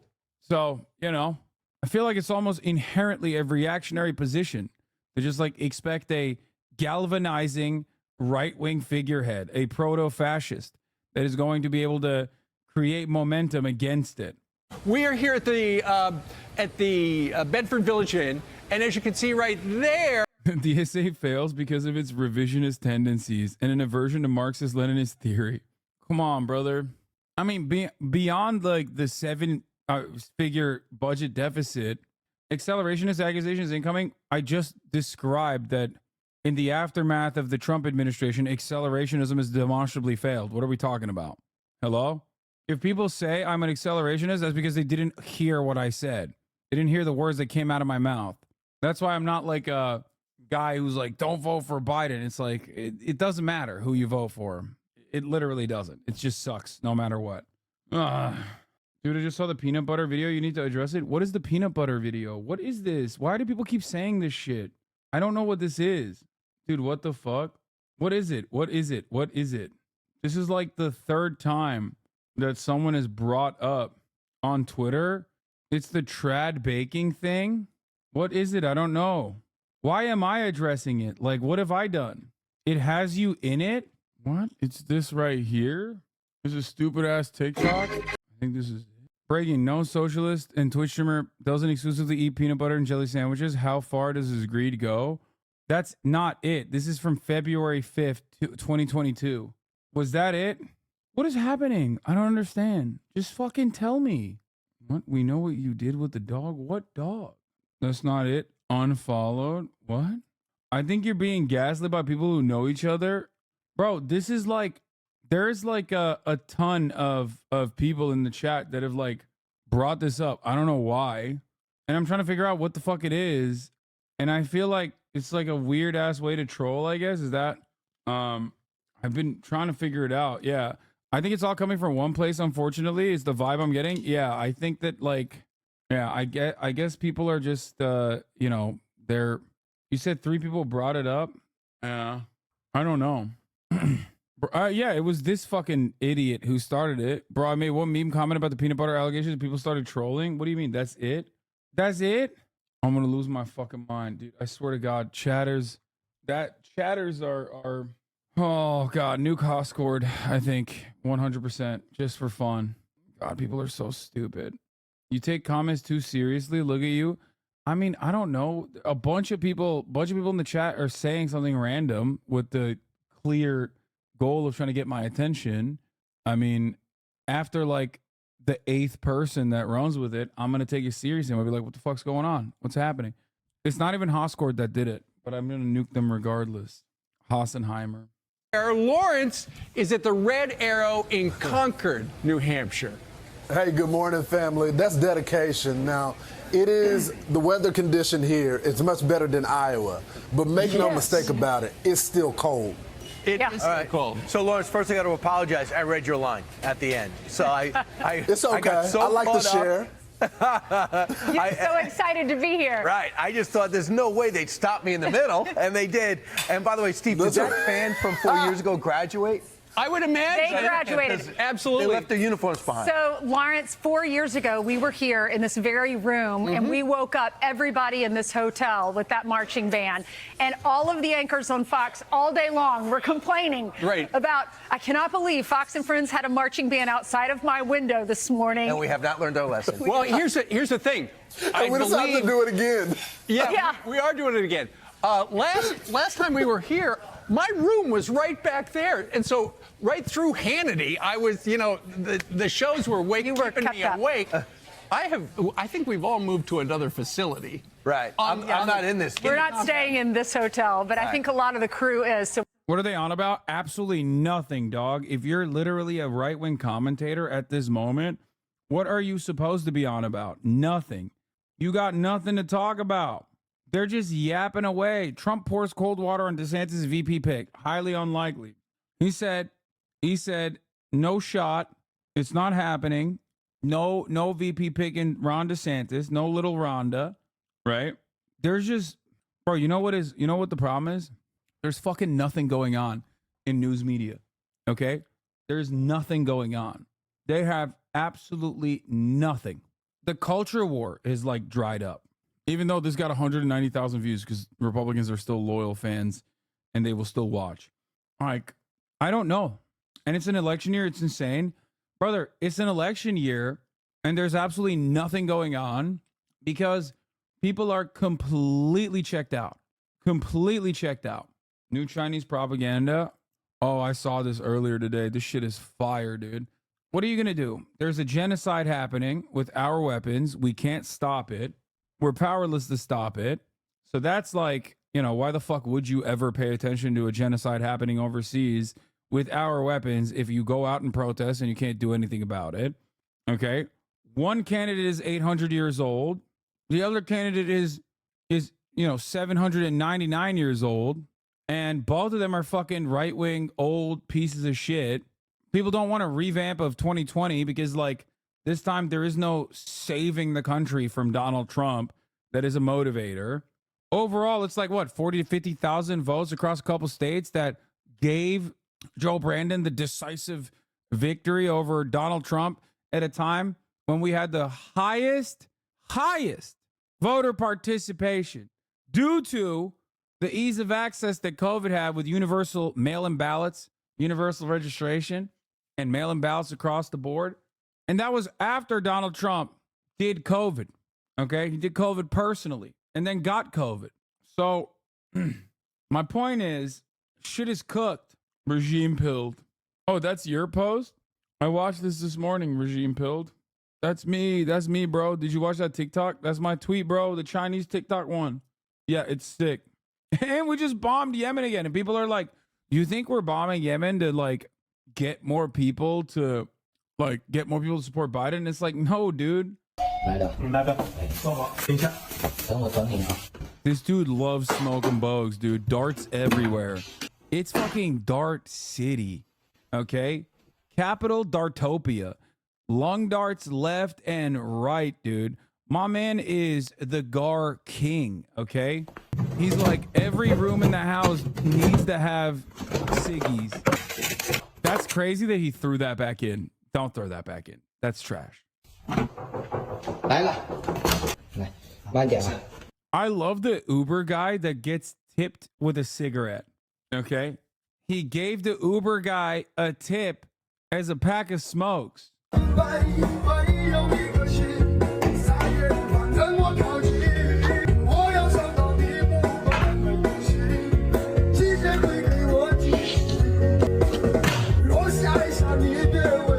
Bro, Chinese people, they're just like us.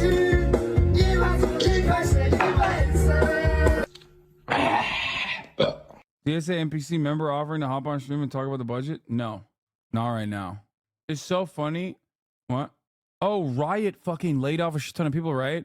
Minutes ago, we shared an important update with Rioters about the future of Riot Games. Here's what the changes mean for our games and what players can expect from us going forward. 11%, 500 employees. Yeah. All right, I believe you, Regime Pilled. You sent me the Timothy Chalamet video. I promise. I believe you. I just don't know what happens. Like, what happens? Why? Riot Games confirmed is laying off 530 people, or about 11% of its total workforce. 22 days into 2024, at least 3,800 video game layoffs have been reported. Oh my lord. NPC, that is a dumbass idea. What are you thinking? Do not let NPC on call. Who's NPC? I wanna say I'm sorry for. I want to say I'm sorry to the Riot people because I stopped playing Valorant and stopped being a whale. And I know that that was a decent chunk of the revenue generated. 22 days, 3,800 video game layoffs have been announced. Twitch with 500, Discord with 170, Lost Boys Interactive. What does friend of the show Tummer say? The majority of layoffs lately are the result in large part of overreach and overcommitment to the smallest changes of growth and gains. When it fails, the people at the bottom that have invested most suffer. If it succeeds, the people at the top invest the least benefit. The system is broken, but instead of working to stabilize it, create a healthier industry, executives and shareholders are committed to the risk of short-term gains that will inevitably be followed by a move goalpost for more. The business of games is more profitable than ever, but it's become callous and in many ways immoral. It is a disappointment and a shame to see. People deserve better than being the victims of corporate greed. Riot's message is well written, sympathetically worded even, but it's a smokescreen distracted from the problem that caused it, which is mentioned. They tried to do too much. They didn't have to either. They wanted to. Sometimes enough can be enough. All these millionaire execs in this industry still can't learn a very basic fucking lesson. You can't force growth. You can only build it slowly, smartly. It's idealistic, naive even, but is routinely destroying the lives of people better. Tired of seeing people that care so much about what they do, that love to bring joy to others, treated like this. They deserve so much better. Layoffs are dumb as fuck, but they get one little kudos as they are giving a minimum of 6 months salary to laid off people, which is pretty good compared to other companies. True. I went to school with a bunch of people who entered this industry. It's so fucked. Every one of them is always at risk of getting laid off at the end of projects. Read about what they're getting for the layoff. As CEO, I'm accountable for the changes we're making. 2019 made a number of big bets across the company with the goal of making it better to be a player. We jumped headfirst to creating new experiences and broaden our portfolio. We grew quickly as we became a multi-game, multi-experience company, expanding our global footprint, changing our operating model, bringing in new talent to match our ambitions, and ultimately doubling the size of Riot in just a few years. Getting kicked out of the church is crazy, and getting the offering back is even crazier. What the fuck? Who is this person? Today, we're a company without a sharp enough focus, and simply put, we have too many things underway. Some of the significant investments we've made aren't paying off the way we expected them to. Our costs have grown to the point where they're unsustainable, and we left ourselves with no room to experimentation or failure, which is vital to a creative company like ours. All this puts the core of our business at risk. Over the past several months, we've tried to alter our trajectory in many different ways. We asked leaders to make trade-offs in the things that our teams are working on. We rolled out hiring slowdowns, and in some cases, hiring freezes. We put an emphasis on controlling costs while strengthening our revenue growth, all of which has without a doubt been tough for our teams.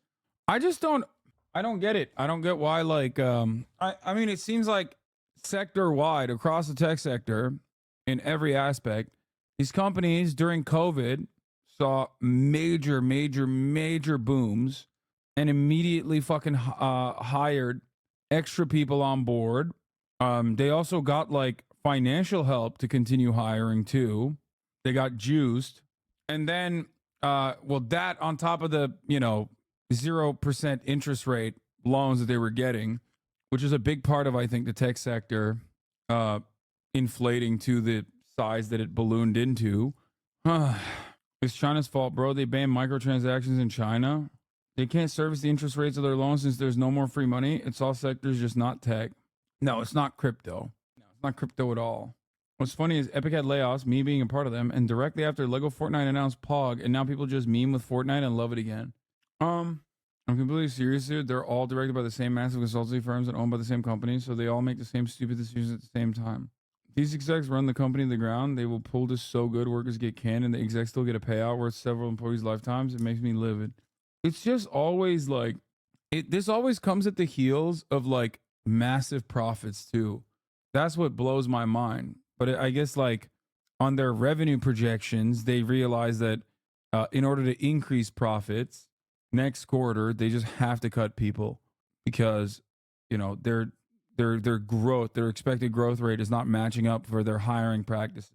It's not like the company can't have the same headcount. It's just that profit margins will get smaller. And if the profit margins get smaller, then their opportunities become more limited. Then their stocks look worse. Not for Riot, but I'm saying in general. Their profit fell in 2023.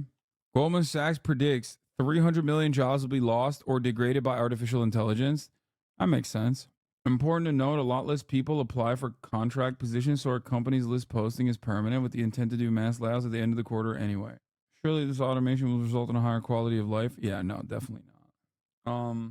Yeah, there's this aspect of it too. A lot of these companies also just weren't profitable to begin with, such as Unity. It's literally just their consultants advise them to fatten up to boost stock value so they can make bank selling it a couple years later. It's really that simple. I mean, a company like Riot still has like a valuation, I guess, despite being owned by what is it, Tencent?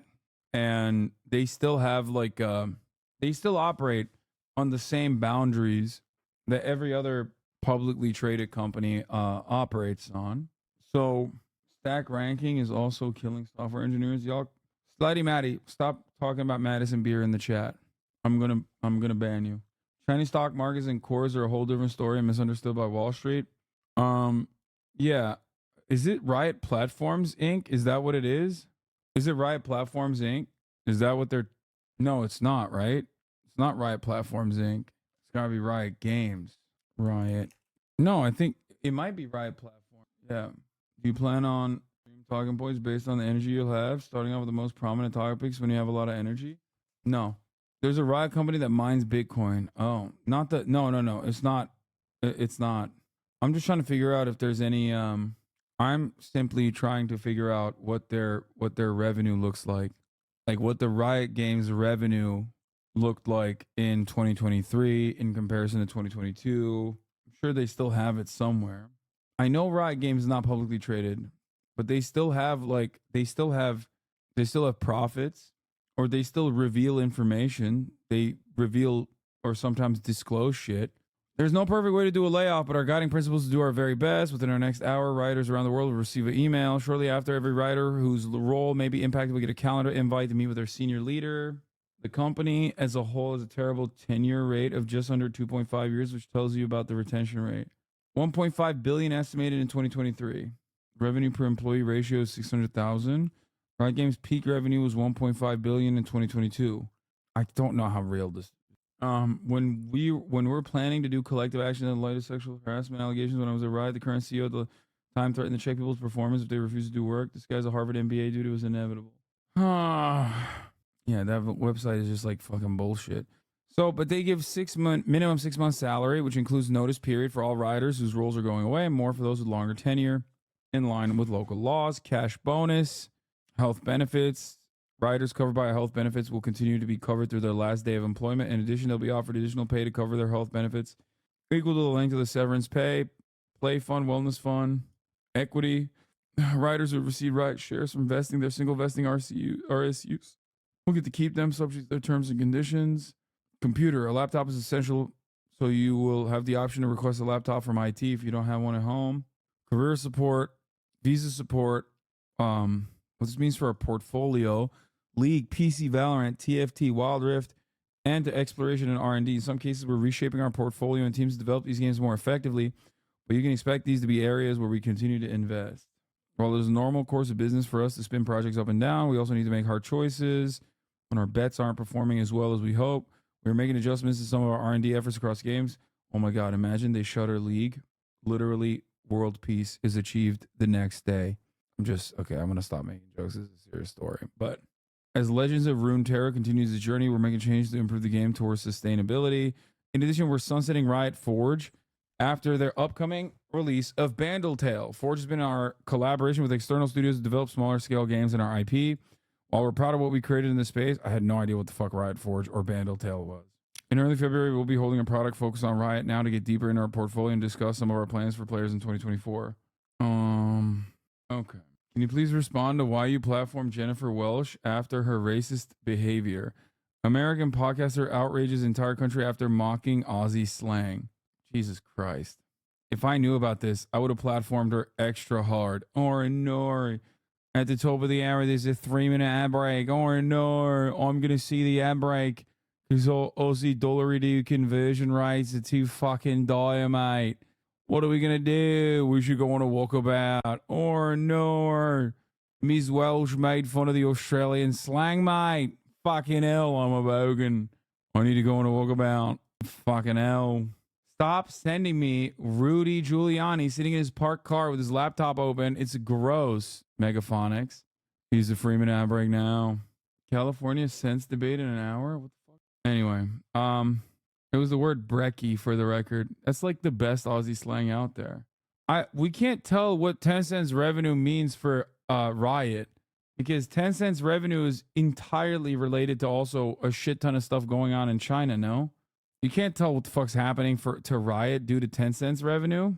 Don't tell people to go walkabout, please. What? You gonna cover the Senate debate? No. They rolled back most of those China changes after it dropped like $1 billion from their stock market. Oh, wasn't it microtransactions? Or is China more advanced than the United States right now?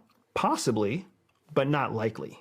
Why do you say that? Why do you say not likely? Because you have to understand that China, starting in like 2001, 2002, early 2000s, they took a very different direction than the United States, right? When 9/11 happened, all of our resources went into terrorism, combating terrorism. Chinese didn't participate in that war, right? So what they did is they used that time. What? This guy is CIA? Brother, no wonder why we can't do fucking serious coups. If this guy is CIA, then yeah, dude. Of course the Venezuelan coup was going to get thwarted by a bunch of Venezuelan fishermen, you know? Couple things. One, we do not invest all of our resources into combating terrorism. I mean, it's a big price point, okay? I mean, it's like $12 trillion. There's a lot of money. But in that same time frame, we're still spending a shit ton on other things too. And also, I can't believe I'm saying this, but like, I don't think China is more advanced than America. Like, people always say I'm a China dick rider, but no, China is not more advanced than America. Maybe in the next 10 years, who knows? China has definitely made tremendous advancements in general, but like, that's ridiculous. There are certain sectors where they've made phenomenal achievements and they have infinitely better even development in comparison to like their starting position in the 2000s. If you compare it to like America in the 2000s versus America now, China in the 2000s versus now, their growth trajectory is insane. But time frame to start advancing, to start building the infrastructure that we had spent the previous 20 to 30 years building. Mm-hmm. By the way, I don't know if this is, I'm going to say something about Chinese space. As far as I understand, they're a little negligent about space pollution, from what I understand. I don't know. This might be some anti-China shit, but anyway, whatever. China doesn't have wired telephone lines like we have in the United States.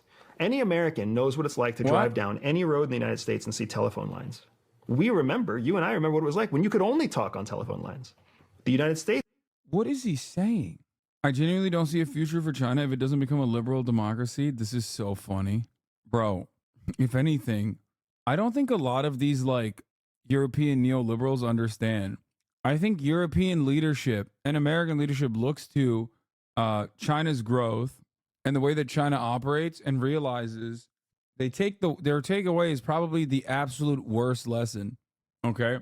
The absolute worst lesson, which is that, oh, China is good because they're authoritarian, not because China has central planning and tries to engage in even development. Okay? So, if anything, in my opinion, I think Western leaders look to China and go, we should do a little bit more of that authoritarianism here, which, of course, when paired up with corporate profit margin defending capitalist practices will just be pure fascism. People see central planning as authoritarian though because they're too Westoid brain. No, I think that's not Westoid brain as much as it is just neoliberalism. The principle that like market interference can only exist to instill competition. Like neoliberals don't care about authoritarianism. They're fine with it as long as they believe it breeds more competition. And said competition, of course, is not exactly the real competition in the way that you understand it. Like competitions have winners and losers. And what that means is there can be one winner and like 100 losers in that situation. Anyway, let's continue with this guy's take. He said there's no landline. States invented cellular signals. We invented cell phones. We invented cell towers. When the Chinese actually grew up to the place where they could become a first world country, they basically skipped past telephone lines and graduated directly into cellular era. So when our cell network goes down, we'll fall right back to telephone lines. When their cell network goes down, there is no backup. Okay. Right? People are going next door neighbor to next door neighbor. It's old school telephone. Tell the person in front of you to tell the person in front of them how things work. Gotcha. Right? So they have grown up on our advancement. That's where we are now. That's why you still see issues with intellectual property and you still see issues with corporate espionage and economic espionage. They grow by stealing, reverse engineering, and then programming from there. Maybe they'll make an incremental improvement on what they steal, but for the most part, they're just learning how what they steal even works. And a couple things. They definitely have telephone lines. Secondly, if the cell phone networks went out in China or in America, it's bedlam regardless. The notion that like an alien comes in and invades America and China and then takes out with an EMP like the cell phone network or something, if this man legitimately thinks that like America is going to fare better because of our beautiful telephone lines, I don't know what the fuck he's talking. I don't think that's the case. Like in the unlikely scenario that, you know, all matter of digital communication is rendered useless, we're fucked. And it's not just us they do it to. They steal from Europe, they steal from Russia, they'll steal from everybody to get the whatever is the most advanced. Like, bro, what are you talking about? What do you mean steal? Dog, mathematics, okay? Like the number fucking 0 was invented by the Muslim world. Like, what do you mean steal? Like today, that would be ridiculous if you were like, yeah, the fucking Westoids stole algebra from the Muslim world. It's like, hello? What kind of fucking, what is this? Advanced thing on the market. Whereas here in the United States, we tend to develop, innovate, create our own economic advantage, right? All the semiconductors. Can you imagine if Apple stole the GUI interface from Xerox or Microsoft stole that IP from Apple? Yeah, that'd be fucking stealing, which we hate. We would never allow that to happen. Isn't like the entirety of Microsoft built on top of Linux? Is that a meme that you guys say all the time? Or no, is it Mac? I wish Windows was similar to Linux. Windows is terrible for developing programs. Mac OS is based on Unix, which Linux is based on. The U.S. literally did massive amounts of industrial espionage after the Industrial Revolution against the British. Yeah, everybody steals. Also, it shouldn't even be considered theft. I think it's really stupid to frame it that way. Don't talk about things you don't understand. Stem cells rise. I'm asking a question. Why are stem cells so incredibly angry? This should be your opportunity to fucking sound smart. Why are you yelling and getting mad instead of celebrating the joyous occasion where I'm asking your dumbass a question on an issue that I don't fully understand? Oh my God. Why do Westerners expect to take advantage of cheap Chinese labor forever without them just looking at the blueprints for the shit they build? If you don't want them to steal IP, stop building the factories there. Also, it is like an unspoken agreement that that is what was going to happen, or even a spoken agreement that that was going to happen. Also, it's been happening for like 30 years. What, you think like our brilliant CEOs didn't figure out that they were doing that? Why didn't they stop? Clearly, they don't mind it. They just mind chirping about it, okay? It's longer than 30, but it's just so stupid. Like what? Oh no, they really pulled a fast one on us, dude. Damn, dude. Them Chinese, they pulled a fast one on us. I'm Mr. Hewlett. I'm Mr. Packard. I had no idea that the Chinese were stealing our shit. Well, oh well, I guess we can't stop working with them. Why? Because we're kind-hearted individuals. Okay, that's right. Because we're kind and we want to help China out. That's why we're still working with them, and not because their manufacturing facilities are still cheaper for us to utilize than our manufacturing facilities here. Technology transfer for market entry to China is pretty much the unspoken agreement when China joined the WTO, but West thought it was going to always be ahead of China by 5 to 10 years. Yeah, I think that's what they're mad about. How quickly they can fucking release the exact same product to market and make it be competitive, because you cannot compete with central planning. That's, I mean, we watched what was it, the head of the EU openly say that they're going to conduct an investigation into Chinese electric vehicles that have basically flooded the European marketplace, and they cannot compete with the Chinese vehicles. They just can't. They're so much cheaper. Am I wrong on this, Megaphonics and Fango Lives? Yeah. What makes them cheaper? The price? Yes. That, by the way, that is literally exactly what I'm talking about as far as like interference in the free market and also free trade. Anyway, yeah. NPR, in partnership with Northwest News Network, found the Department of Energy allowed cutting-edge technology to transfer overseas from a Pacific Northwest National Laboratory with little oversight. The lab spent 6 years and more than $50 million developing the new battery recipe using vanadium. Scientists thought the batteries would change the way Americans power their homes. Instead, China just brought online the world's largest battery farm using the American technology. Congress tightens U.S. manufacturing rules after battery technology ends up in China. And before people scream unionize labor in the USA, remind them that Tesla is non-union. Yeah. About China.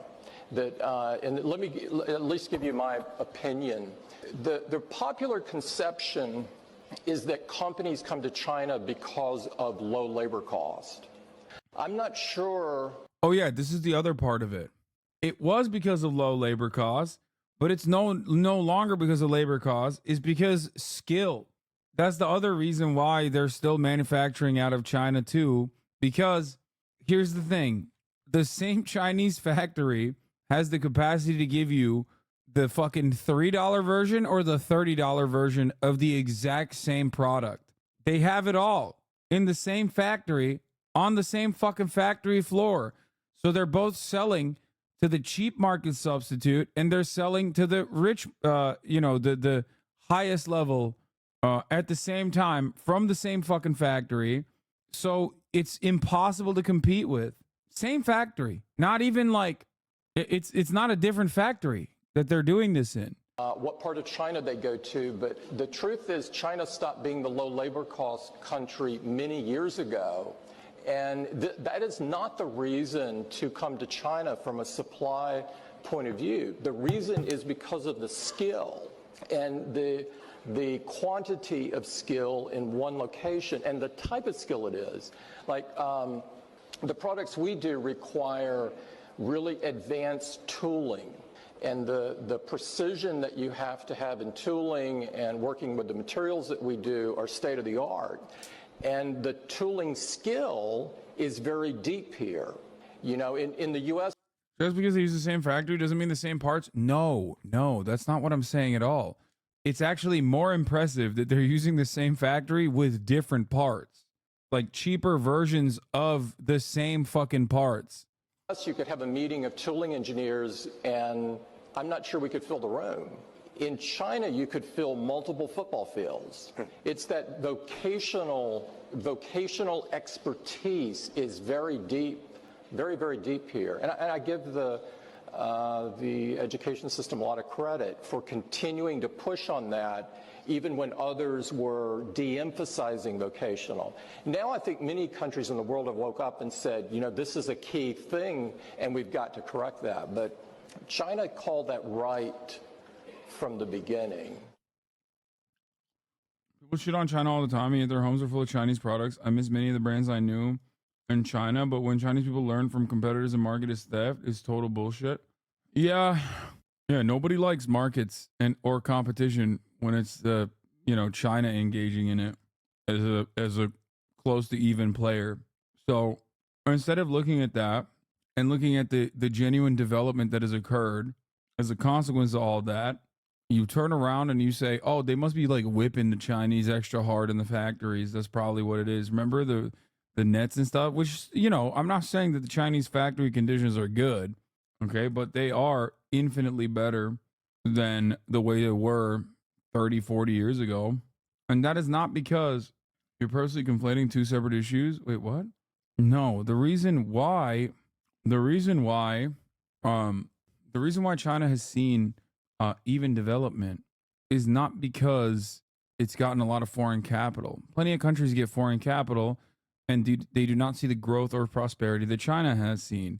The reason why China has seen a tremendous amount of growth and urbanization, I mean, look at India versus China. The reason why China has seen tremendous amounts of growth is because of what they do with the foreign capital that come in.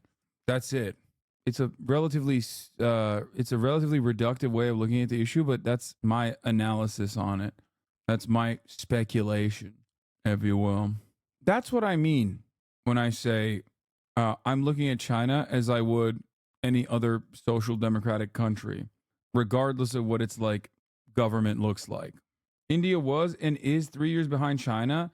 Dude, I don't agree with that. Oh, you meant 30. Okay, Jesus Christ. I thought you said is 3 years behind China. It's like, how can a dictatorship be social democratic? It has socialization initiatives that are highly successful, that make the people feel comfortable and protected, and it makes people feel like the government has their back. And that's simply what I mean. Johnny Harris is it that important of a factor? Yes. No, that is an incredibly important factor. Yes. That is the reason why, that is the major reason why Chinese people report being happy with their, what? That's crazy. The Shutter made a fucking account. Where are these guys coming from? Are y'all all right? India is outpacing China on anti-Muslim technology. Okay, fair. Are people just not paying attention to social media out of China, or do they just think it's all propaganda? No, they think it's all propaganda. They think it's fake. I think people largely assume that like every Chinese person is actually super, super secretly terrified of their own government, and that their government is gonna like kill them, and they're like upset, but they just don't have the courage to like rebel against their government because they're just like a docile people. The Chinese are, culturally more docile than the rugged American is, right? Or they think it's all, they think it's all like propaganda that works really well for the Chinese population if they're happy. It just depends on what you think. Yeah, they think China is like the boogeyman version of North Korea, and they never turn around. Bit of a straw man. You think so? I don't think that's a big straw man. It's just, I think the funny part is like Americans refuse to recognize how limited our two-party system is. Not to say that like the parliamentary structure is even better. I mean, you look at European social democracies and you look at how neoliberalism has also taken hold in European countries that end up implementing austerity measures. I mean, here, I'll give you a great example of this, right? Like the UK has the NHS. The NHS is seen as like a source of great pride, right? And yet for the past multiple decades, as the Tories have assumed control over the government, sometimes undemocratically, mind you, every Tory administration has gutted the NHS, right? I posted this and it got like community noted, where I said every Tory administration has gutted the NHS and these clowns are flexing a laser weapon. And someone was trying to say like that the laser weapon is only like a couple $100 million. It would only fund the NHS for like 5 hours or something. And it's like, no, you fucking idiot. That's not what I'm saying at all.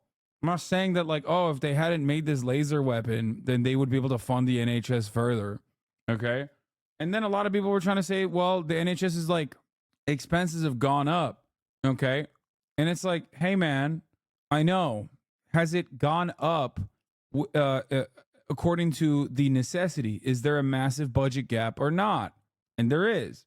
It hasn't gone up year over year adjusted to inflation. So therefore, it has not gone up. If the cost increases associated with the NHS don't go up as the cost of living goes up, then technically the NHS is not actually being funded adequately. As a matter of fact, year over year, it's being funded less than it's supposed to be funded, which under Tory administrations, they absolutely did lower the funding or lower the increase in funding dramatically. That's what we mean when we say the Tories are gutting the NHS. There have been moments where they've increased it. After all, Boris Johnson literally ran on funding the NHS more, if you guys remember. Okay. Now, what do I mean by this? Okay. They have somewhat of a two-party system as well, but they're supposed to be like more diversity and representation in a country like the UK. They have this socialized amenity that the government provides, a nationalized amenity, as a matter of fact, and it's going away. It's getting worse and worse year over year, with the hopes that inevitably it will be privatized and sold off to some American company. Do you think that this is good? Do you think that the democratic process is working here? That's simply what I'm mentioning. When I talk about like social democracy, I'm not talking about like people voting for certain things and then receiving it in the end. Because in most circumstances, these gains being made are not voted on. These gains being made are not voted on. You didn't vote for like Barack Obama to implement the Affordable Care Act, which was literally an American Enterprise Institute neoliberal solution against actual socialized medicine. You wanted cheaper health care. You voted for the guy that said he's going to give you cheaper health care. And the guy didn't give you cheaper health care. But you feel like because you voted for him, that ultimately it's fine. Like, you know, this is what we did. That's what I mean. You are talking about the administrative system and economic structure, not about the political system, even though they're tied. Exactly. And from that perspective, as far as like the administrative system or the economic structure goes, given the limitations that the Chinese economy had early on and where they're at now, they've been able to implement even development, higher degrees of socialization, offer the public amenities, and it has yielded a tremendous amount of prosperity that is seeable, like that's noticeable, that people see, that people recognize. And that gives people the confidence that, like, yeah, there's certain things I can't do, certain things I can't say, which are, by the way, not great. Okay.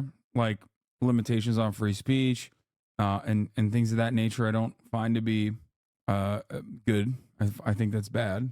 But overall, it's a matter of where your interests are. I don't think Sweden is a good country to compare to. A lot of its good structures have been torn apart, and our social health care is on the chopping block thanks to the right. Yeah, no, that's what I mean.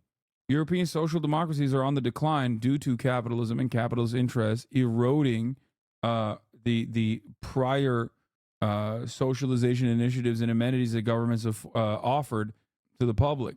I don't care if they were. I don't care if that was gained through authoritarian measures or gained through whichever way. I don't give a shit. I'm simply talking about like the way people exist. And on that front, it's the same.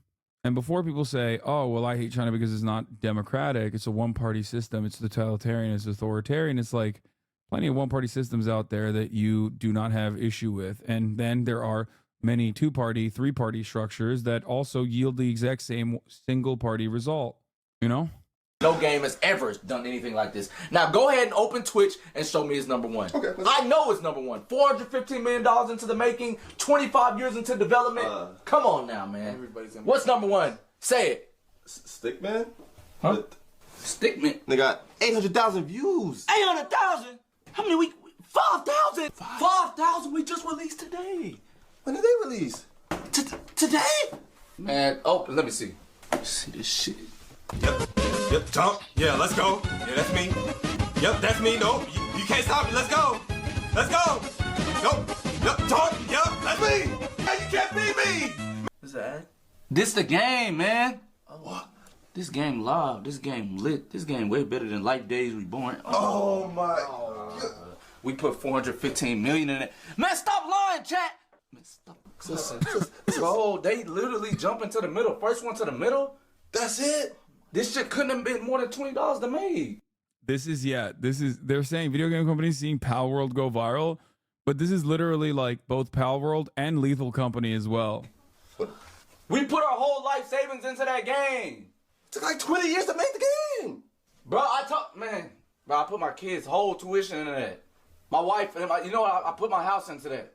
So what? So what are we gonna do? What are we gonna do? Which one? What you gonna do? Die? I don't know, nigga. I don't know. And Among Us and Fall Guys, sure. So Oh, speaking of America, by the way, a woman was arrested for allegedly stealing 65 Stanley Cups worth almost $2,500 from a store in California. I love that. I love that they just laid it out in this photo. Like they literally laid it out. First of all, white women should be able to participate in very specific white women crimes. Okay, I'm in favor. I'm a feminist. Secondly, defund the police. Defund the police. What are they doing? Okay. Why are they posing this like they just did a fucking Pablo Escobar narco hit? Like they posted the shit that this lady stole. Yeah, up there it is. Exactly. Like it's crazy. Don't you feel safer now that this woman's off the streets? Yes, I do. You know, some officers are taking those for personal use. Yes, civil asset forfeiture, man. They have to. Very dangerous, very scary stuff happening in California. All right. I didn't realize it was illegal for women to have hobbies now. It is. All right, let's look at Donkey's best video games. You know what? No, let's do murder. Let's do murder, chat. It's been a while since I've done murder. EWU crime story time, baby. This is a true crime documentary, the case of Sam Poss. Sam Poss apparently is a Discord killer. Never before seen footage captures the chilling moment that two detectives are led into the woods by a killer, where they make a horrifying discovery. I bet if you pull that tarp back a little bit more, it's going to uncover. Oh, there's a black sheet like something right here. I don't know if you can pull it. See that right there? It was the morning of October 16th, 2016, when Chris Poss reported his 18-year-old son, Sam, missing. According to Chris, Sam had left late the previous night to help a friend, 17-year-old Dakota White, with some computer problems. But Sam never made it home, having vanished into the night without a trace. It was unusual for Sam to be out of contact for so long, as he was known to be responsible and considerate. According to his father, Chris, Sam could be clever and sarcastic, a bit of a charming smart aleck at times, but he was especially kind and giving and willing to help anyone at the drop of a hat. At first, only Sam's family was looking for him, but as the day went on, the search became more desperate. Sam's father decided to involve the police once he realized his son wasn't with any of his friends. In fact, none of them had even heard from Sam since the night before. A large foot search soon took place. In addition to law enforcement, family, friends, neighbors, and even strangers came out to search for Sam. A helicopter and multiple K-9 units were called in to help, but despite the monumental effort, there was still no sign of Sam. In an exclusive interview with Ewu, Brayson, who was 19 years old at the time and a close friend of Sam's, recounts what it was like to realize Sam was missing. We planned on going to the state fair. I made plans to go over that night to hang out with him, and so that way in the morning we can just go straight to the fair. I had to work late, so I told him, don't worry about it. I'll let Christian come pick me up tomorrow. In the text messages I called Dad because that's just how it was. I've known him since I was 8. So I get home and go to sleep, wake up the next morning. I get a call from Chris asking me if I've heard anything from Sam or seen him. And I said, no, that's a little weird. He's like, oh, okay, well, maybe he's at the fair, something like that. So we go to the fair, we run around, we're looking for him, can't find him. Most of the time after that, it was just kind of a blur. We just, really one thing after another, we just kept looking. Police approached Sam's girlfriend, hoping she might be able to shed some light on the situation. The following footage has never been seen before. It's been analyzed by a licensed professional counselor. You know where you could possibly be? I've been thinking about that, and I have no idea. Because all of his friends, places that he might be, they're trying to get a hold of me and asking me if I know where he is. It kills me. What if something bad happens? True. That's what we're trying to find out. Even while interviews with Sam's friends were still in process, Dakota, the last person to see Sam, took to Facebook and posted multiple news links and asked everyone to keep looking. Pretty much when the relationship ended, 2 or 3 weeks ago. What? We were both going through a really rough time, and we just couldn't deal with each other and deal with our problems. What kind of problems? Oh, yeah. We both were kind of struggling with depression. Depression? Mm-hmm. Investigators also decided to speak with Dakota, the last person to see Sam. Dakota had participated in the earlier foot search, and while investigators had already spoken with him at his house, they decided to bring him into the station for a more structured interview. Just like I said, you done told me already, but we need to go over this a little bit more thorough. Then I'll try to get back to it. But take you back to Saturday night. Well, before we met? Well, yeah, before we met Friday morning, we met Saturday. Okay. I met him on the game. We were playing a game together as usual. Something we were working on in the game. It was kind of bugging, and I'm not the smartest when it comes to the software. I'm more like the hardware when it comes to the computers. He's a software type of person. I asked him if he could come help me out. He said yes. I told him I could pick him up real quick.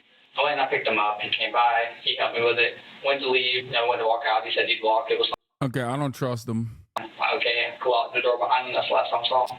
Police were able to confirm that Dakota, under the username Coffee Chew, messaged Sam, aka Exkerval, on the night in question, asking him to come over. Later that same night, Dakota sent a follow-up message indicating that he was still having difficulties. But Sam never responded.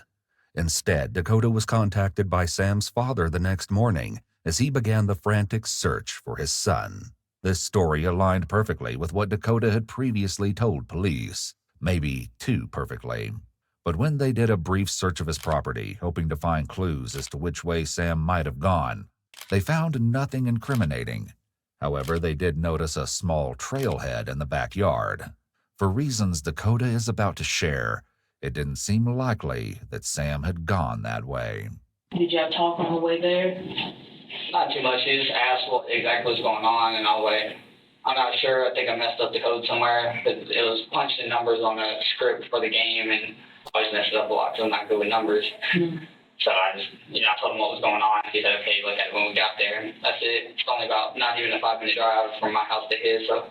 Okay. And at the time, he wasn't wearing any shoes, or did he bring his shoes? No, he wasn't wearing any shoes. Okay. When did his father come over? It was about 5 p.m. yesterday. I just got home from, like I said, my family was visiting and everything from Florida. I just got home from that, and he showed up about the time I showed up. It was about 5 p.m. On Sunday? Yes. What did Dad ask you? He asked if I'd seen him. He saw the messages where, me and him came over because Sam had his laptop unlocked, and so his dad went there messaging people clearly since they knew where he was. He said he saw the message that we hung out, so he came by. He went and saw his dad because I told him where I lived, and so he came by and he just asked if I'd seen him. I told him about the trails. He asked if I mind walking them with him, and that's when we went and walked the trails. It's hard to believe that Sam would have cut through the woods barefoot at any time, much less the middle of the night. Even though Sam's father had already walked the trails, the police made a second search of the trail. The effort was brief, a choice they may come to regret. Did you try to contact Sam after he left? Yeah, I did. I messaged him by 3 o'clock, I think. I asked him if he'd be back yet, because I didn't see him get online. Yeah, it was about 3 o'clock in the morning, about an hour after he left. The thing shows whenever you get online or when you're offline or just away, whatever it feels like you are. But it says when you're online, and I didn't see that he got back online. Asked somebody was there, and I told him that it was working. Asked him if he wanted to play, and he never messaged me back. Typically at this point in an investigation, police would have attempted to trace a missing person's cell phone. However, while going through the Poss home looking for clues, they discovered Sam's phone in his bedroom. His computer was still there as well, which his family and friends all said he never would have left behind. And what was Sam's demeanor the night you saw? How was it? Was he distraught or anything like that? I just seemed normal. I'm not super personal with him. I know face was personal. He just seemed normal, like Sam. Detectives then wrap up the interview with Dakota. Now that they had followed up on all the potential leads and found nothing, police actually had fewer clues than when they'd started the investigation. But not for long. A few days later. At this point, they think that, he's not dead? Like, what are they doing? They just don't know, so they're like, yeah, it's fine, I guess. They got a lead out of left field.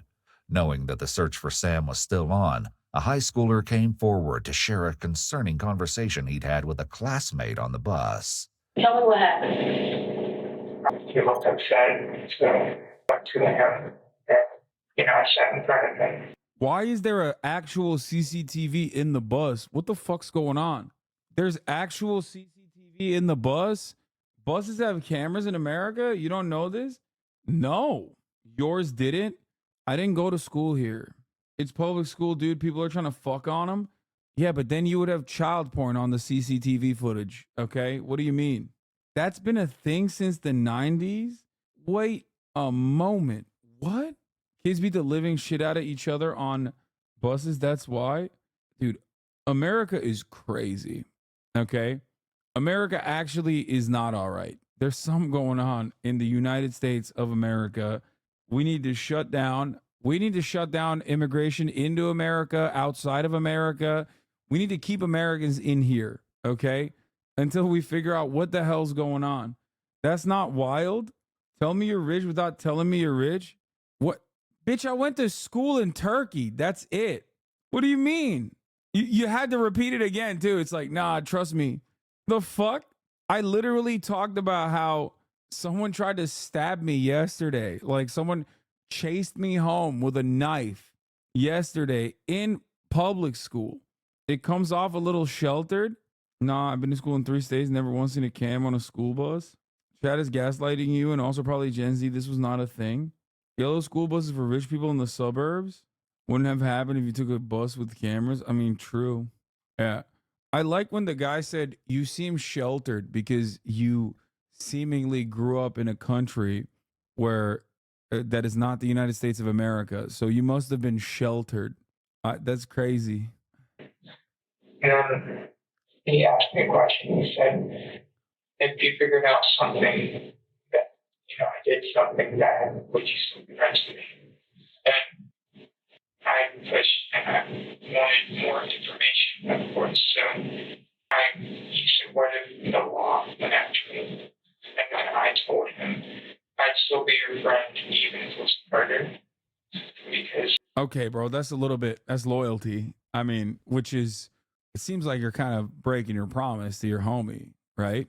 You are, after all, talking to the law. Seems like an odd thing to say. You're not really ride or die. Mistakes, but their mistakes don't make them who they are, unless you don't learn from them. And then we just kept talking like that. Then he told me that it was murder. Did he tell you how he did it or anything like that? He didn't tell me that much. He said he'd still be his friend, but he wouldn't. Not that he wouldn't rat him out. True. That's why he was asking me the question in the first place, because he knew that he was about to get caught, and he didn't want to lose everyone that he was having. The boy who had confessed to his friend was 18-year-old Brandon Warren. He attended a neighboring high school, and, if he was telling the truth, this would be the first murder in the town of Perry in 8 years. Sam having disappeared made the prospect that the story could be credible all the more likely. But there was one big problem with this theory. The two didn't know each other, not in person or online. Police now faced the awful reality that they may no longer be looking for Sam, but rather Sam's body. Shit that one folk shot that out of hell and look royalty. Lord, you're fine. Why is the audio getting progressively worse, man? We need to fund the police, dog. What's happening? What is happening, dude? Fund the police. Seriously. What the fuck? In addition to this startling information, the quote, "Who could love you but the mold that sprouts from your cold, sad corpse," was posted to Brandon's social media. Police were ready to pivot their investigation to focus on Brandon when they received another lead. I mean, that's this one even more puzzling than the first, since it came from a young man in Oklahoma. Instead of pointing the finger at Brandon, this tip targeted Dakota. I mean, he got online just like normal, and I was just like, hey, because we usually chat every day. And this is Dakota you're talking about? Okay. And I was just like, hey, what's up? What's going on? And he's like, just got back, pretty tired. I did something you're probably not going to believe. And I was like, shoot, let me hear it. He's like, I killed someone. I was like, okay, yeah, you're right. I don't believe you, you know? And then I didn't even figure out who it was until I think 3 or 4 days later. I just kind of entertained the thought. And I was like, okay, so like what happened? Why'd you do it? Like, were you in danger? Did somebody like threaten you or anything? And he's like, no, I just want to know what it felt like to kill someone. Apparently, this informant was a long-distance friend of both Dakota and Sam. Along with a few other boys, the group had met at random while playing a game called Rust. They ended up liking each other and decided to stay in touch through Discord. Oh, no, according to the tip. That it's over. It's over. That explains literally like 90% of the story almost immediately. Nope. Rust player. That's it. 12 minutes in, we know the culprit and the reasons as to why this happened. Also, was he cheating in Rust too? Is that why he's in Dakota had taken it upon himself to use the platform as a confessional. From memory, Dakota's friend took it upon himself to share what Dakota told him and another friend.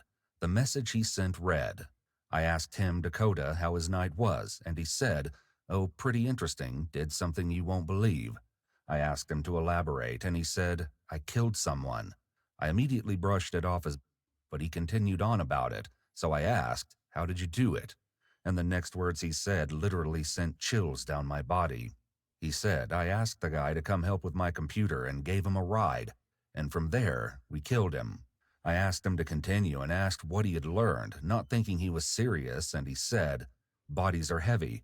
I'm glad my friend was with me, not skipping a beat or with any remorse. The friend of Dakota's went on to write, I can't believe he perished at the hands of someone he trusted as a friend. I'm tearing up as I'm typing this, but I'm so sorry. I knew and couldn't do anything, and Sam is gone. Dakota told me this as soon as he got home that same night. God damn it, I'm so sorry. Dakota and Brandon practically tortured Sam and felt no remorse about it. He said it took around 30 minutes to an hour before the deed was done, and Sam stopped breathing. I know this is hard for you to read, and dude, it's something I will never forget. An innocent life gone for literally no reason.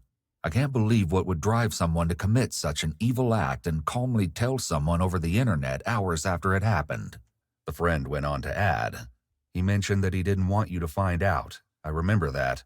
His chuckle after he told me he went to help find Sam is something I will never unhear or forget. When police received this information, they likely assumed that the victim in question had to be Sam Poss.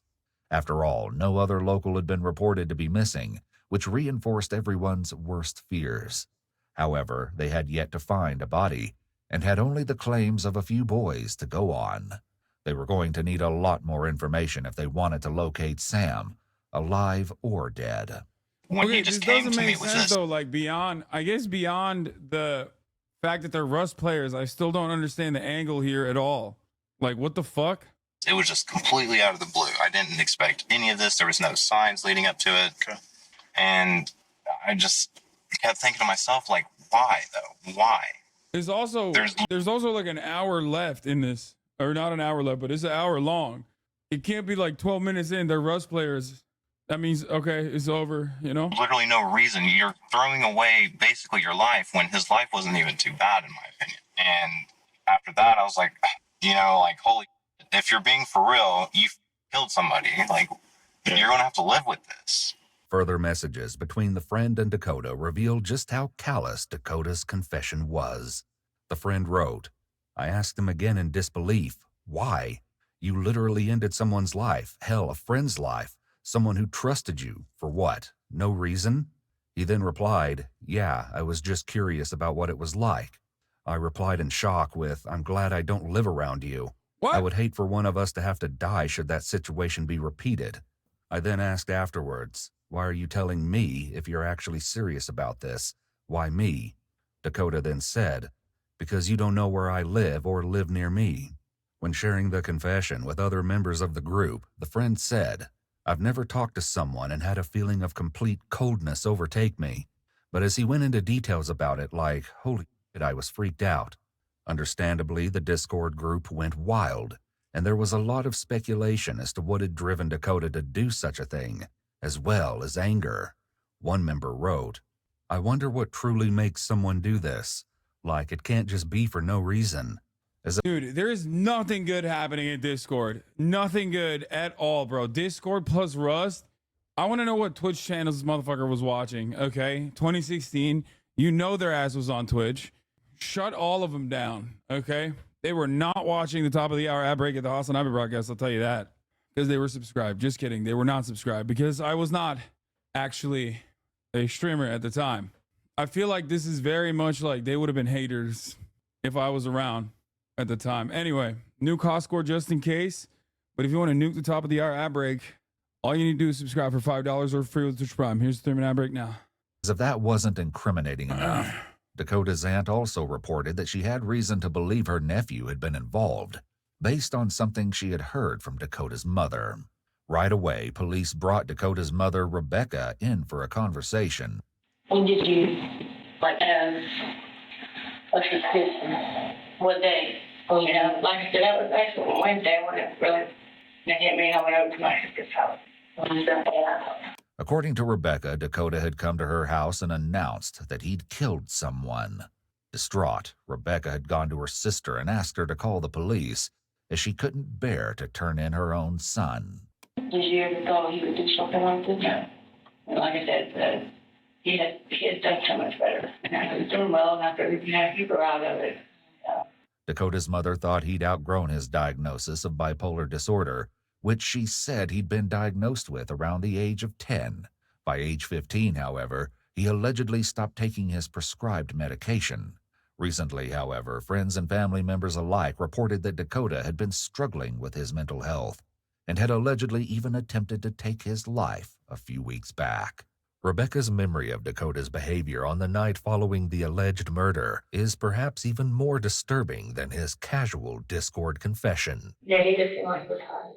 He just seemed like he was tired. Yeah. And he stays up all the time with video games, so he stays up all night. And, so that's all the only changes you saw in him. He seemed fine. He seemed fine. Now police faced a predicament. Before, they had no leads, but now they had 2 viable suspects, Brandon and Dakota. Both of their alleged confessions lined up with the timing of Sam's disappearance. Neither of them, however, had named Sam as their victim. Also, police were struggling to make a connection between all 3 boys. Brandon and Sam didn't seem to know each other at all, and while Brandon and Dakota were known to talk occasionally, no one reported that they were particularly close. With more questions than ever, police turned to... Yeah, I assume it's because of Russ. That's probably what connects them, right? Or Twitch or Discord or something. Dakota to clear things up. You got no problem. Come on, man. Take a Jones. I mean, I met you briefly the other day. I thought so. Yeah, I met you. Yours? I bought it in here for you. All right. 16-0. 4285. Yeah, squeeze your chest. There you go. All right, Dakota. Here's what I want to talk to you about, bud. I want to have a little bit more in-depth conversation about the disappearance of Mr. Potts. Okay? We've been looking for him for several days, and we hadn't found him yet. His mom and dad and his family are extremely, extremely distraught. And you can understand that. And you will one day when you have kids. Okay? One day. Okay. So you know how upset they are. Okay. With that being said, we need to find him. Okay. Now, you can tell someone's a gamer by their posture, bro. He has extreme tech neck. Like, he is so, his ass is like that for 12 hours a day. I've been to your house a couple times, talked to you. We talked to the rest of the people in your household. And there's more pieces of the puzzle that we've come across that has opened a few avenues and a few leads that we need to discuss with you. Okay. It's going to be tough. Okay. But at a certain time in our lives, we got to man up. Okay. Notice how Dakota goes very still and very quiet. He's demonstrating the freeze response here, likely triggered by the pressure the detective is putting on him. The freeze response. Significantly, even though he's pressing for information, the officer maintains the good rapport he's built with Dakota in hopes Dakota may be willing to talk. Additionally, the officer is already planting seeds of doubt in Dakota's mind by hinting that they have evidence implicating him, which they do. Police officers may use this strategy to test the suspect's reaction by letting the suspect know there's strong evidence against them. They may observe their behavior, gauge their level of involvement, or prompt them to reveal additional details. Kind of tell me, go back over that night when he came over to the house. Like that was like starting from Start from the beginning. So, sitting at home, we're doing something with the video game, as I said. The phrase, like I said, is a reference statement and isn't a good start to convincing the police he's innocent, as it's a red flag for deception. Interrogators pay attention to such statements, as they may indicate the individual's attempt to maintain a consistent narrative or to draw attention to specific points they want to emphasize. I was having a little bit of issues with it. Figured it'd be easier if he came personally to show me instead of trying to explain everything. So I asked him if he would mind coming over. He did not mind. So I told him I would just come pick him up. Since I asked him, I left my house, picked him up, came over to the house. I went in, he did all my computer stuff for me. He showed me what to do. Made it a lot quicker and easier. Then, went to walk out and said, it's fine. I stopped bar. He locked the door behind. It sounds rehearsed. It lacks emotion. And it seems he's giving as little information as possible in an effort to minimize how many lies he'll have to recall next time he... Bro, he's on Discord and he's on Reddit. His ass is... he's on Discord and he's a Rust player. His ass is Reddit as hell. He's going to be debating. He's asked to give details regarding what happened that night. There's no actual story to it, and it's almost like bullet points that he's hitting instead of a description of events. The officers definitely won't accept this version without a lot more questioning, which they begin immediately. Okay, let's stop for a minute. Okay? I want you to think real hard about what I said just a second ago. And that is that there's other pieces of the puzzle that we uncovered that you don't know about. And in this world, honesty is your saving grace. It's your own, that's your friend. Okay? Tell me what really happened. The only thing I've been fully honest about was I've spoke with you multiple times. I did tell you I was alone the rest of the night, that I haven't left my house. I left. Where's the top of your gas station?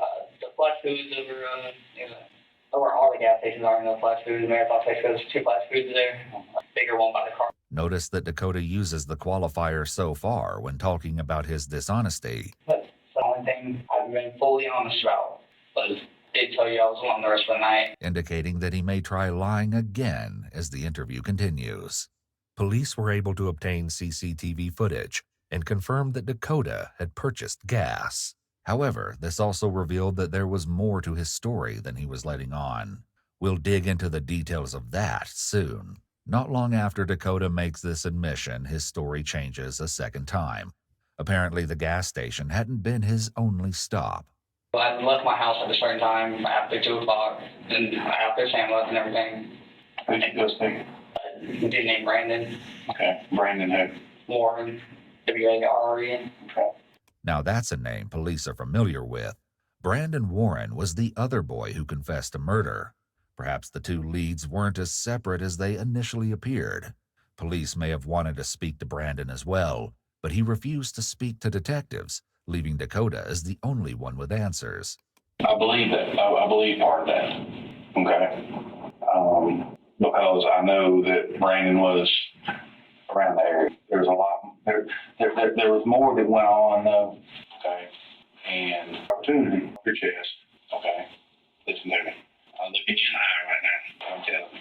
I know that you've got a burden on you right now. This is called the get your burden off your chest technique. I love that. I do love that, like, these guys, these cops, for the most part, are not applying any, like, brilliant techniques at all. But, like, a lot of this is just, like, shaped by all the things that we know after the fact. Like, half of these channels will look at that and then basically just, I feel like, make stuff up along the way. Like, he's just like, yeah, that's right. Get the burden. Get that burden off your chest, boy.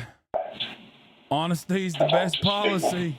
Here, the officer is doubling down on the seeds of doubt, trying to get Dakota to include more details in his extremely limited story by insinuating they have evidence against him. I talked to some people. I know you have a burden. In theory, an innocent person would not be bothered by the more evident statement, as they would have confidence that nothing would point to them. A guilty party, on the other hand, may hesitate or try to figure out what evidence police could have in order to explain it away. The officer is also appealing to Dakota's morals and ethics by emphasizing the importance of honesty. He also may be attempting to establish rapport by making him believe the police. Oh my God, bro, take your medication. Take your medication. Take your medication. Take your medication. Stop. Stop posting about Jeffrey Epstein in the chat and take your medication. Think he is a good guy, or as stated earlier, Oh my able God. to man up or face it like a man. They may also be attempting to create cognitive dissonance within Dakota, pushing him to make an admission and do what's right by overthinking the consequences of getting caught. They're expecting that his identification with being a good man would be inconsistent with being dishonest or deceitful. This idea of him being good but hiding this secret would then cause heightened anxiety internally, which would then show externally, giving the police an indication of the things they should hone in on. Of course, this is all contingent upon Dakota believing a good man is honest and kind. I know you're a scared 18-year-old kid that some very, very bad stuff happens, and now it's time to come to grips with it. Okay? So tell me what happened in your car. You can do it. And I'm telling you, it's going to eat your soul. Sam's not alive. It only took 10 minutes for police to get Dakota to make the tragic admission that Sam was no longer alive. The twisted circumstances of his death and the He's haunting not very reason good at why, being a however, murderer either. remained as elusive as Sam's location. Police were faced with the daunting task of notifying Sam's parents that their son was deceased. In turn, the Poss family set their own grief aside long enough to notify those closest to Sam of the painful situation. Sam's good friend Brayson was willing to share what it was like to get the terrible news that Sam wouldn't be coming home. And I don't remember what time it was in the morning, but I was passed out. My mother, she came into my room crying. She gave me the phone, and it was Nicole, Sam's mother, and she was telling me what happened. And I just remember everything just didn't feel real. It just felt like I was just in a dark room, and I was just hearing her voice telling me what happened. That Sam was murdered. Like after that, everything is almost like a dream. Like I don't remember much of it. Back in the interrogation room, the police buckle down to get the details from Dakota. However, they need to be very careful not to damage the rapport they've built so far. Because Dakota didn't have a cell phone, and Sam left his at home that fateful night, they can't digitally retrace their steps. This means police have no way to find the body unless Dakota leads them to it. They'll need to proceed very cautiously to ensure they don't lose their most valuable source of information. The fuck? He already admitted to it. It's over. Now you do the classic thing where you're like, come on, do right by the family. This will help you in the court case. Blah, blah, blah. Blame it on the other party. Get the other party involved and be like, yeah, it wasn't you. It was Braden, right? Or whatever the fuck the other guy's name is. Come on. You seem like a good guy. That's what a good guy would do. The right thing, which is to tell us where the body is. What happened? Just tell me. I'm telling you, son, you got a burden on you right now, and it's going to eat your soul. Tell me what happened that day. You want to help us? I was just having very bad thoughts lately, Not too long ago, I also tried to commit suicide. I probably find doctor's reports or somewhere. Okay. And all the things I just felt like I could kill myself. Okay. Well, let me ask you this: Did you kill Sam by yourself? No. Who was with you when Sam left this world? Told you. Brandon. Okay. And how did that happen? Brandon has kind of a hard life too. I know Brandon's been wanting to kill himself. We were going to kill ourselves together. Before we kind of wanted to do it, like to take a life. Okay. Knowing what we do now, Dakota's Facebook posts calling attention to the case no longer appear as thoughtfulness from a worried friend, but something far more sinister. Earlier posts, including one that says, "I wouldn't mind taking a knife, shoving it into someone's throat, and just watch them choke on their own blood until they die," and another that says 1 cut, 2 cuts, 3 cuts, 4, how many more till I hit the floor, become even more unsettling. Feeling intelligent. But perhaps the most haunting is a post that simply says, shh, made just 2 days before Sam's death. How long you been having thoughts about killing yourself? I'll be honest, that's bad poetry. It's not good. Never like life. My answer is why. It is pointless for me. You're such a, but talking to you, I mean, you talk intelligently, or I don't understand that. I mean, I like to learn about stuff. You know, I made myself smart. You know, I ain't never done much of school or anything, but I like to look up anything I don't know. I mean, I am smart for myself. If I ain't never seen the point in living life, because I just always look. You know, you live to die. And no matter how you live it, you still die in the end. I just never seen the point why you gotta laugh. How long have y'all been thinking about killing somebody? Just one day. It was all a matter of one day. So did you and Brandon talk on the phone about it, or? No, we've been investing a little, and the whole suicide thing rolled around, and a suggestion that popped up was, you want to know what it's like to kill someone before you go? It didn't matter unless we were going to die afterwards. Clearly, they didn't follow through with this part of the pact. Yeah, they are very much alive here. However, what followed is so disturbing, it's beyond comprehension. What happened to that part of the plan? I don't really know. It never got brought up after that. We worked on the body, and we just went our separate ways. You know, we ain't really talked since then. As the grim reality of the situation continues to set in, police are faced with what must be the most difficult part of Dakota's confession to listen to, the details of how he and Brandon took Sam's life. Hopefully, he'll also finally reveal where the body can be found. But even as he makes a confession, Dakota leaves out key details that reveal his true depths of depravity. I don't know why half of the chat turned into Dakota posters. Like literally, I've been just like slowly but surely banning people in the chat. You know what I mean? Like, there's like hella Dakota whites in the chat. Without religion, there's no logical way to convince these people what they're doing is wrong. Hold on, my audio. I can't hear what you're saying. Why'd you post that? So, did Sam ever come in the house, or y'all did this? Y'all did this in the driveway of your house before he? So yeah, he never came in the house. How did y'all kill Sam? I sat in the back seat of my car. Brandon drove my car. And from his house, we did ask if he could help me with the computer problem. And my way, I crashed down. So Brandon stabbed me 2 times. Brandon stabbed him 3 times? Where did he stab him at? Just in the chest area? Yeah. Around the same time that Dakota was brought back into the station, Brandon was also placed under arrest.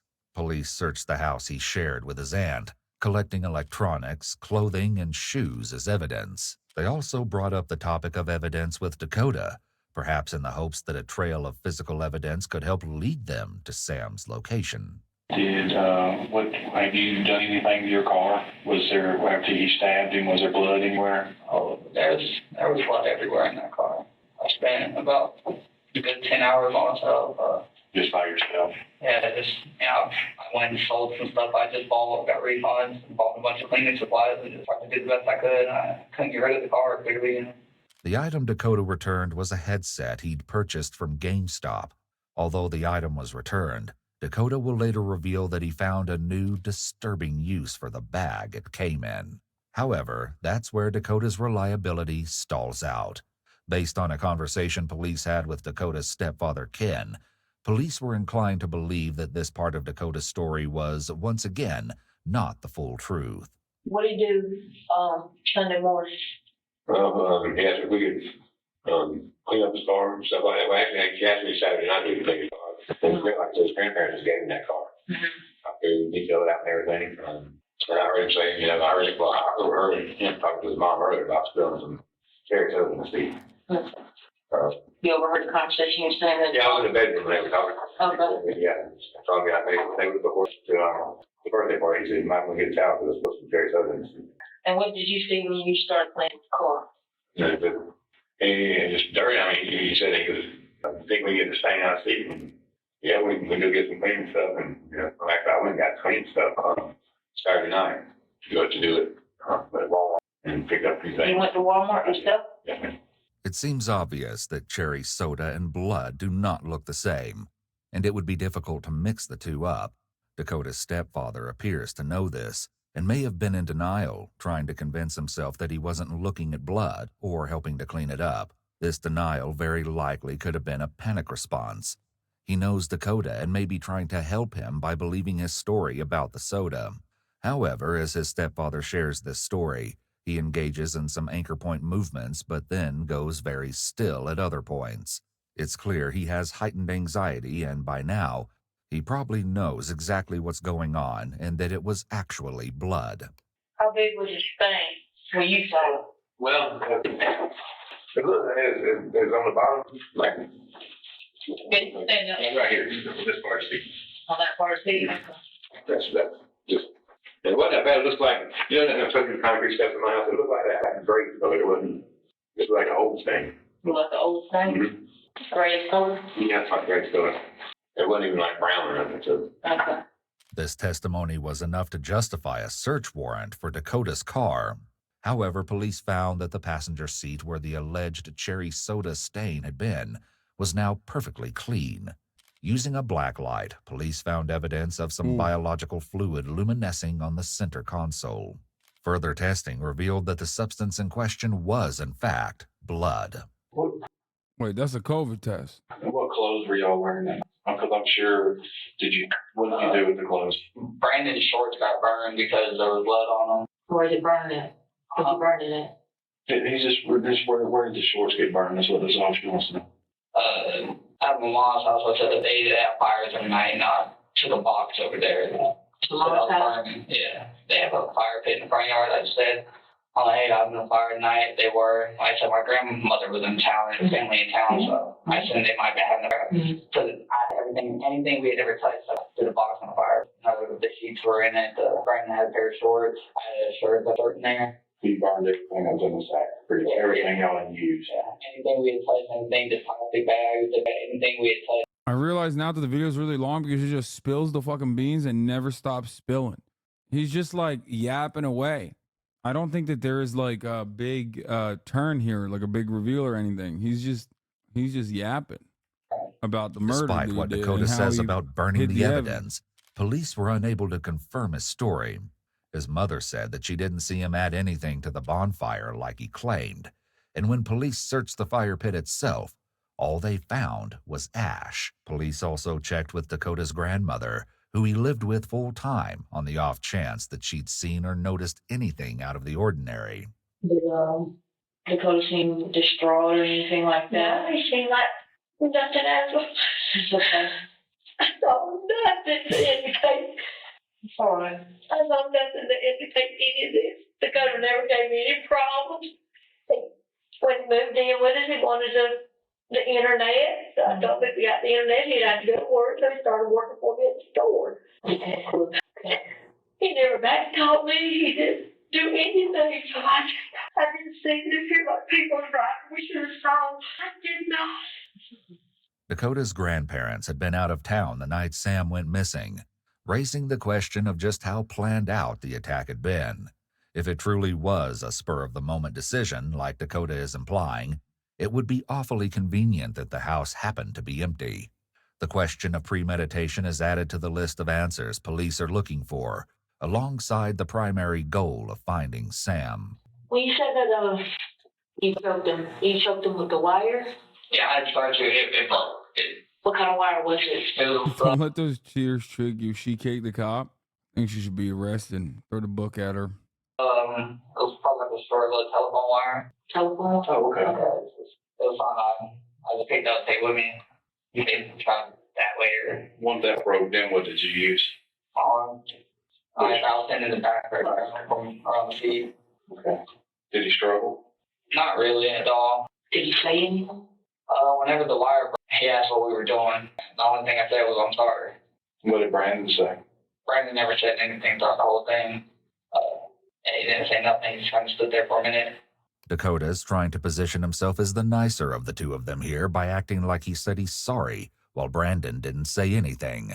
This is also probably an attempt to be more believable. Remember, people tend to believe people that they like, and it's easier to be liked if you come across as nice. This is an important manipulation tactic. However, Dakota slips up here. He states that Brandon just kind of stood there, but that wouldn't be possible if they killed him in the car. Is it possible that Dakota is hiding something, or did he just make a mistake in his statement?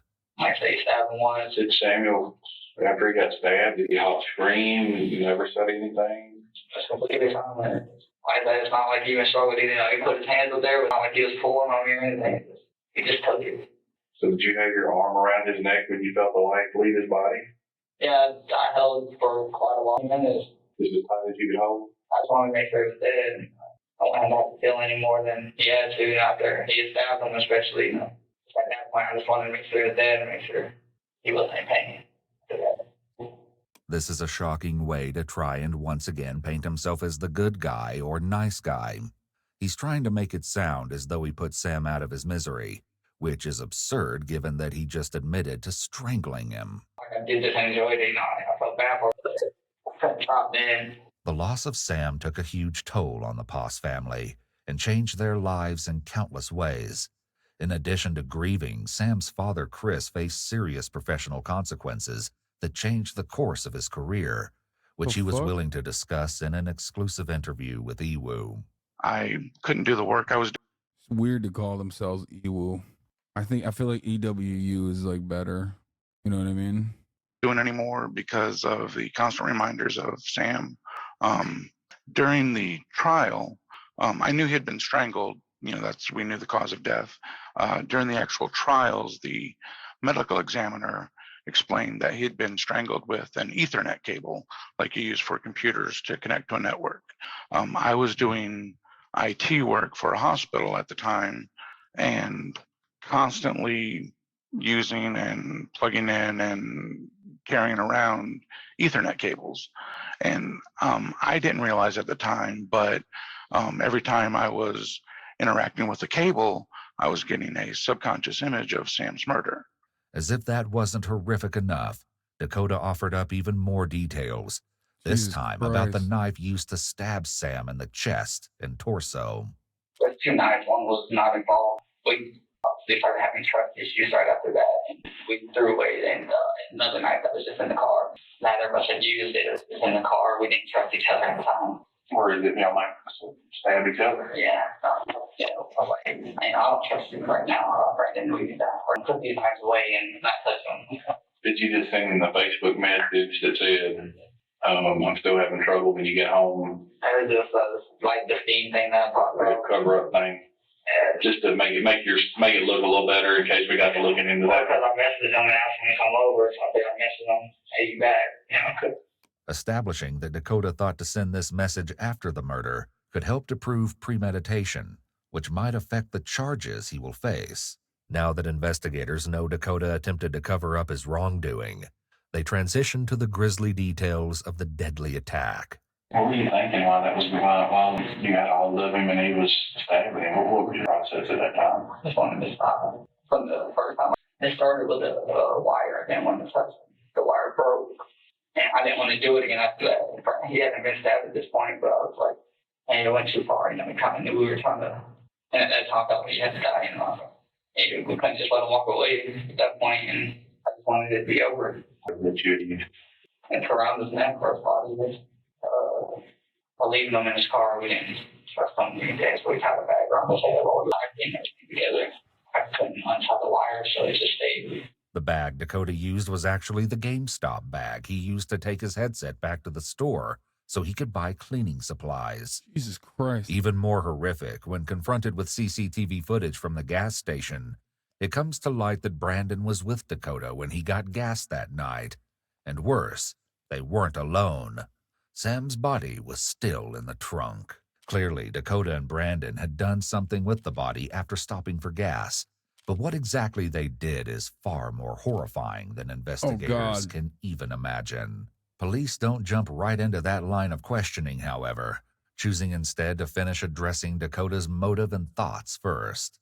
So had y'all considered just like picking a random person Yeah, that's just kind of what it was. And I just think, what we were trying to think about, like, we can just drive till we find someone walking or go up in someone's house or something like that. And it's not like, I could probably get someone over to my house in less than 5 minutes, and he's like, who knows? It's just very interesting to talk to you, I'll be honest with you. Did y'all... Cop kind of crazy in his... Cop kind of crazy in this? He said that? Yeah. He's just like, this is kind of crazy. Yeah. It's really interesting. Never really had the opportunity to talk to a straight cold-blooded murderer such as yourself. So what else? You ever thought about murdering dogs? Maybe other types of humans? Did y'all ever discuss how old, how young they could? Did you say, okay, we're not going to hurt anybody under 16, or we're not going to hurt a child? What about some little kid that I said no to? Once again, Dakota makes Brandon out to be the worse of the two, in an attempt to make himself the more likable one. He seems to believe that establishing likability or an otherwise positive connection might lead investigators to be more lenient with him, or even understanding. He may even believe it could influence the way his case is handled. What if Sam would have said I can't? What would y'all have done that night? No, because Brandon. No, if Sam said I can't come over. We might have took the possibilities of... I was trying to eliminate the possibility of just someone's house. Just some random person. You don't know how many people are in there. Then you got people with guns. You have people who definitely beat us, He even seems to be trying to minimize the crime by saying they only targeted Sam. But there's a thought process. There was actually a thought process that went behind it. You thought about it. Yeah. You thought that I'm not, it may be a stupid idea just to run up in anybody's house because somebody like me might be in there. Yeah, we don't know the number of people. We don't know, what they are. The detective is very careful to clarify that Brandon and Dakota thought about and planned their crime ahead of time, again establishing premeditation, which can significantly increase the punishment they're sure to face. Despite planning the crime and attempting to cover his tracks, Dakota has a surprising revelation about how the act made him feel. I know I won't get away with it. I felt too bad to just kill myself afterwards too, Dakota's online friend from Oklahoma confirmed that Dakota had not been himself since the crime. He'd been bragging on Discord almost immediately after Sam went missing. 4 days later, his online friends turned him into the police. Russ player brain, 100%. And that same day, October 20th, Brandon and Dakota were arrested. I also noticed as the days progressed, he was basically, I guess, going mad. He was like the guilt or something was driving him mad because he was hearing stuff. People were supposedly coming into his house, and he would go leave and go check, and no one was there. And then I remember one time he said that there was a town-wide search for Sam, and he had to go help, and he made sure to emphasize that. And he kind of laughed about it. I was like, "Why are you laughing about it?" He's like, "Because I basically know where he's at." And at that point, I just tried. I didn't really talk to him very much after that.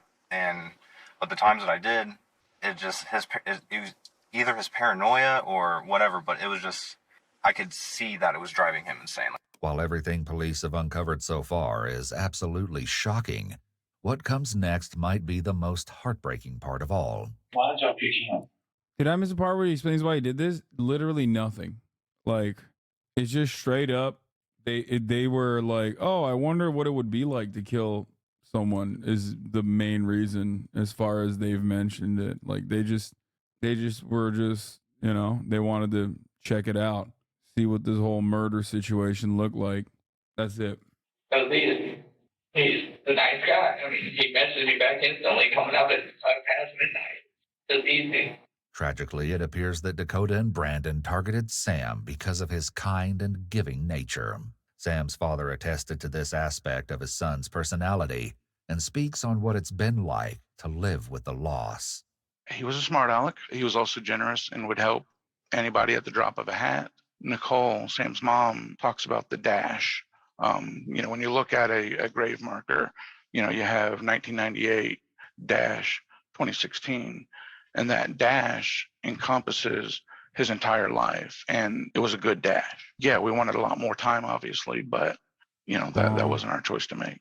Sam's friend Brayson had similar memories of Sam. This is sadly a common murder reason according to my true crime wife. I just don't fucking understand. Like, I mean, it doesn't make it any better if there's like a real reason for it. Obviously, murder is still murder, but like, it almost feels worse when it's just like a completely reasonless murder.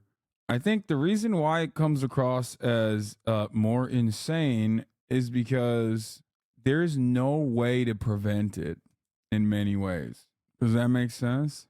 Sam's kindness and generosity. So, growing up, like if you see a crime of passion, sometimes it's like, okay, well, if this hadn't happened, this would not have happened, right? Obviously, in this situation, like, yeah, maybe better mental health and things of that nature, but still. if you had a problem, Sam would be there to help you fix it.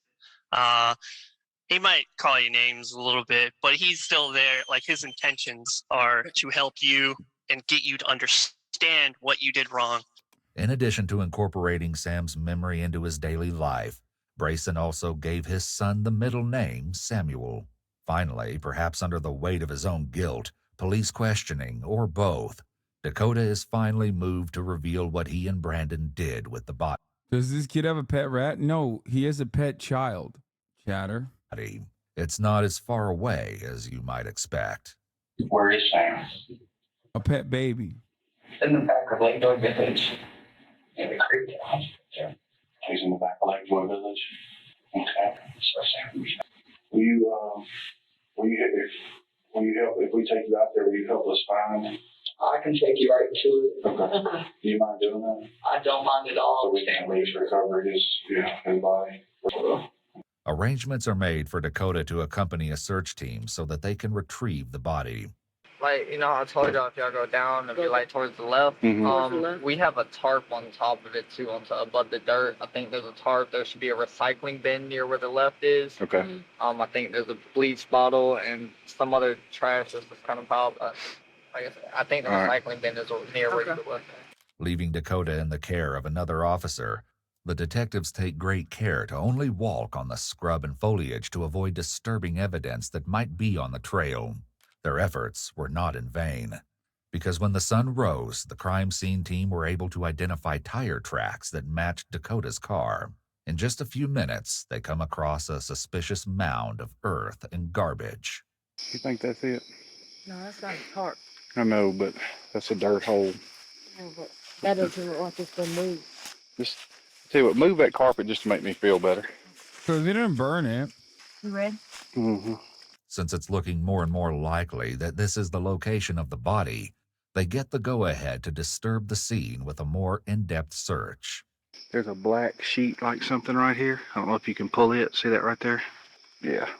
Okay, there's stab wounds right there. Yeah, that's enough. Okay. Shirt. All right. Let's back out of here. Tragically, though not unexpectedly, the body was determined to be that of Sam Poss. Sadly, it seemed police had been very close to Sam's body at the start of the investigation, because the trail that led to the body was none other than the one leading to Dakota's backyard.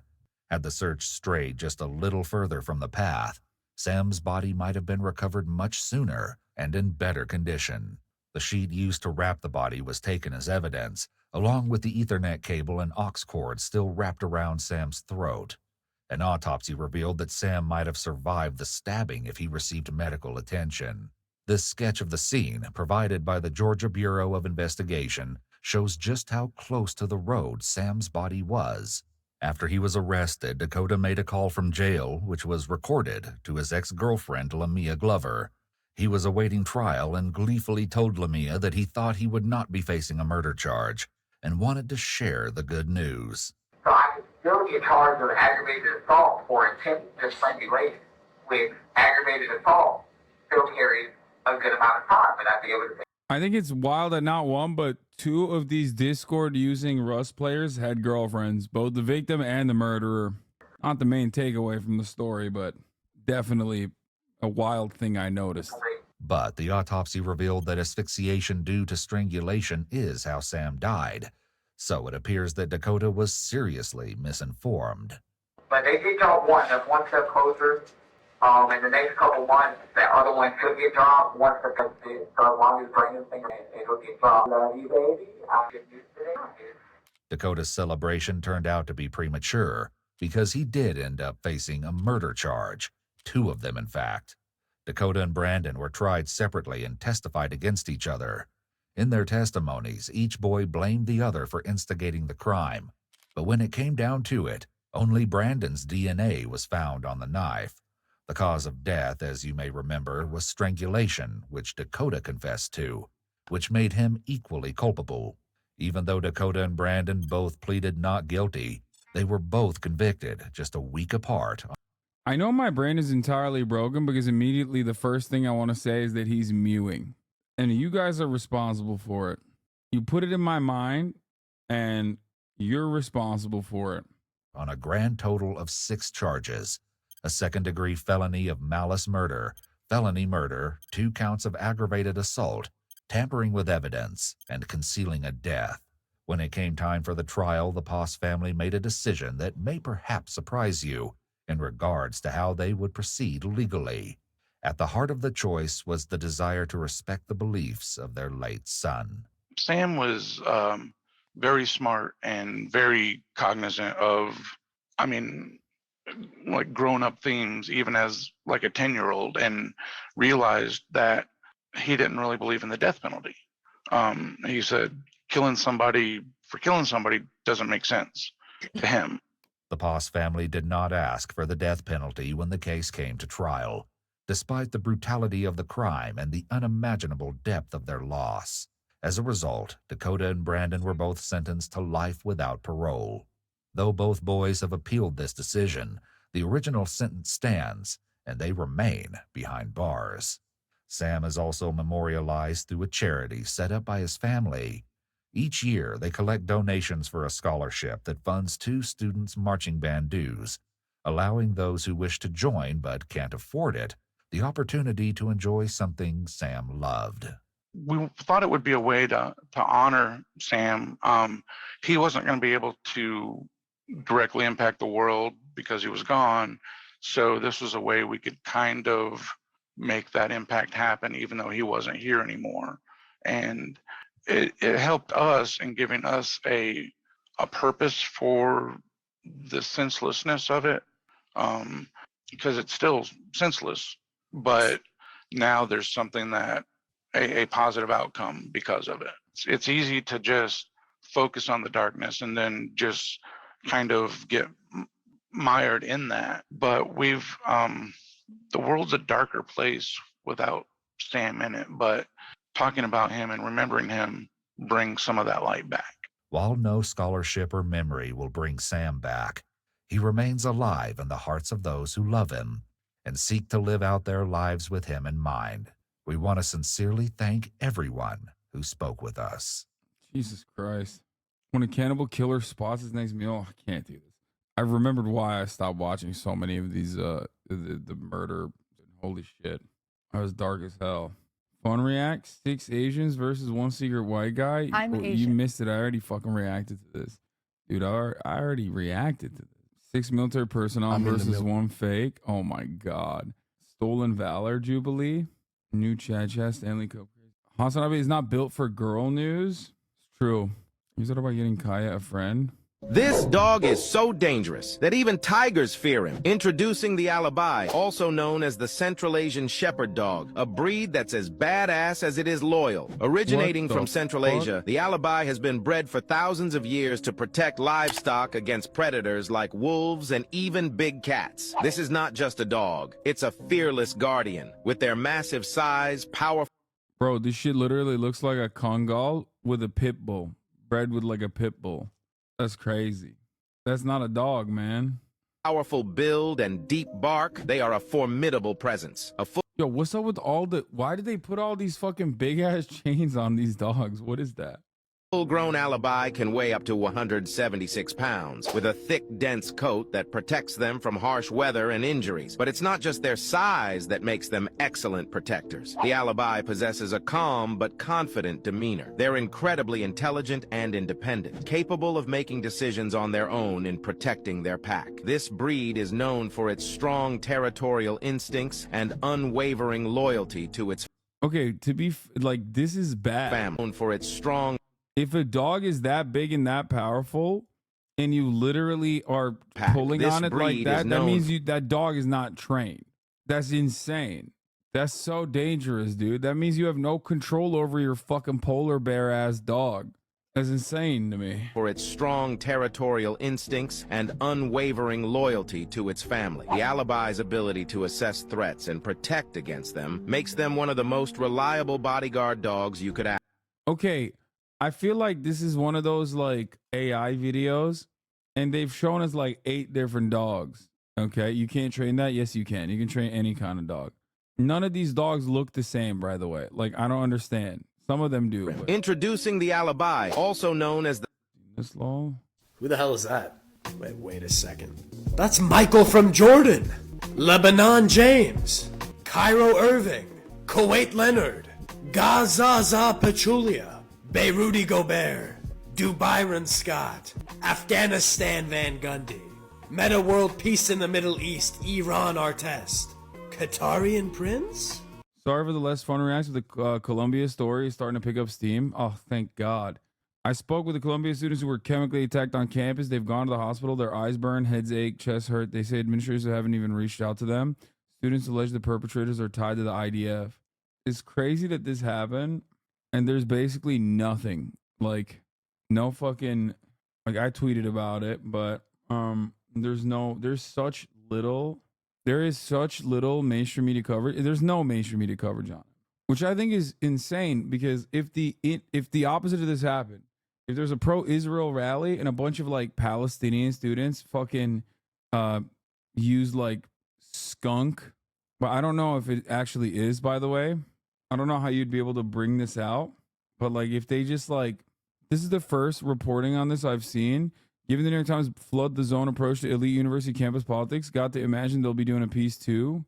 Someone set off some stink spray at an unsanctioned rally, and the people of the rally just decided it was probably two Jews. Seems a little tenuous. Yeah, that's what happened. That's cool, man. Thanks. New. Following our story, Columbia Provost sends new campus email. The New York City Police Department is taking the lead role in investigating what appears to have been a serious crime, possibly hate crimes. Alleged perpetrators are banned from campus as investigation continues. Also, they do know who it is. Skunk is already out. Police departments all across the states have been buying it. How'd these guys get it, though? Hello and welcome to Animal Watch, and today we're meeting the real... This lady loves dogs a little bit too much. Remember the news story about the guy blocking Zionists with a blanket that made the news? Yeah. Most uni demos are unsanctioned right now, especially one about Palestine. The daily episode today talked about how Hamas viewed all Israelis as non-civilians. Is that wrong? It's not only wrong, but it's like directly weird timing wise that they covered it, especially when like even the Al-Aqsa flood document came out, and even Hamas's own document was like, no, we do not view all Israelis as enemy combatants. We did actually, like, there was violence that broke out that included like civilian casualties on the Israeli front. So, you know, I don't know. The dog's a big ass hit, and it's like kind of scary, the eyes. But yeah, good. I'm glad that a news outlet is actually doing the reporting. And finally, we'll get some more information on it. The incident marks the latest escalation against students protesting for Palestinian rights at Columbia. Last semester, the university suspended the student group's Jewish Voice for Peace, or NSJP. More broadly, students on campus across the country have been met with university discipline and even criminal charges as they call for the university to divest from their company's ties to Israeli military. Public officials have devoted extensive resources discussing reports on anti-Semitism on university campuses. Even a congressional hearing that basically led the news nonstop. On Monday morning, Mitchell sent a campus-wide email that did not reference the attack, but seemed to be in response to it. Mitchell noted that placing someone in or risking bodily harm is a violation of school rules, while also describing school rules around unauthorized protests. Yeah, you know, having a protest for Palestine, which we do not want you to do, is at the same vein as like, I don't know, pepper spraying people. That's sick. Or using some kind of chemical. That's cool, man. Very fine people on both sides, you know? Our community safely exercises the right to expression and invite, listen to, and challenge views, including those that may be offensive and even hurtful to many of us. On Friday, Columbia students gathered on the steps of Low Library in below freezing temperatures and snow flurries demonstrated a Divestment Now rally organized by Columbia University Apartheid Divest, a coalition of 94 student groups that was revived after SJP and JVP were banned. They call for financial transparency from the university, which is a $14 billion endowment, working to mobilize students for a tuition strike to push the administration to divest from companies implicated in Israel's occupation of Palestine and retaliatory war on Gaza. University endowments are insane. It's just a hedge fund. Students at Columbia College and Barnard College voted in favor of divestment for Israel in recent years. Both efforts were dismissed by the administration. At the protest, some Jewish students raised a banner that read, "See you Jews for ceasefire." They were approached by two individuals who called them traitors and self-hating Jews, according to Layla, a student who asked The Intercept to identify her only by her first name due to safety concerns. They kept on going up and harassing people. They were filming people. They were calling people Jew killers. They were also referring to people as terrorists, and they really did not like my Jewish friends in particular. According to students, the people who were protesting the protesters were the same ones who later sprayed the chemical. I've been having to look stuff up on Reddit to figure out what's going on. I mean, yeah, if someone says self-hating Jew immediately, it's like big revelation there. R has been identified as Menahem Perez, former IDF from Florida who sought to rejoin in October 2023, per an interview with CBS wherein he wore a hat from Columbia University. They're saying that these were the two guys that stank on him. It was 3 in total. Here they are. They wanted to get away very quickly. I wasn't sprayed directly, but my eyes keep on burning. Orange jacket wearing a fake keffiyeh. He was wearing white sunglasses, most likely a Columbia student. His friend is a Columbia GS student and an IOF soldier. I don't know what kind of chemical they use. I would like to see an investigation. Pro-Palestinian protesters say they were attacked with stink bomb at Columbia University. I'm surprised they actually noticed. So it smelled like they do. Wait until they find out what kind of ordinance Hamas uses on a regular basis. Probably someone just needs to shower. It's great. Great stuff, man. Just so much pure, unadulterated racism. I'm thinking about it like, was it this bad? Was it always this bad? And I totally was oblivious? Not really. I mean, I've always been a fucking defender of I've always been a person incredibly critical of American imperialism. I'm always been like, my name's Hassan. People know I'm Muslim. Like, I don't remember it being this bad. I feel like it got worse because like liberals joined in on the fun. You know what I mean? Liberals were like, oh, we can't leave all the Islamophobia to the Republicans. Like, we should also do some of our own version. Liberals have always been the top Hitlerites. Not really. I think conservatives have always been way bigger Hitlerites than liberals. It's just like, not on Twitter, no. The hate speech has objectively risen since the dipshit took over. I swear literally every single reply I see is blue check racist no matter what the post is. Yeah. Think about how bad the Facebook comment sections were when you were at TYT. It's always been this bad, but people are more anonymous online now. I think, I think it was definitely really bad in the beginning of my career. Look, I've been at this game for a long time. I remember it being way, way worse like 10 years ago. But now it's basically getting to the same. It's getting to that level. I think what's weird is like, I don't know. Glad this movement will at least sort out gutting liberals, Republican, and Democratic parties can both shift left in the future. I do think that like social ostracization, I don't know if I said it right, but like outcasting people socially is like at least some works to a certain level, I think. Ostracization. You know what I mean? Like at least people felt like kind of uncomfortable being as openly racist, openly Islamophobic back in the day. It still didn't stop it, right? I mean, when there's a will, there's a way, right? But I do think that at least back in the day, there was a little bit more of a, maybe I shouldn't openly be so antagonistic and openly be so like violently racist. And yeah, when you get permission, I feel like when you get permission from others around you in your social circle, you get way worse. But yeah, Twitter is objectively 4chan. I think it was you who said this once, that Americans think they're so much better than those in the Middle East, but they're just really demons in suits. Yes, that is myself. Alibi, the Central Asian Shepherd.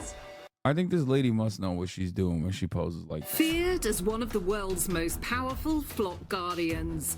Some people say that he can take on any wolf and win. He has so much courage. He can live alone in the harsh and extreme mountains, surviving only for the love of those he protects, his flock and his master. Today we meet a true Central Asian shepherd, one who has come from the deepest mountains of Central Asia. Will he be as courageous and powerful as stories tell? And does he have the power to take on and kill a wolf? Meet today's wolf killer, the real. Why is she saying it like that? Like they're gonna put her in a cage, put him in a cage match with a fucking wolf. You know, like how are you gonna find out if it's capable of murder? What's going on? Alibi, the Central Asian shepherd. The Central Asian shepherd, also known as the Alibi, is a courageous giant guardian breed for both flocks and property. The internet is awash with clips of this dog fearlessly fighting wolves, some winning and some also falling victim to the wolves' fearsome bite and strength. Its history is complicated. The ancestor of the Central Asian shepherd originated in a geographical area between the Ural, Caspian Sea, Asia Minor and the northwest border of China. Some serve as livestock guardians, some protect their owners, and some are used for dogfighting, which That's insane how fucking tall this little shit is. is a national tradition in many countries of that region. Previously on Animal Watch, we visited some smaller alibi who had been bred from fighting and guarding lines. We were unable to touch these dogs who had been purposely unsocialized in order to do their job efficiently. Today, we have been invited to meet a huge Central Asian shepherd, one who looks more like the giant classic images we see on the internet. Tall, proud, and dignified. He is also human-friendly, as long as his owners tell him we are friends. I wonder if he will give me a friendlier welcome than my previous alibi friends. Hello, everybody. How you doing, Annika? Are you okay? My gosh, what's this? it's our little alibi puppy, Lucky. Lucky! You're so lucky, you're so cute. Oh my goodness me, and who's this? So we've got his father here as well. He's a Central Asian shepherd. He's mostly got a lot of Kazakhstan blood in him. Yeah, he's about 3.5 years old. He's this one. really big. He's got a Jesus huge Christ. head, hasn't he? Yeah, he's a big boy compared to this one. Yeah. All right, tell us how much this dog weighs, you know, so I can paywall it behind the top of the hour ad break, baby. That's right. At the top of the hour, there's a 3-minute ad break. If you no longer want to see those ads, all you need to do is subscribe for $5 or for free with Twitch Prime. Ooh. This one will grow to that size, will he? Yeah, he'll potentially be bigger. I think he would probably be a bit bigger. Yeah. To be fair, be a bit bigger. Who have we got over here? This is Lucky. You're Lucky, how are you, girl? Not the most sociable. Oh, so is she? She's very attached to the people she knows, but Good yeah. girl. Oh, that's Fucking mouth right. is You don't watering. have to say hi to me if you don't want to. Wow, they're really big. I've got to say in the UK they're very rare. And I think what's really important is to talk today about the differences between the alibi and a lot of other dogs that are out there. Their background, their history, and what a true type alibi is and what it means. Sargon was indeed beautiful to look at, and you could see the odd scar from the confrontations he must have had with the other male guardian dogs there. However, he was so lovely to me and so sweet, totally different to the previous alibis I had met. He did always have one eye on the surroundings though, and I was told that he would defend the livestock the boys at Savasky Kennels had on site, as well as being excellent to patrol the perimeter Why no ear? I don't think they have ears. fence. Like, I think there's just, their ears are weird. Or maybe they cut him, but I assume he's just got like weird ears. At one point, he met one of the dominant Kangals through the fence, and we saw a much sterner side to his personality. But despite his undercurrent of fierceness, he was a No, good, he has ears. They're not cropped. kind, and gentle dog. Near to Sargon was a beautiful little baby. Oh, never mind. It's not floofy like this dog's ears. Yeah, they probably clip them so they can be like better at. Yeah, they probably clip them so that they don't. So the other animals that like attack, wolves or whatever, don't bite him off. The alibi called Lucky. I was told that he was called this due to him being the only survivor of the litter. Now he was absolutely gorgeous, and I said that I was going to take him home with me. She does this every time, and it's like, I love dogs so much. I kind of get what she's doing, but like the slow motion lick sesh is just a little off, you know? Over and over again. He followed me around with such a calm and relaxed demeanor. You can see why they are wonderful with kids and family, as well as doing their job as a guardian dog. Look how big her paws are. Despite all of this cuteness, there is a much darker and more serious side to the Central Asian Shepherd. He doesn't get his reputation for nothing.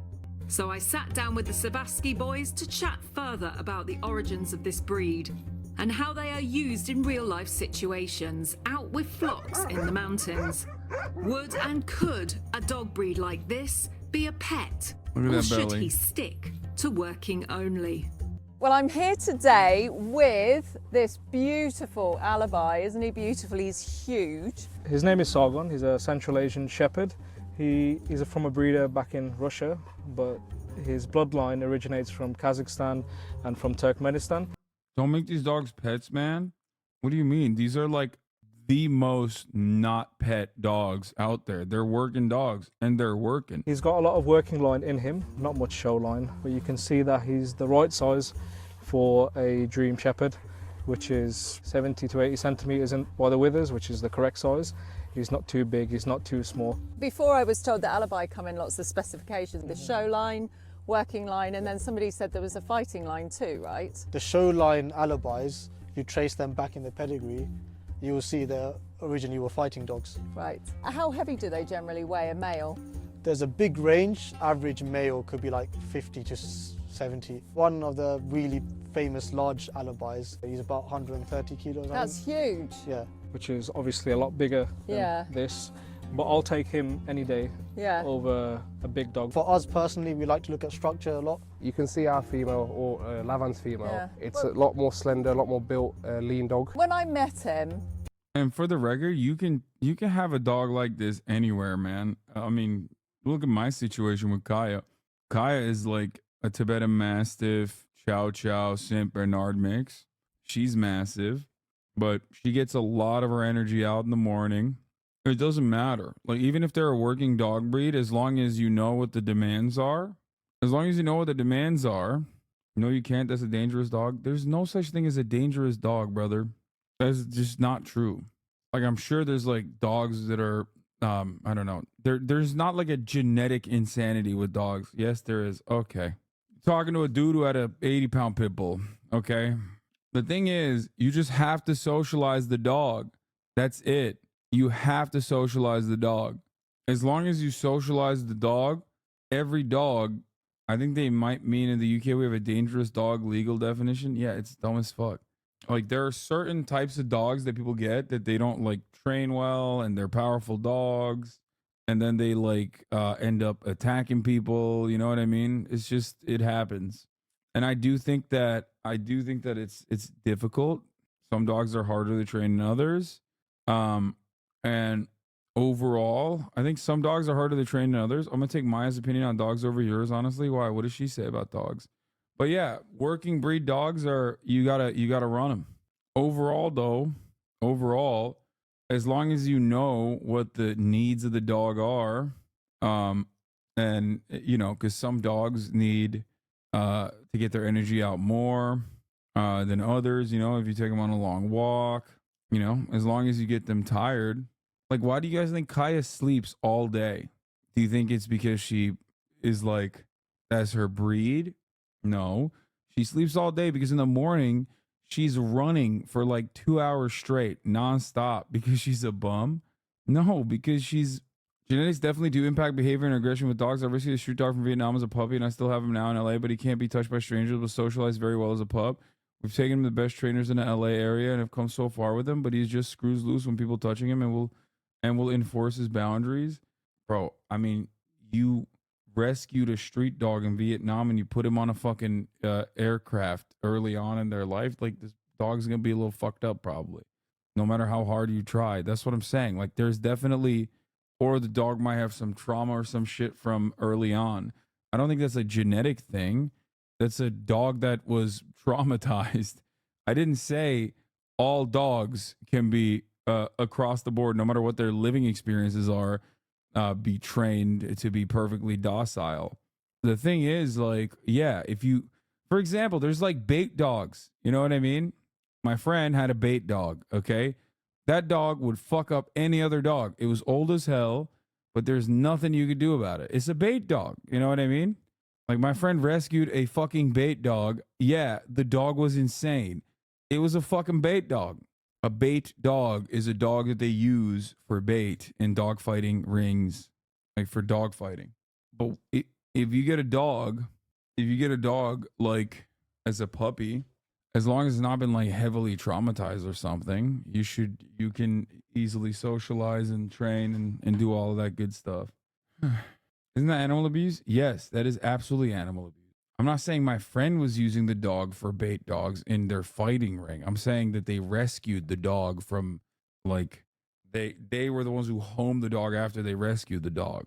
But overall though, if you have a dog, like, these guys are breeding these dogs, you know what I mean? If you breed these dogs and you know the dogs as they're a puppy, it's gonna be easy as fuck. But to be fair, I don't know. You can train a dog to be violent for sure, and you can train a dog to be docile, nice, kind, socialized. A lot of people don't do it appropriately, but I mean, of course, there's still going to be issues. Maybe some dogs are just fucked up. Humans are fucked up too. Why can't dogs be fucked up? You know what I mean?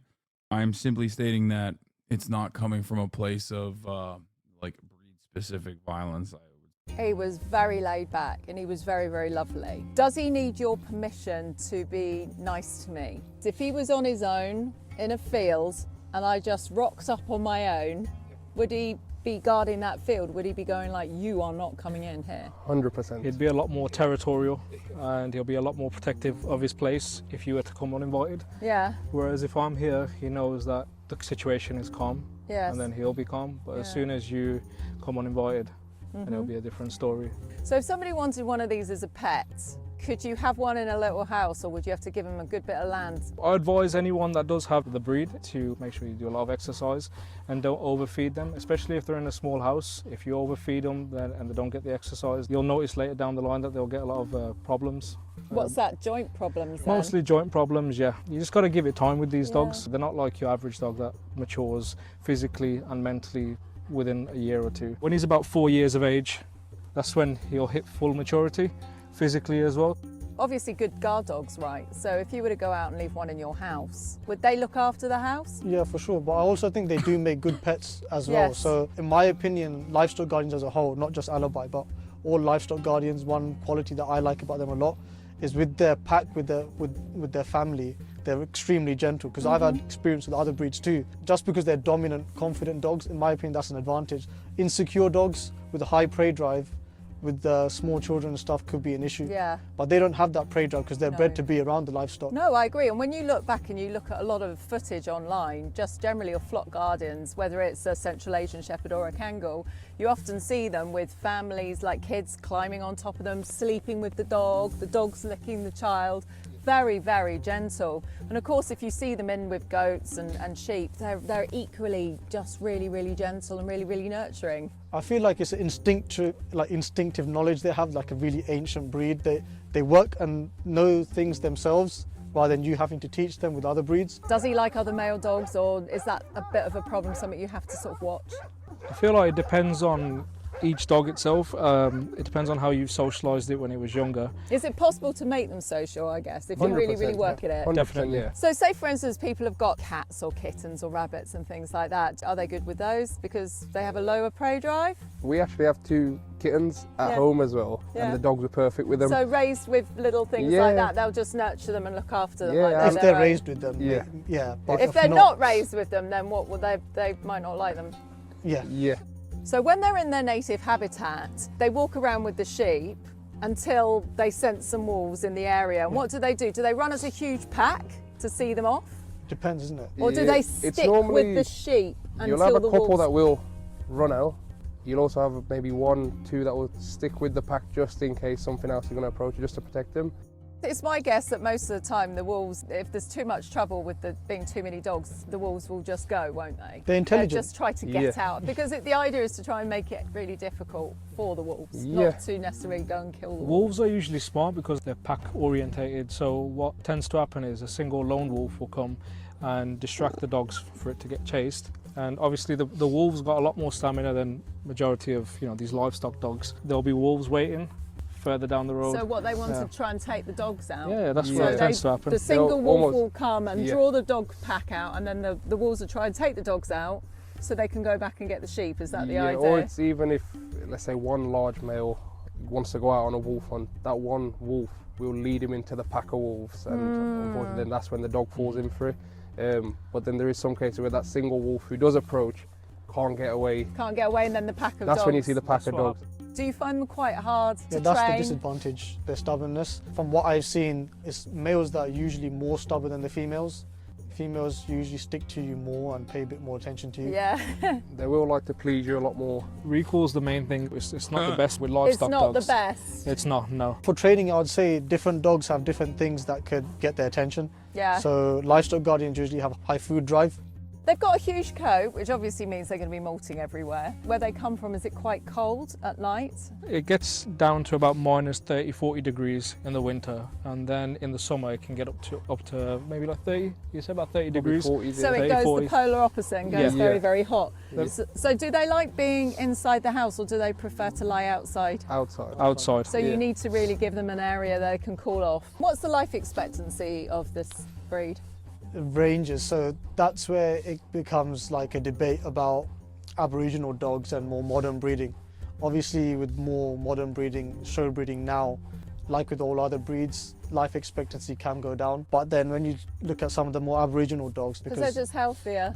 Healthier because they're more naturally bred. They can have high life expectancies. I'd say for the Aboriginals, I'd average it anywhere from 13 to 16, I'd say.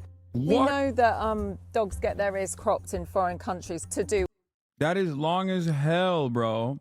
For a big ass dog. When they come into contact with wolves, wolves can tear off the ears and they can just grab onto the dog.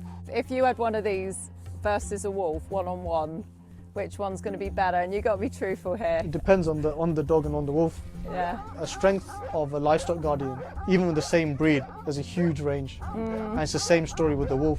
There's a huge range in size and strength. If you put him in front of a wolf, it's not going to match out for him. The dog needs to be experienced as well from a proper working field. Yeah, and also some of them, it's mental drive. It's not always size, it's workability and mental drive. I really... Are we finding Kai another roommate? Fuck no. Are you kidding me? I just got done training this demon. Really like this breed a lot. In fact, one of my favourite breeds to date. As despite their fierce reputation, they are total family dogs, and you can see what gentle giants they are in the house with kids and family. I think that dogs like this can get along with whoever. How different are big dog owners versus small dog owners? I mean, I don't know. But by and large, I think like big dog owners know that their dogs are going to be terrifying to the average person. So they work extra hard to ensure that like their dogs are better trained, I think, so that they don't get, they just ensure that their dogs are better trained. So they don't get whatever like, you choose, but it they don't have needs to be issues. introduced. Whereas little to dog owners, I feel like treat their dogs like cats a little bit and just kind of let them loose, let them fly, which is not good. Them early on and taught to them to accept. Many are same-sex aggressive, so cannot live with a similar dominant sex and breed. But I'm sure would get on very well with other animals and dogs of no threat to them, as long as socialised to them very well and early on. Their independent streak means that they might be stubborn, as they have been bred to be independent and take decisions on their own. So please take this into consideration if you are after an obedient breed. As for wolf killer, well... Volunteer to shelter, big dog people do not necessarily train their dogs. Little dog owners are just more picky with that kind of dog they want. Wait, what? I mean, you're talking about a shelter, so... We've spoken about this many times before on Animal Watch. A pack of these on one wolf alone can probably kill a wolf. But the wild and ruthless wolf would not hesitate to take one of these dogs out if they were outnumbered. Just remember that. I do think that, I mean, the problem is the reason why you guys probably think like big dog owners are overrepresented in like being bad dog owners is because you're more likely to like pay attention. I think like when a little Chihuahua's being an annoying little shit, you're like, yeah, whatever. But if you have a non-trained big dog, then it's a problem. You know what I mean? If you have a big ass dog behaving like a Chihuahua. Apart from that, I could have snuggled both Lucky and Sargon until the cows came home. Literally, under their watchful eye. So if anybody wants to find out about more about this dog, what are your websites that they can find you on? I'll let you have it. So we've got an Instagram and a Facebook page, Savasky Kennels. You can And follow I'll write us. that underneath so you can... Yeah, a Chihuahua is not killing a toddler if behaved poorly, lol. I mean, yeah, but they can still do a lot. They can rack up a lot of damage. find them. And here's Verivar Kennels. Yeah, Verivar Kennels, yeah. And we're just basically showcasing what the true livestock guardian is. I really enjoyed meeting you guys today, and if you enjoyed this episode, then give us a big thumbs up and subscribe to the channel by clicking the button in the bottom hand corner, and tune in every week where I'll be bringing you more episodes on dogs, wolves, animal rescue and conservation. Bye for now. Corrupt cops realized they destroyed their career. Wow. I'm done though. I'm actually done. I'm tired. Nice little 8 hour and 30 minute. Trump just made the most incredible speech ever. So many memes. I'll look at it tomorrow. The wolf cat? What the fuck is Their own that? way that they are now becoming very popular as That's pets weird. across the world. That's Claws weird. and Oh. paws like rodent or bat feet, What? and no undercoat, so they can be stroked in both directions just like a dog can. In fact, many owners claim that these cats also possess dog-like qualities in the way. That's crazy. Fearam was fire today. Thank you. I agree. I thought it was one of the best episodes. You know, it's pretty good. Unfortunately, we couldn't do a premium episode, but yeah, stream Madden with LeBron. Yeah, I should do that. How many hours do you sleep? 8. I don't really do much outside of working out and streaming, so I get to sleep for like 8 hours.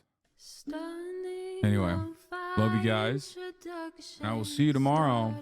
Okay? Bye-bye. Bye-bye. Sunny Los Angeles, California, says Hasan. The starlight to the starlight to the topic just begun. There he is again. Hasan is streaming. Hasan is streaming. There he is again. Hasan is streaming. Hasan is streaming. Review in the P.O. box. Uncle Uger's face. Sudden Discord active prop. Great names take on breath. Tiny Bernie Sanders, LGBTQ Air Force.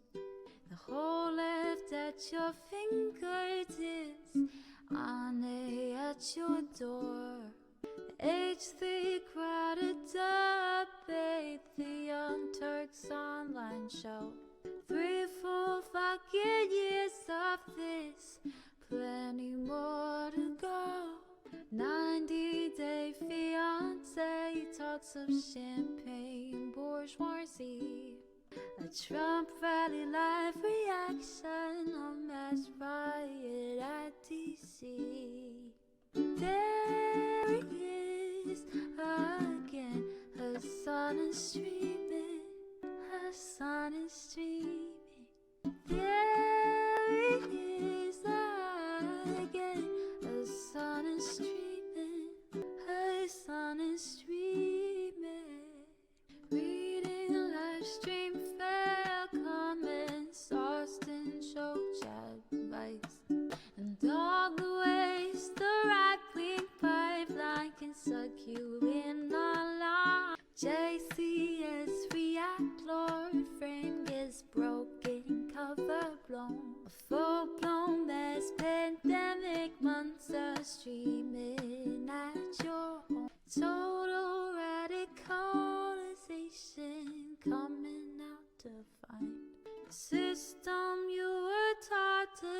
trusting was broken the whole time.